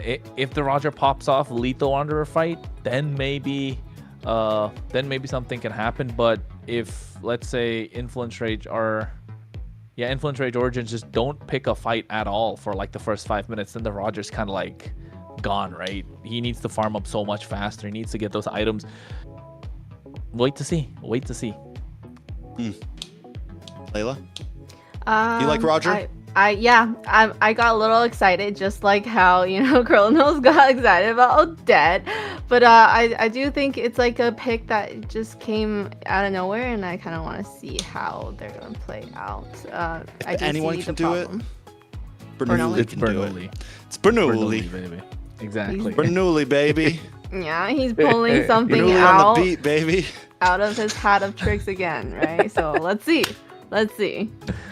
Well, we need to find out if Bernoulli can the Juju. All right, now can he Juju on that beat? Bernoulli on that beat. You guys know why we did this? Why we did this pause, right? Tell them why we did this pause. Of course we know. Tell them why we did this pause, Layla. Is it diamond drop?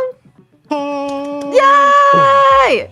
Did any of you guys get that one earlier? Okay, if you did, make sure you tell everybody in the chat. But thanks to Bonox, we have the diamond drops. Make sure you're active in chat. Let the bots know that, hey, how come you didn't pick me? Say whatever you need to. Get active, stay active. The most, the more engaging you are in the chats, and the more chances, or more likely, you're gonna get picked by the mods for that diamond drop, okay? Let's go. I like it. So back to Roger. You like Roger, Layla? Yes. Yes, I do. Back to the Roger. Bernoulli pulling out another hero out of his hat of tricks that we probably don't know if he'll be able to do. But Roger is kind of a fighter as well. But I see the problem, right?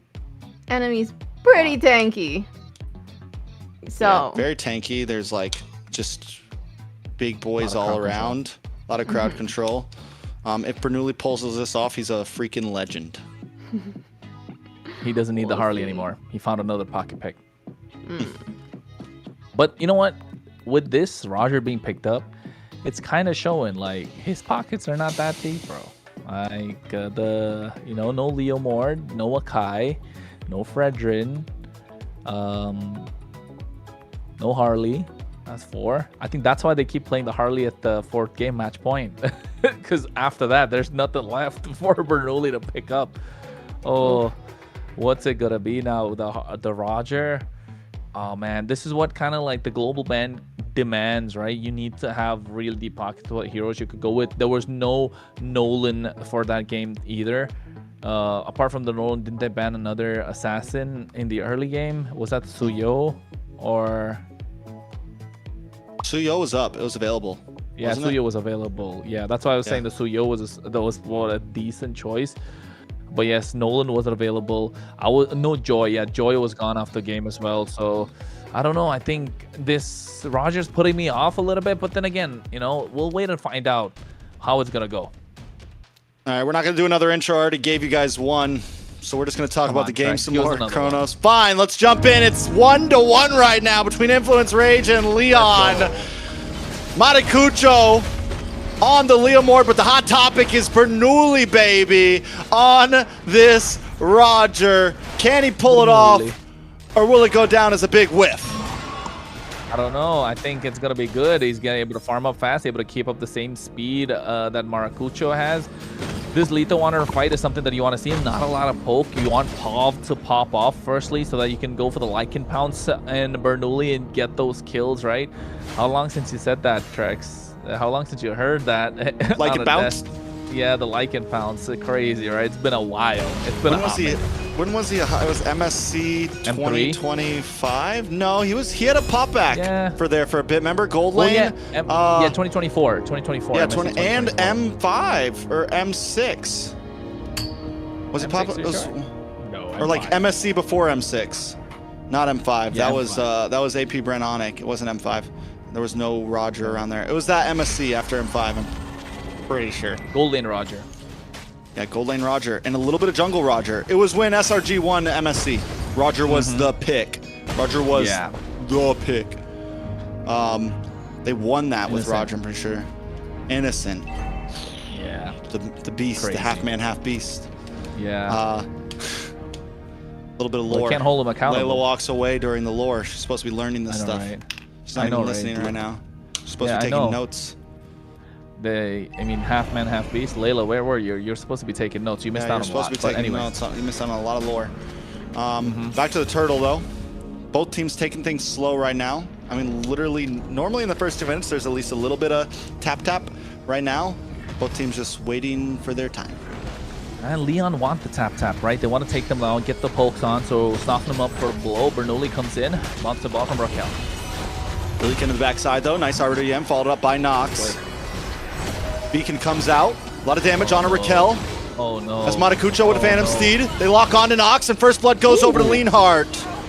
Well done, but Matacucho picks up Leanhart for himself. It's a mid laner for a gold. They're going to try to move on to the turtle now as Hayase keeps vision on the team. No Falling Star Moon, no stun from Delika. This should be a good turtle for the side of Rage Origins.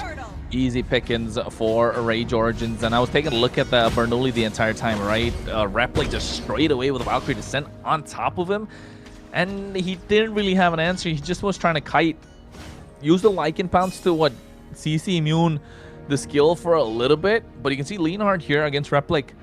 They're trying to fight it out. So fighters on both ends. You have a marksman in the hands of Bernoulli essentially. So are we probably going to look at a Trinity? I want to see the build path. I kind of want to take a look at the emblems. So missed that out a little bit in the early stages.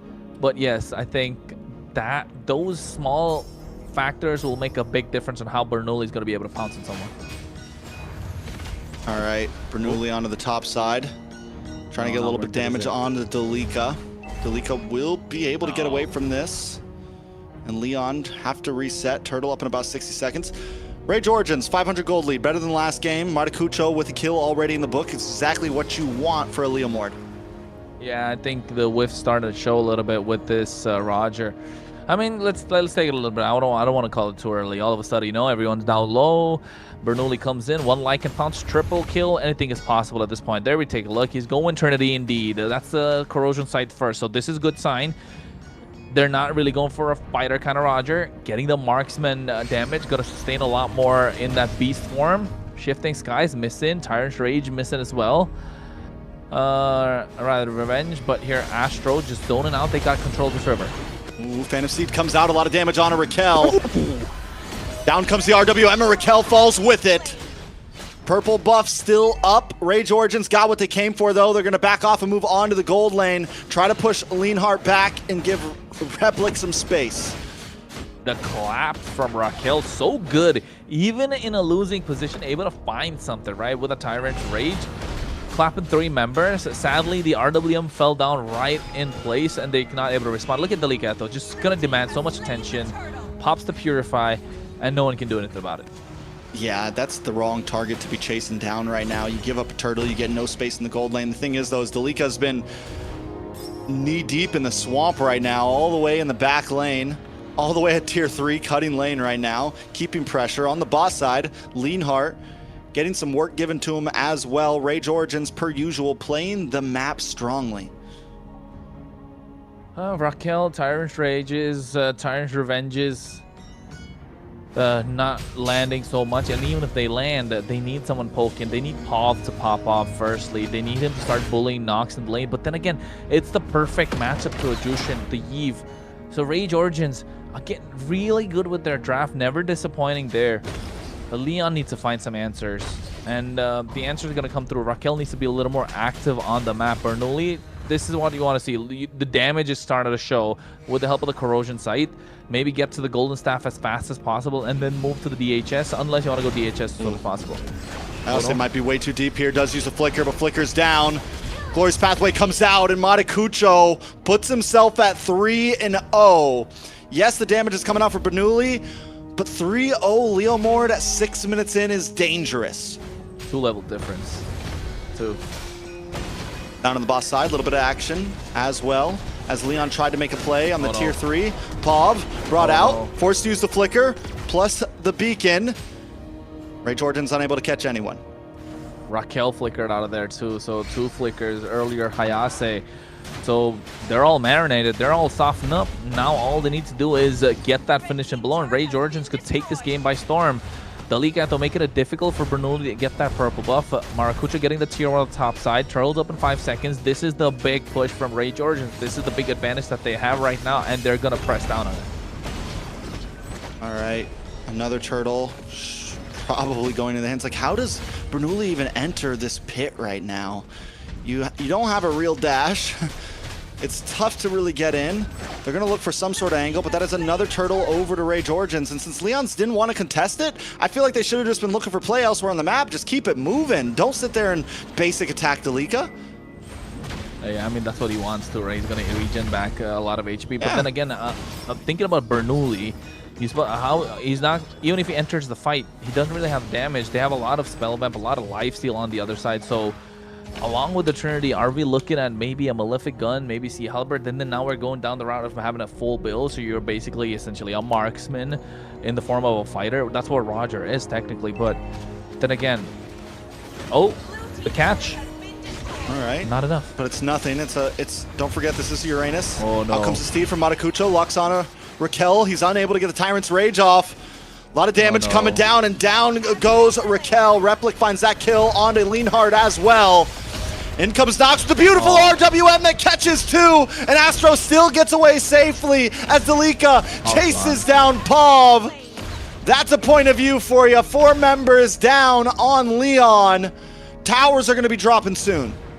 And not just that, even Leonhard getting taken down, right? 1v1 against Replic. He missed almost every single skill to try and activate your shifting skies, and the thunder form, dishing out the damage, just never came through. And now slowly this chokehold starting to show, putting them in a sleeper. And Rage Origins taking it away. Yeah, I mean, it's 4.4k gold lead. What do I got to say? Deaths are happening everywhere. Matakucho with the puncture onto Raquel there.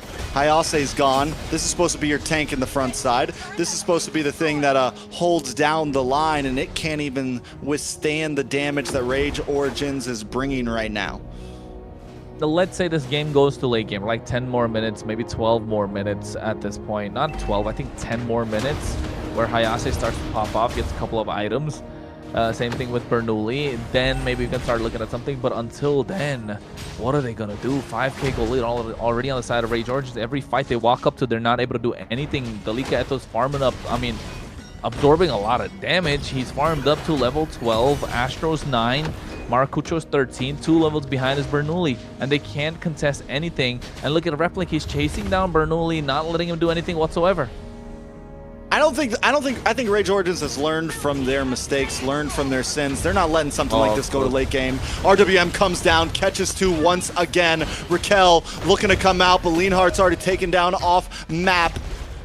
They're looking for a tower now. Lord's coming soon. Like I said, Rage Origins have lost too many games, letting them drag on. They're aggressive today against Leon, and they want to show that they have this side to them. Hey, it's Friday night, baby. They got a party to attend at this moment. Rage Origins needs to pull up, and that's what they're doing. Pav, super load. Oh! Whoa, Matakucho goes way too deep. Pav able to dash back, and now Matakucho's in a bad spot. But wait! This guy's a monster! He takes 2 down! In the base, under the towers! Maracucho! Finds the opening. And even with the Lycan pounce, Maracucho took him down. No retribution used either. Oh, Raquel, he was trying to get the revenge on point, just not there. The execution line didn't show up for them. And with the Lord Martian at the bot side, Holy Shields popped bot as well as top side. Mid lane's going to be the one to follow.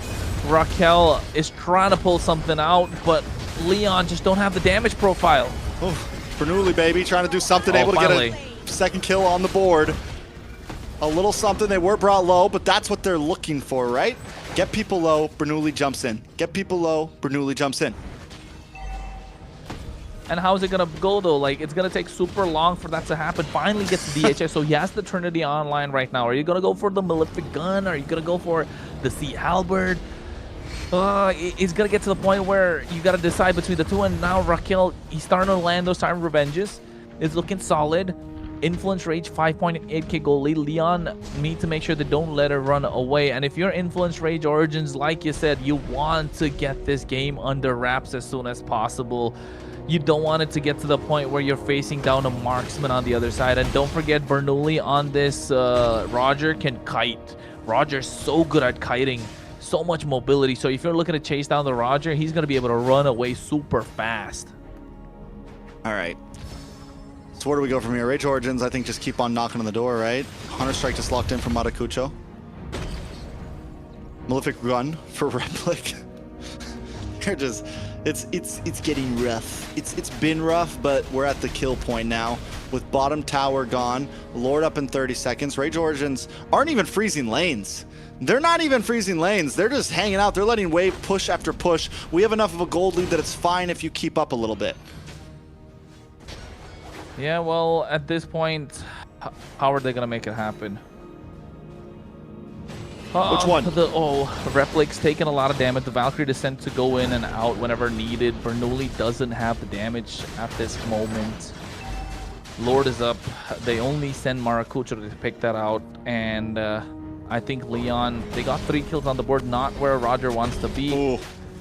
The damage is starting to show, but then again, to deal the finishing blow, he has to kind of like go in with the Lycan pounce. The moment he goes in, he gets caught up in a lot of the crowd control, the spirit combo from Replic, and then Maracucho has the dash when he gets on the top with of the steed. poke. Yeah, Astro like there's just so single... many things to just stop him in his tracks.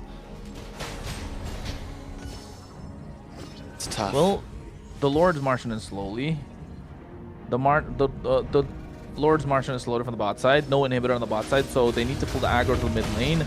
But then again, Rage Origins are doing a fantastic job trying to like get the waves synced up at the same time. So Leon, I think this is make it or break it. All right, Raquel, maybe he gets a big play here. Astro's like, come on, bro. Astro's waiting for the knock-up. Totally, they're cool with the rage. They don't care. In comes the Valkyrie Descent. RWM to catch 2. But a nice shifting cloud. Still not enough, though. The damage just isn't there. The 7k gold lead is tearing Leon apart. Bernoulli on the boss side clearing waves. Rage Origins finally going to back off. Another wave coming down the mid. They're looking for another inhibitor here. As Bernoulli and the team try to do something, the Phantom Steed comes out. Maracucho, once again, looking for targets. Will get knocked up. Lycan Pounce does not commit from Bernoulli. Replic takes down the tower. Does Rage Origins want to keep pushing or back off? They decide to back off.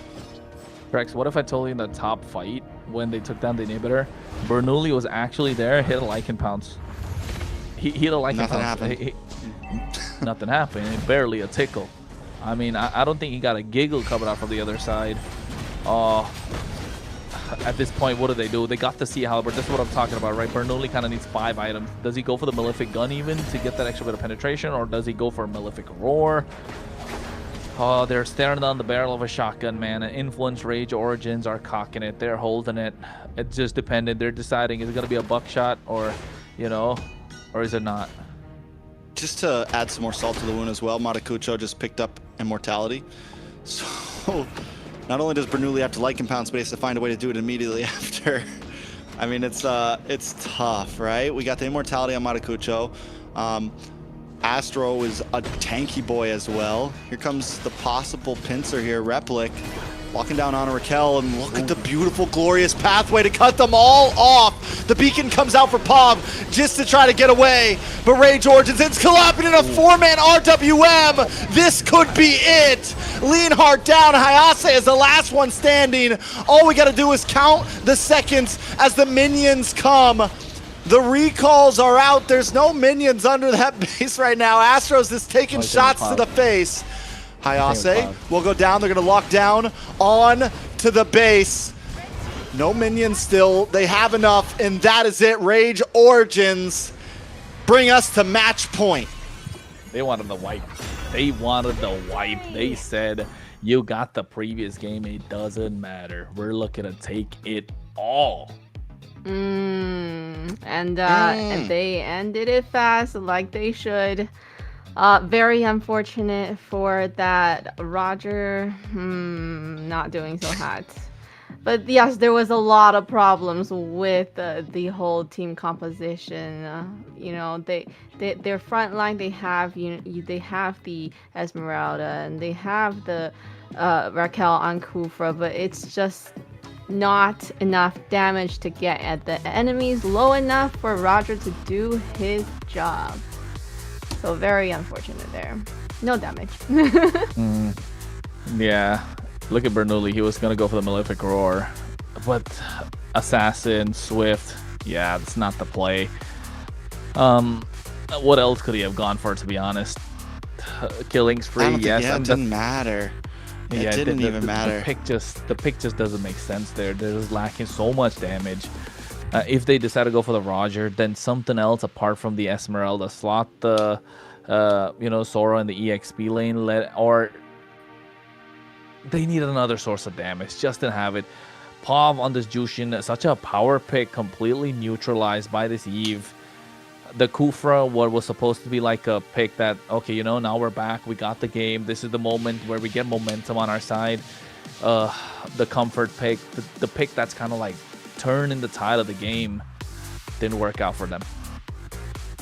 See how it works out in the final match, but this one, Rage Origins was on fire. And yeah, the Bernoulli pick, it did not come through, but even outside of that, Rage Origins once again just playing as a unit. They started off that game playing the map, and then once they do get together, they're able to place, I mean, those RWNs from Nox, every time. That final big push, I'm sure we might see it in the highlights, where Astro gets close to the base and sets down the glorious path as just a roadblock, essentially, to where all of them have to take the long route around it. I mean, just overall, the mechanics and teamwork from Rage Origins is on fire. What?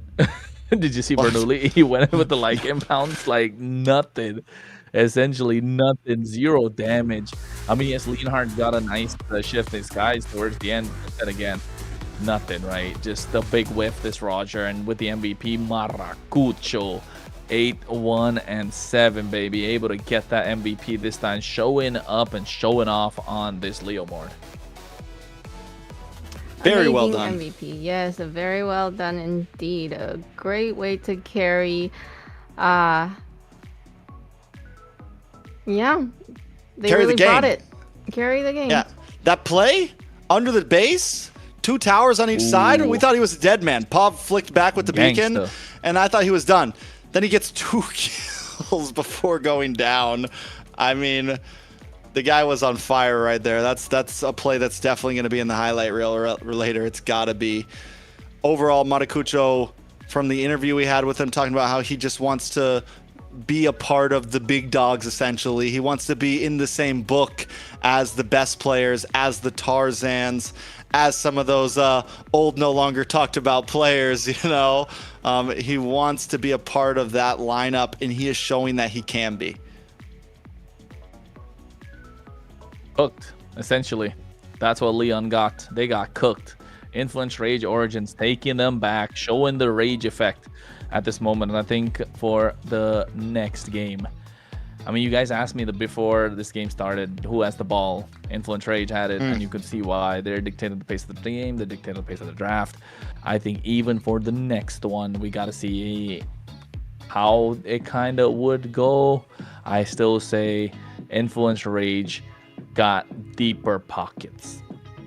Deeper pockets. Big bank, take little bank. Makes a huge difference in a game of best of 5, you know, where all the global ban is happening. The last game, so the draft was definitely a huge problem.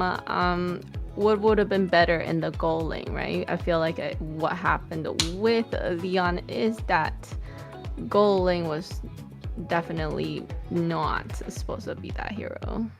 I mean, Soar's good goal. I think they really could have. I think YSS would have, if they wanted to go for something like that, YSS still could have possibly worked. At least you have jungle, opportunity. Yeah. Like, because they wanted Snowball. Like, that's what the Roger, the idea, if it was still very good, is you Snowball in the beginning, you get a kill or two. The YSS, we've seen it supply that. You might have actually been able to get the kill onto Delica when they made that early gank up top, instead of just wasting time. You might have been able to pull some of those things off, but they weren't able to, and that hero was open for them. There was a lot of ways they could have approached that, so it was a mess up in draft, and in terms that's going to translate to the game. And against Influence Rage, against a team that knows what they're doing, you cannot make a big whiff like that. You can't. If it's like 40-60 in favor of Rage, maybe you can fight, but something like that where it sets you back that hard, yeah, there's no coming back. And then just with the picks, because Leon doesn't have a coach, right? Yes, So- Leon does not have a coach. But they're camped up, so they're communicating. But No, No, U2 Leon is have a camped up. coach. Leon Oh, is not. U2. Yeah, U2 is camped up. Yeah, U2's camped up. yeah, I feel like that last Roger pick was kind of rushed, or I mean, I think not just rushed. They didn't know what to pick. I think because Suyo Suyo would have been okay, but so risky. I think Bernoulli just doesn't have the hero pool at that point, right? But then again, even if you don't have the hero pool, there were other picks that are so simple could possibly have been viable. You know, off of the deep end, like just completely off meta.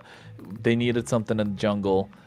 I'm not saying it's the best, but Saber would have been just picking somebody off, right? We've seen it being pulled off. Doesn't have the damage at the moment, but you get a chance to kind of snowball.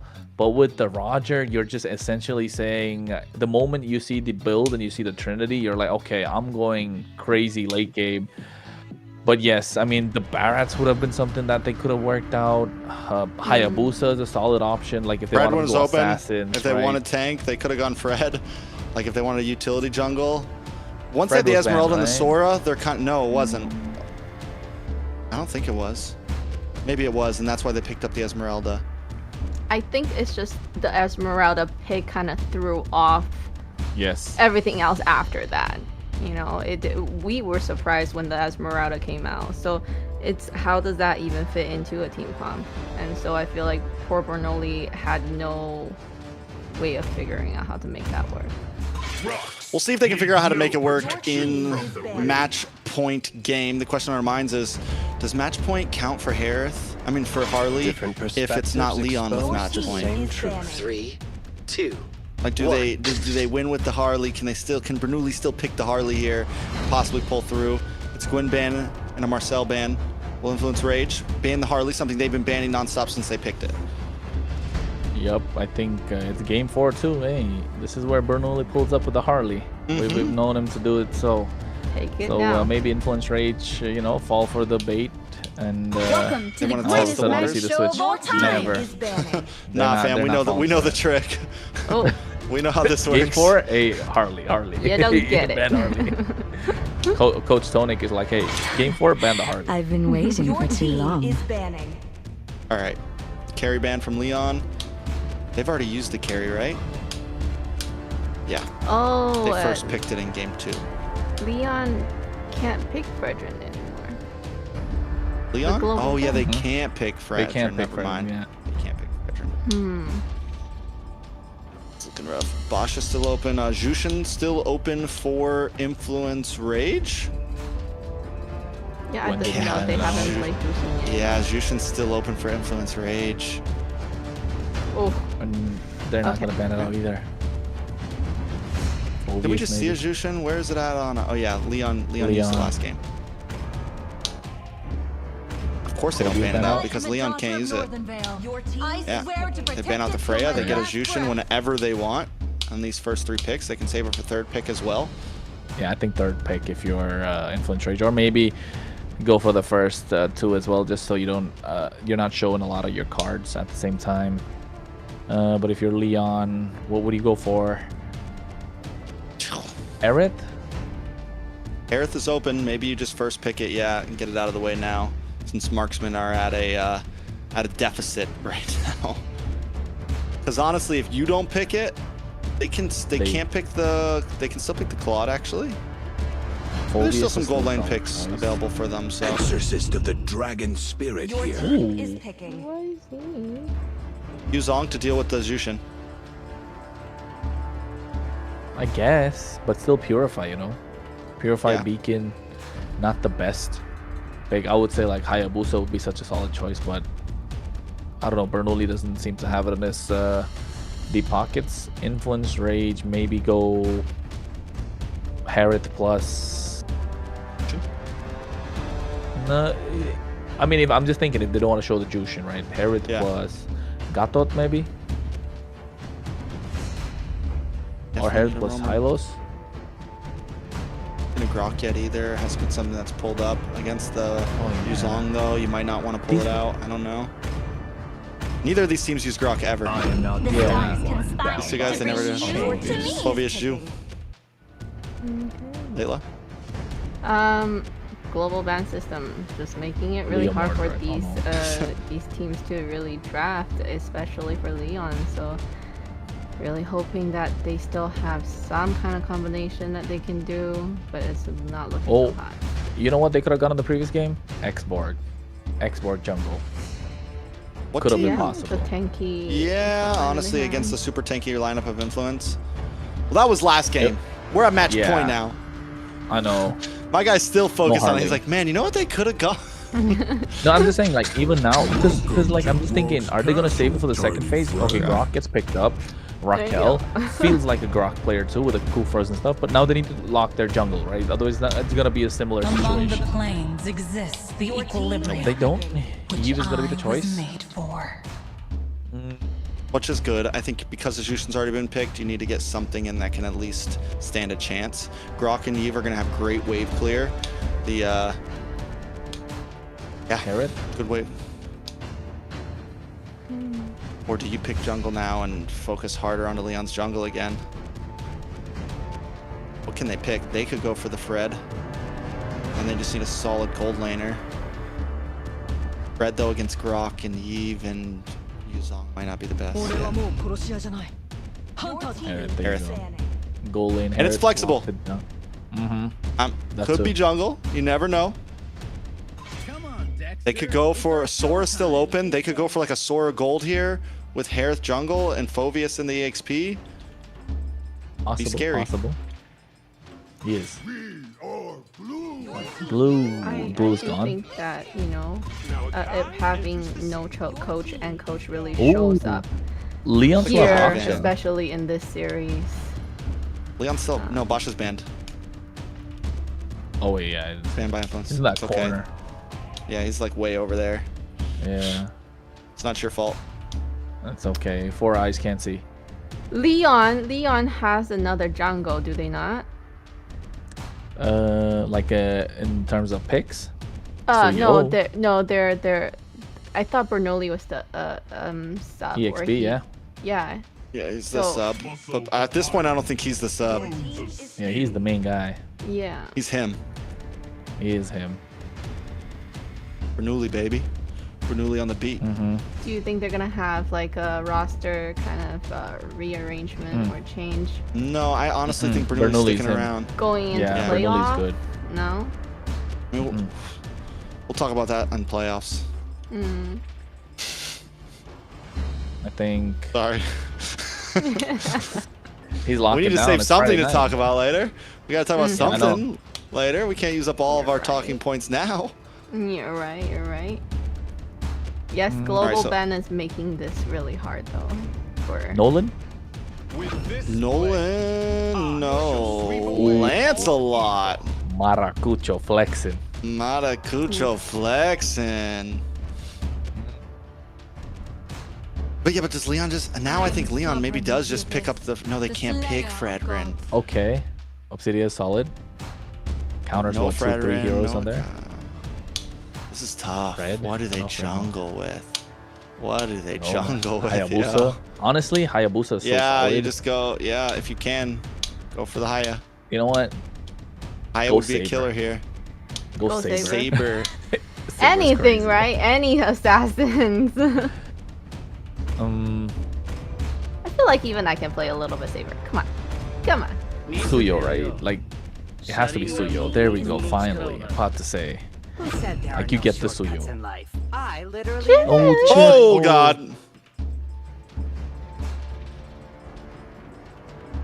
I think that's a wrap. I think that might be the wild card. But honestly, though, still, Leon does have a solid, well-rounded draft. Influence Rage all over the place. A lot of angles to attack from. You throw a chip in to make it even crazier. This is kind of what we've been seeing from these two teams every game. I'm not saying it's impossible for Leon, but Rage Origins has a pretty cool win con here. I mean, I like the chip. Layla? I don't know. Well, what possible combination can you have with the chip, right? The things that he can do, being able to go all over the map.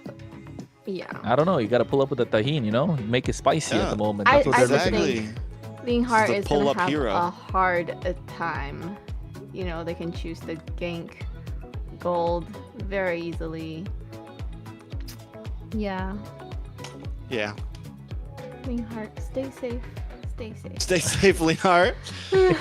Buckle your seatbelt, Leonhardt, because we're buckling up. Keep your hands and feet inside the tower at all time, because people are looking for ganks. They're looking to pull up. Chip looking to find a target, but Raquel as well looking for the knockups.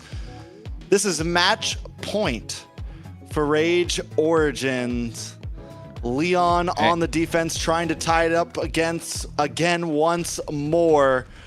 Will Rage Origins secure a spot in the top 4 and send Leon down to the unsafe bracket, or can Leon stretch this out again? Kronos, how you feeling? I'm feeling all right. I don't think Leon can definitely stretch it out because they got a nice, solid, well-rounded draft, like you mentioned, and they need Leonhardt to pop off. If Leonhardt pops off, yeah, then Rage Origins got no chance whatsoever, because that Hunt of Bone counters Replic, Maracucho, Dalika, Eto, so yeah, a lot on the table. But then again, the interaction we kind of saw previously in the previous game with Nox versus Pav, the roles have kind of switched up, right? The Eve now in the hands of Pav and the Jushin in the hands of Nox. How this is going to work, and you can see already Raquel needs to give space, because you can't really fare well against this Jushin. And Chip's going to be annoying. Chip's going to be a monster. But all comes to how he's going to be able to use the shortcut, the Y-Walk. Who is he going to get on top of? And if you ask me, it's got to be Leonhardt. He got to be breathing down his neck the entire time. Well, we might see a lot too, what we just saw too, after that wave cleared in the mid. We saw the split up. Astro and Nox aren't rotating exactly together, and they're going to have so much ability of that as this match moves on. Once Chip gets the shortcut, once you can see you'll watch the team split up a bit more, and Rage Origin likes to play map. It's such a perfect hero for them. But look at the damage on Astro. A nice knock-up as well, but still not enough. Nox continues to just output Chip damage out of range. Well, Chip damage, Chip flickers, you know. Spicy chip? Is this a spicy chip, Trex? Ooh, it is a spicy chip. Looking like a, what's the spiciest chip out there? The crazy Carolina Reaper something. Ooh, the Carolina Reaper one. That's what Astro's looking like right now. Black Dragon does come out from Hayase, but it's a little bit early, way before the Turtle's even ready to get moved on. Ooh. Into the bottom side, though, the beacon, an aggressive beacon at that, pulls him in, and in comes the Lancelot, puncturing through, able to get the kill onto Bernoulli. A nice RWM, does catch Astro. Pav finds one, but it's a double, a triple over to Dalika. Dalika Eto's showing up, and you know what? I saw it the other day. He's got fans, man. Dalika Eto's got loads of fans in the chat. Usually pull it up saying that Dalika Eto's probably the best EXP laner in the American scene and showing us why he's got fans the way that he plays. And you can see on the top side as well, shortcut drop down, Leonhardt forced to flicker out. And then immediately goes back through the shortcut. Just to, they just pop up real quick, see if they can get the gank, and then play safe. And this is what you need to see from Astro. Just don't be stingy with it. Use it whenever you want. Keep pressure, keep in their heads, keep in their minds. Oh, Nox right now. Such a bully. And this is what you want to see with the Jushin of the previous game, right? You want to see the aggression come out. Just not there this time. And Rage Origins kind of like getting the better of Leon in the previous game and now so far. 1.2k gold lead, essentially 1,000. Leonhardt trying to lock somebody down. It needs to get those stacks maxed out. Oh no, Bernoulli finds Astro. That's a good play for Bernoulli. He's taken a death. You need it on the Suyo. If things continued the way they were, but wait a second, Matakucho versus Bernoulli, but now Nox shows up. They're looking for the jump. Bernoulli trying to dash back with a puncture. The Phantom execution. Bernoulli is gone. Bruh. Oh, Matakucho. So now are we, oh wait, shortcut. A lot of damage on the Leonhardt. Leonhardt's been having a tough time, but Nox is so aggressive. It's Friday night, baby. It's Friday night. And Nox is ready to end things here. They're looking at the playoffs already. Somebody called it a delivery. They're waiting outside the door. They want to get that package in. They're hungry. Influence Rage able to take this. So far, 2k gold in the pocket. 10 seconds to the turtle. It's looking good. Leon needs to find a way to get the tides back in their favor, but with Bernoulli going down twice on a Suyo, level 6 Maracuja started to scale 204. The only 2 kills that Leon got were from Astro, and he still has 5 assists on the board. Nox is the target, but who's gonna reach him? Ooh, High House in a bad spot. Matakucho and Nox have been a part of it. They have 100% team fight participation right now. When they show up, somebody's going down, whether you like it or not. Matakucho going to start working on this as Astro drops a shortcut and everyone pulls up on a high house. But wait, a nice knock up, a nice response from Raquel there. Paired up with an RWM. Black Dragon comes out. But the Thorn Rose, Matakucho's just too fast, too smooth, too clean. They're going to move back onto this Lord, but Astro is low. The smooth criminal had to drop it. I don't know. Would Leo be proud? Maybe. Leo would be proud. Effects. Yeah, I know, right? The sound effects are starting to show. 7,000 HP on the turtle, but it's going to be locked down. No one to contest. But look at Replic. He's taking a fight to Bernoulli. He's taking a fight to 3 right now. Dropped his Zamon's Force. Little tap, dash back. Not looking good, man. Not looking good if you're Leon. How do you make a comeback? You need to find Nox, and that's what they're doing in the mid lane. Ooh, good pick by POV, Pav. That's exactly the one you need to find. That's the one that we were talking about as well. 100% KPA, and then all of a sudden you take him down. Shortcut from Astro. But who do they need to find? They got to find Bernoulli, and they do it every single time. But then Zamon's Force does drop. Raquel, Pav, and Leonhardt forced to back off. Replic, Astro, and the rest of the team just creating space once again. It is suffocating the way that Rage Origins plays. Yes, it is. And Leonhardt, he got the Hunter Bone lockdown onto Maracujo, right? He did. But then not having kind of like the damage to go in at that point, doesn't have a full shard stack. But at the same time, it's a single target skill. So they need to go in one after another, which is not looking good. Because the way Influence Rage are kind of bringing the fight to them, it's through the shortcut. And everyone's just going to let loose. It's going to be chaos. So look at Maracujo flexing again. Yeah, just with a couple of punctures, just testing the water right now. Nothing too major, but still showing that at any point, I can kill. You know what? Maracujo's going to do that TikTok play where you go, oh never mind. We're not analyzing. We're fighting right now because the shortcut pops up once again.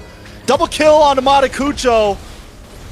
Under the tower, Replic looking for another one. Finds Hayase as Raquel runs away, but you're going the wrong way right now. A double kill into the hands of Replic. You could see the Grok even running at that point, sticking to the wall, trying to get there as fast as possible. Gets taken down immediately. Tier 1 of the top side drops. Tier 1 of the mid lane, no minions. 5 seconds to the turtle. Bernoulli's next on the chopping block, and they can sniff it. Ooh. Phantom What's the execution. cooldown on the There's shortcut? Short. I feel like he's been. What's his build? What's his build? Or what's his? Yeah, did he go for like does fleeting time first item? Fleeting time and I don't know, maybe a fleeting time and then what's his emblems too? Enchanted Talisman. Oh yeah, emblems too. He's got the focusing mark too, so a lot of damage is gonna be dished out from the opponents or from his teammates. Replic. Oh, Under no, two towers, Maracucho. drops one's force. He's fearless. Maracucho. Maracucho. I'm tired of saying his name. I'm tired of saying it.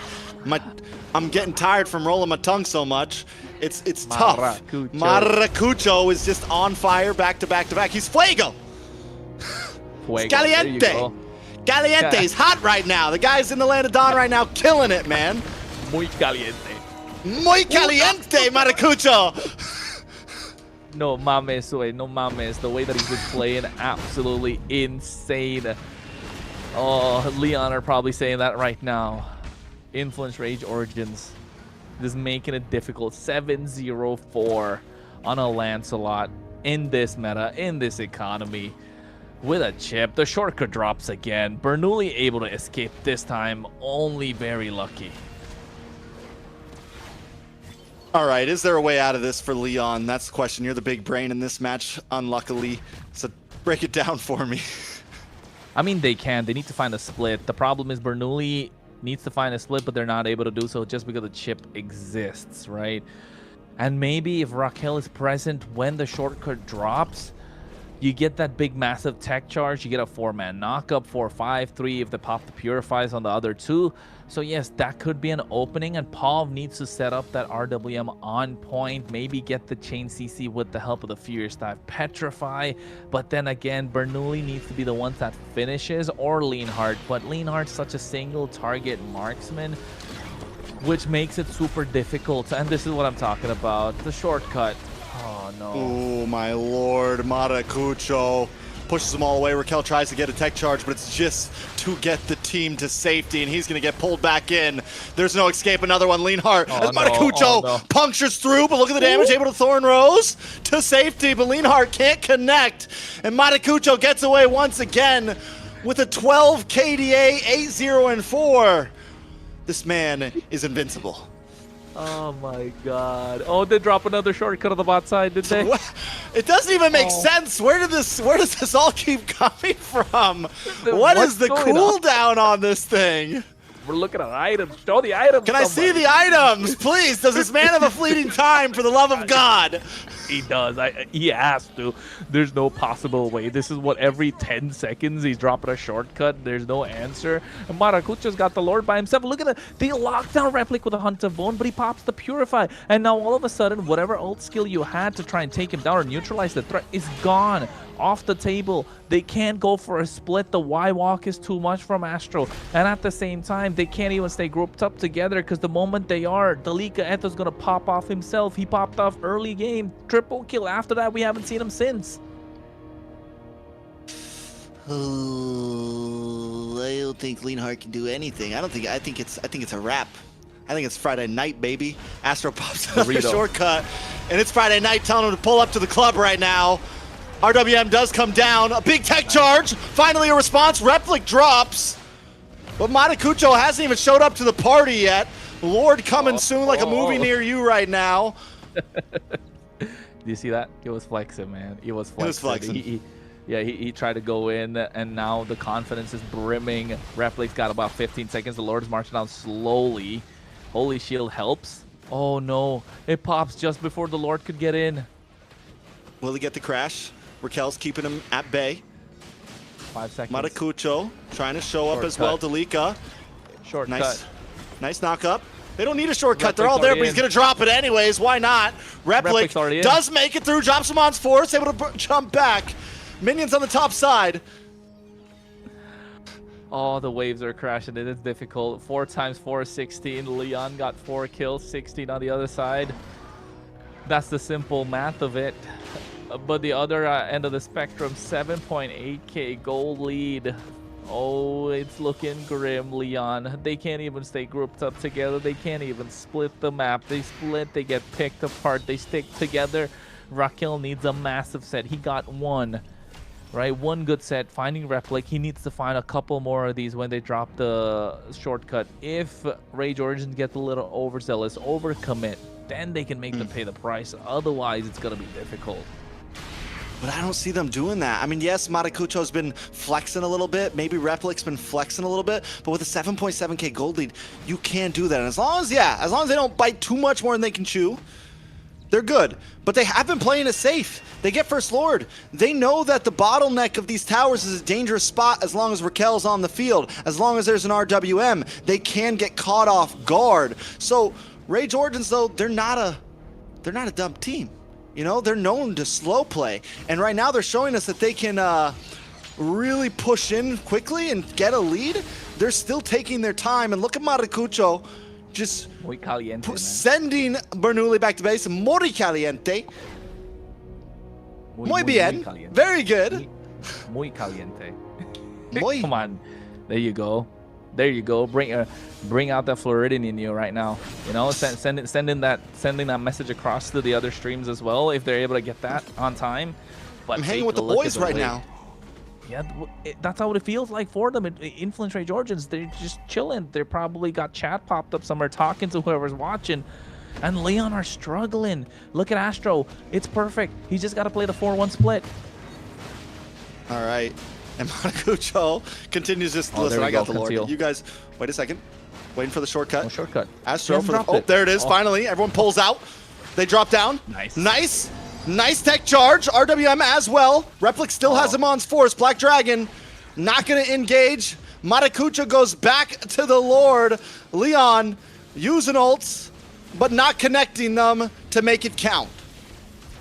Yeah, this is what was needed, right? That tech charge came in. The RW was almost perfect, Nox. near perfect. Oh no. Nox once again with a hyper-aggressive beacon, and Pav goes down. Raquel in a bad spot. Maracucho with the Phantom Execution, the dash to Thorn Rose, and he finds Raquel. He's under the tower right now, under the base, and a Lord is still coming with Pav and Raquel off the map. Astro. Mortality does pop as Replic tries to help out Replic. Astro. Oh no. Zamon's force, the shortcut once again. Hayase's here, but the rest of the team's gonna leave him there. Maracucho's waiting for Lord. No, I'm not coming through that shortcut today. The Dragon's not someone that wants to attack. The Dragon's retreating. The Lord is marched at the bot side. Astro going down is not a good sign for Rage Origins. This is only going to extend the game a little further, but he does have the Y walk. They need to find pressure on other lanes to try and get the inhibitors at least, or at least another pick off with the help of Nox. All right, Lord's going to get the crash here. Inhibitor should drop, but the waves are a little out of sync. Rage Origins looking for an angle. No Astro, but they still have the damage on their side. They don't quite have the range, though. It's a bit harder for Replic on a Harith to get free shots on an inhibitor. It's one of the problems that Rage Origins is having, kind of trying to break through this base. And the question is, how are they going to be able to do it at the moment, right? They're now playtime's kind of over. Yes, it's a 10k gold lead, but now you need to start locking in because the Leon is starting to catch up. If they get past, what, 40, 50k gold, then you know it's going to get difficult. They're already at 43. After a while, it's going to be to the point where items don't matter anymore. Warrack's in the hands of Bernoulli, so he's looking to sustain. No Sky Piercer on their side, so they gave up on that possibility. BOD's going to come in soon. Maracucho's been full build the entire time. Ice Queen Wand in the hands of Nox and a Sky Piercer tattooed to it. Oof. All right, this is the play that they need. Nice tech charge. Maracucho into the backside, able to puncture through, pick up Raquel, looking for another. Down goes Pav. They're going to be able to crack through, and this is what they needed. They didn't quite need a Lord. They just needed a big fight to take out a few members, and it's Bernoulli and Hayase up against 5. The recalls are out. The flexing is on, and Maracucho is muy caliente as they break down into the base. Rage Origins will advance to a secure spot in playoffs with a 3-1. Muy caliente, muy caliente. That's what it is. Muy They couldn't caliente. handle it on the other side. Leon must be kicking themselves with what happened to the draft. And Maracucho again showing deep pockets in the jungle. This Lancelot is trouble. Coming in hot. Coming in hot. I guess that's the word of the day. Muy caliente. Amazing. And that's it. The last match of the day, and we have all the seedings filled, right? So, I don't know how Leon is gonna go into the playoffs, but that was very defeating, and but I mean, it's the same sword from Leon, right? We've seen them play very well. We've seen them play not too well. I think if they can get it together, they have a chance in playoffs for sure. But Influence Rage is the topic of the night right now. 3-1, and they continue to just show up for us. They continue to kind of break down any non-belief and show that they are a team to be reckoned with. Not just tonight though. They did the same thing yesterday. They had the ball against Vendetta. Yes, Tarzan wasn't playing, so maybe that's a kind of like a talking point.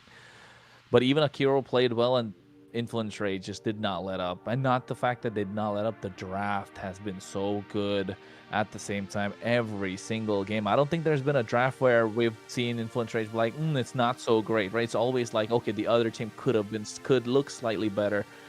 I mean, the stats speak for themselves. We saw a massacre happen in the Land of Dawn at the moment, and the one leading the charge has got to be Maracucho, and we're tired of saying his name at this point. If he comes in for an interview, like, we gotta let him know, like, you gotta cool off, baby. Like, we've been saying your name a little too much. Like, calm down. Whatever you ate, it's okay. Like, have some pop, have some soda. Like, drink some water, take a shower, get some cold water underneath those heads, because you're on fire at the moment. And Influence Rage as a team have been together. They have been on fire. They took a little bit of time to find their footing, but once they did, it's difficult to stop them. And we're kind of used to seeing a slow-paced game come out from them, but now with the fast pace they're okay and happy with, it's fine. We're looking at a newly programmed Influence Rage Origins. Yeah. This Influence Rage is what all the other teams have been talking about, and finally we get to see that, and shining through is Maracucho. We don't want to say this name anymore because it's been you're saying it wrong. Maracucho. I cannot roll it. Okay, you guys have to say his name. No, I'm gonna butcher that. No, not even gonna try. But he's all right. Let's go. Right. You're gonna have to introduce him here if we have an interview with him or something, and then you gotta say his name right. You gotta say his name right. Oh, jeez. Okay, somebody quickly give me a crash course on how to roll the R's. Roll your I think that one's not happening. Breaking down. Oh, jeez. Okay, I'm gonna have homework tonight, right? Go home and learn how to roll my R's, because this guy most likely will be the talk during the playoffs as well, right? The way that he's performing with this MVP, if he shows up with another Lancelot like that, amazing. I like it. This guy's a monster, and he is slowly earning a place in all of our minds and hearts. I mean, he can definitely be a competitor. With the vacuum that is open right now for top junglers and MCT North, Maracucho is looking for a slot in the top. And it's exciting. We're seeing things like the Lance come out. We're seeing things like the CO. There's not a pick he can't play right now, whether it's a pocket pick or a meta pick. The guy is showing up, and I'm excited to see how they come into from day one when we saw them play and we saw the promise to now. I'm excited for Influence Rage in the playoffs. Delika, Maracucho, all of them. Nox, right there. Every single beacon he used was aggressive. He had no chill. No chill, Nox. Yeah, I agree. And the thing is, like, the way that Influence Rage, they don't have the star players. They don't have like individual great crazy performances. Yes, they do every now and then, like Maracucho today, but a well-rounded performance. Yes, you can talk about Maracucho as much as you want, but if Nox wasn't as aggressive as he was with that first fight that they picked. And if Dalika Eto wasn't as aggressive as he could be, he was the one who kind of set the pace for the game, right? Getting a triple kill. Nox is the one who initiated the fight.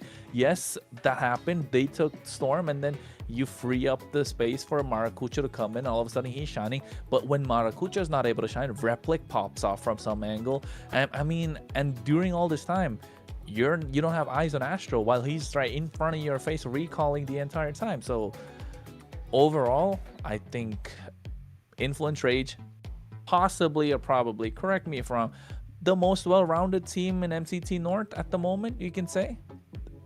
Everyone shows up to an extent. I mean, yeah. I mean, in like simple, just well-rounded, not a crazy brawly team. They do. There just needs to be a little tweaking, I still think. If I said that, I would have to put them as like the best team. And I don't know if they're quite there, but just as a team that, they need to level up. They need to level up for sure. But they already have all of their bases covered for sure. Exactly. So what you're saying is not really any weak points in that team. It's more balanced. I would say they're one of the few teams that, has complete balance and knows all of the basics. Like from macro to micro standpoint, they just need to, now it's just a point of you perfect what you have now, and then, you may not have any weak points. Yeah, and I think that team just needs more exposure in terms of competition, right? That's what they're lacking, I would say. Imagine if Influence Rage Origins takes the whole thing, goes to the MSC, the exposure that they get to go against some of the giants, some like the Liquids, the Onyx all of a sudden, and then now they come back with that kind of experience, while some of the NA giants are already planning on leaving. This could be the next big thing, but to get to that point, they need to get that stand. So yeah. And the man of the hour, we've been talking about him so much. I do not want to butcher the name. Please, Trex, help me out and bring this amazing guy to the interview that we're having. I don't think he's Maracuja though.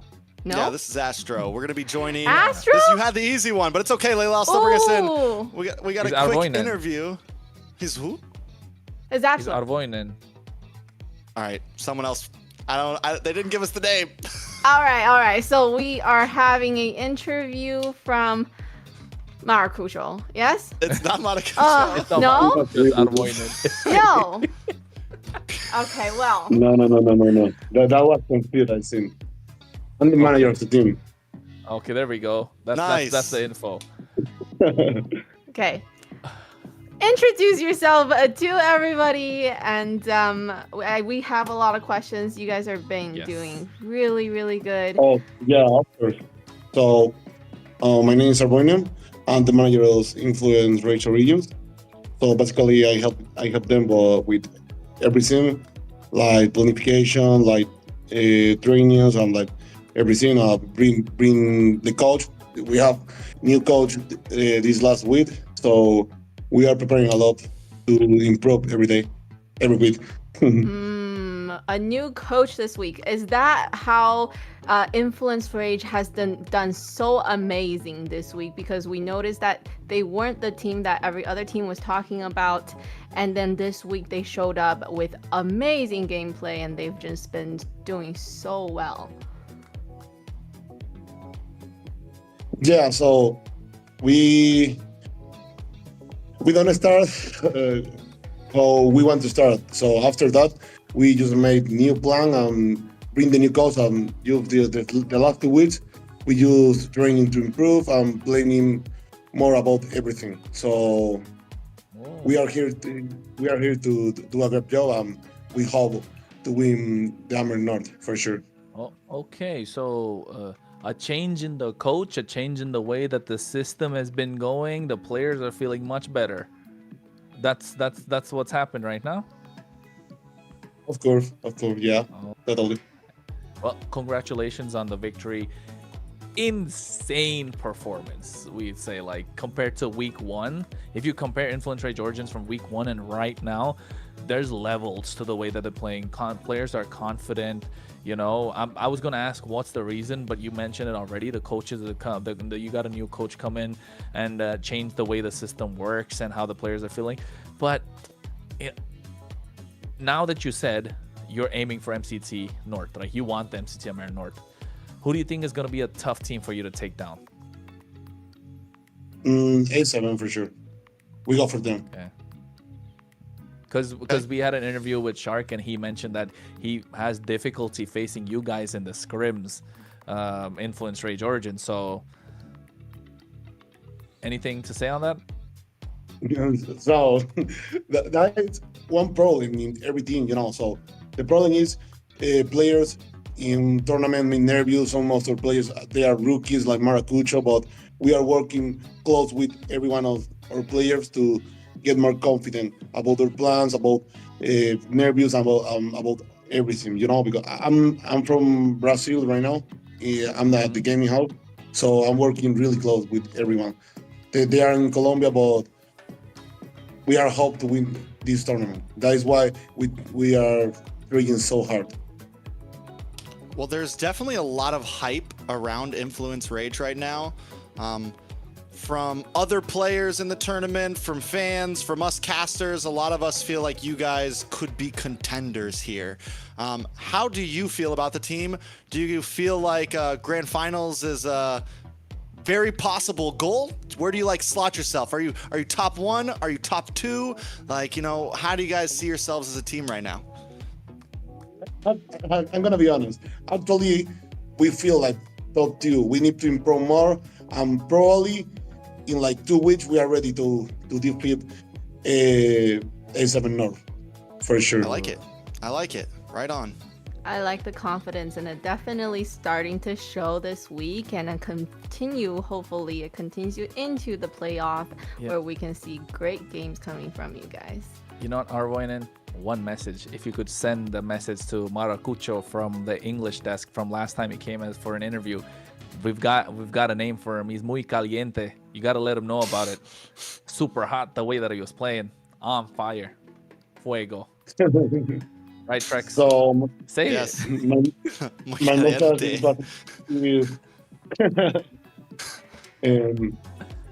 vamos a ganar el torneo. We're gonna win the tournament. You just need confidence. We are really close with our fans too, so we have a lot of people pushing off to higher level to get more confident every day. Yeah, shout out to your fans that they're being very supportive. Amazing. Congratulations once again, and I will see you guys hopefully doing amazing in the playoffs, and I know your fans are going to be cheering you on. Thank you. See you. It's crazy, bro. It's crazy. The confidence, bro. The confidence. Confidence. Insane. That's all we need. I mean, not just that. It wasn't like any empty or hollow kind of like, you know, no false confidence. They're saying like, hey, we're here. We're here to take the whole thing. We can do it. The players were nervous before. They're back on the horse right now. We got to change in the coach. We got to change in the system. This fits. This works. The players are feeling less nervous. The manager, Arvoinen's working so close with the players. Yeah, it's starting to show. And like you said, you know, they've gotten better and better.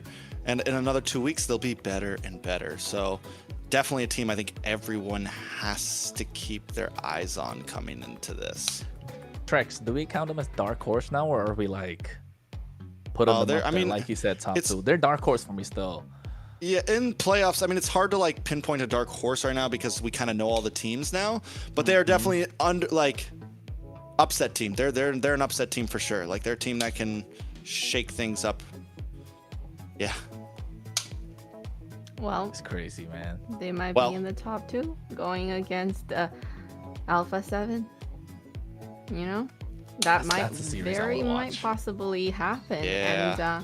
And definitely, you know, seeing the coach and then the manager being so confident, believing in them, all, so much. I love that for a team where they have, they trust their manager, they trust their coach, that they're in good hands. So, and it showed the way they played. Amazing. At first I thought maybe, they were just not showing their full potential, saving it for playoffs maybe, but no, it just okay, we know what's going on now, and it looks like they're in full momentum to go into the playoffs. And going into the playoffs, okay, lots of information coming your way, so make sure you follow our social media.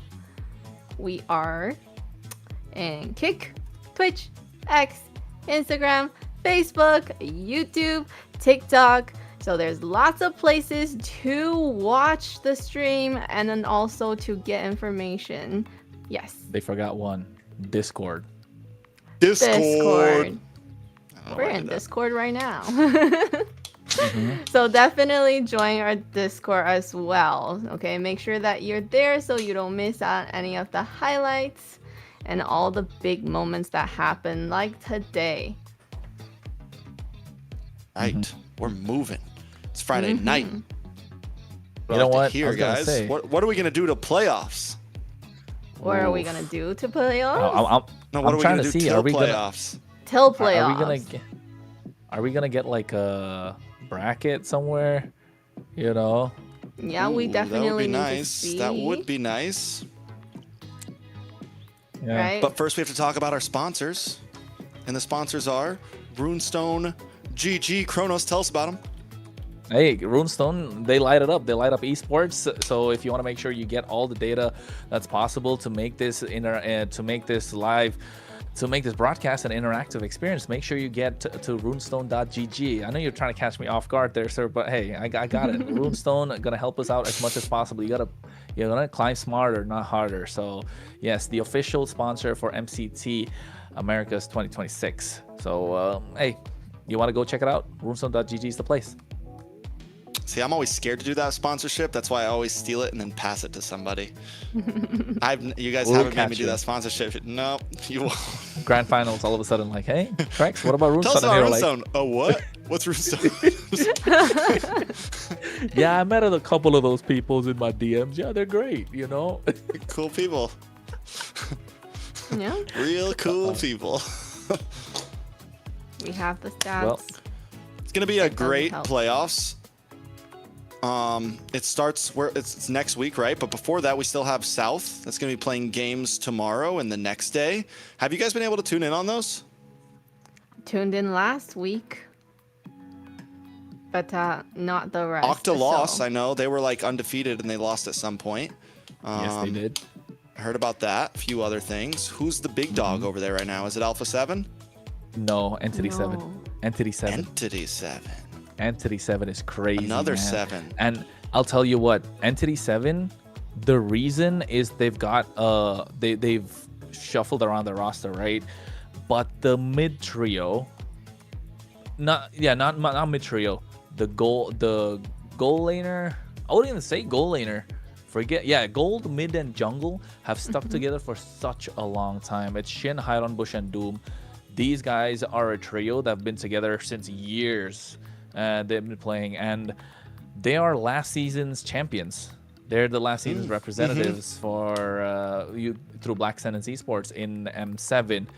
So yes, they didn't have a crazy performance, but in the global bands in Latam, they've in the South side right now for Americas, they are super solid. And usually when you go into, I was texting private about this as well last week, like every single season, nobody really sees them as the contender. Nobody really sees them as the big dog. Nobody really sees them like, like, hey, they're tough to beat. But when you're playing against them, they pull up, and there should be respect on their name at this moment. Shin and Hiron Bush especially. Hiron Bush is nasty on a Yisun Shin. So Entity 7, and they're the team that's come back from relegation too after swapping their roster. So yeah, Entity 7 is a solid choice. Apart from that, I think, of course, Alpha 7 are still up there. Alpha 7, more of a playoff team rather than a regular Swiss stage team. They've never really got first place in Swiss stage. They always end up being like 4th, sometimes 5th, sometimes 6th, and they still get the whole thing done, because in playoffs they find their momentum. Octa Gaming, yes, they got a loss against Entity 7, but apart from that, hey, they look solid. Black Sentence, last season's champions, on the bottom, so it doesn't really look too good for them. But still, you know, it's the South, anything is possible, anything can happen. And we're gonna go into Do we get to see the tomorrow's schedule? Tomorrow's schedule. Oh, tomorrow's schedule. Okay, yes, tomorrow we still have the last stage for the Swiss format for our South group. So tomorrow you have match 1, best of 5 between Octa and DreamHack. That's a nice lineup. That's a nice match, to be honest, if you ask two. me. Alpha versus 9. Alpha 7 versus 9Z Global. 9Z? So that's a good team as well. That's a good match, I would say. But the ones that probably have my eyes on is Infinity Wars. Okay, I think they made an announcement. It's not Influence Rage anymore. It's gonna be called Titan Esports Club. Yeah, Tech. They took over the lineup, of course, but I think Octa versus DreamHack. That's the one that we need to be looking out for, because they've got solid lineups across the board. DreamHack has been a Brazilian powerhouse organization for a very long time. And with King, Jumpstyle, Che, as well as Blink coming into the picture, it's going to change the way that they're looking at this game. Octa, solid lineup once again. Thanatos, Sagan, as well as Lucci. That's one to watch out for. Alpha 7 versus 9Z, I'm expecting that to be a quick game. The first one to get a little bit of momentum, and it will get the favor. But, you know, gold lane bout to look out for. Gusto Lagusta versus Upatizi. That's one matchup to look out for in that lineup. And the third BO, or the last match of the night, Infinity versus Influence Rage, or rather Tech right now, Titan Esports Club. That, I think I would slightly favor Tech, right? They've got, you know what I hope? They got Hotun, Fury, Steffe, my boys. They got it.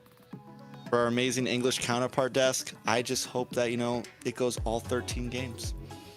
I just think they should have some great games.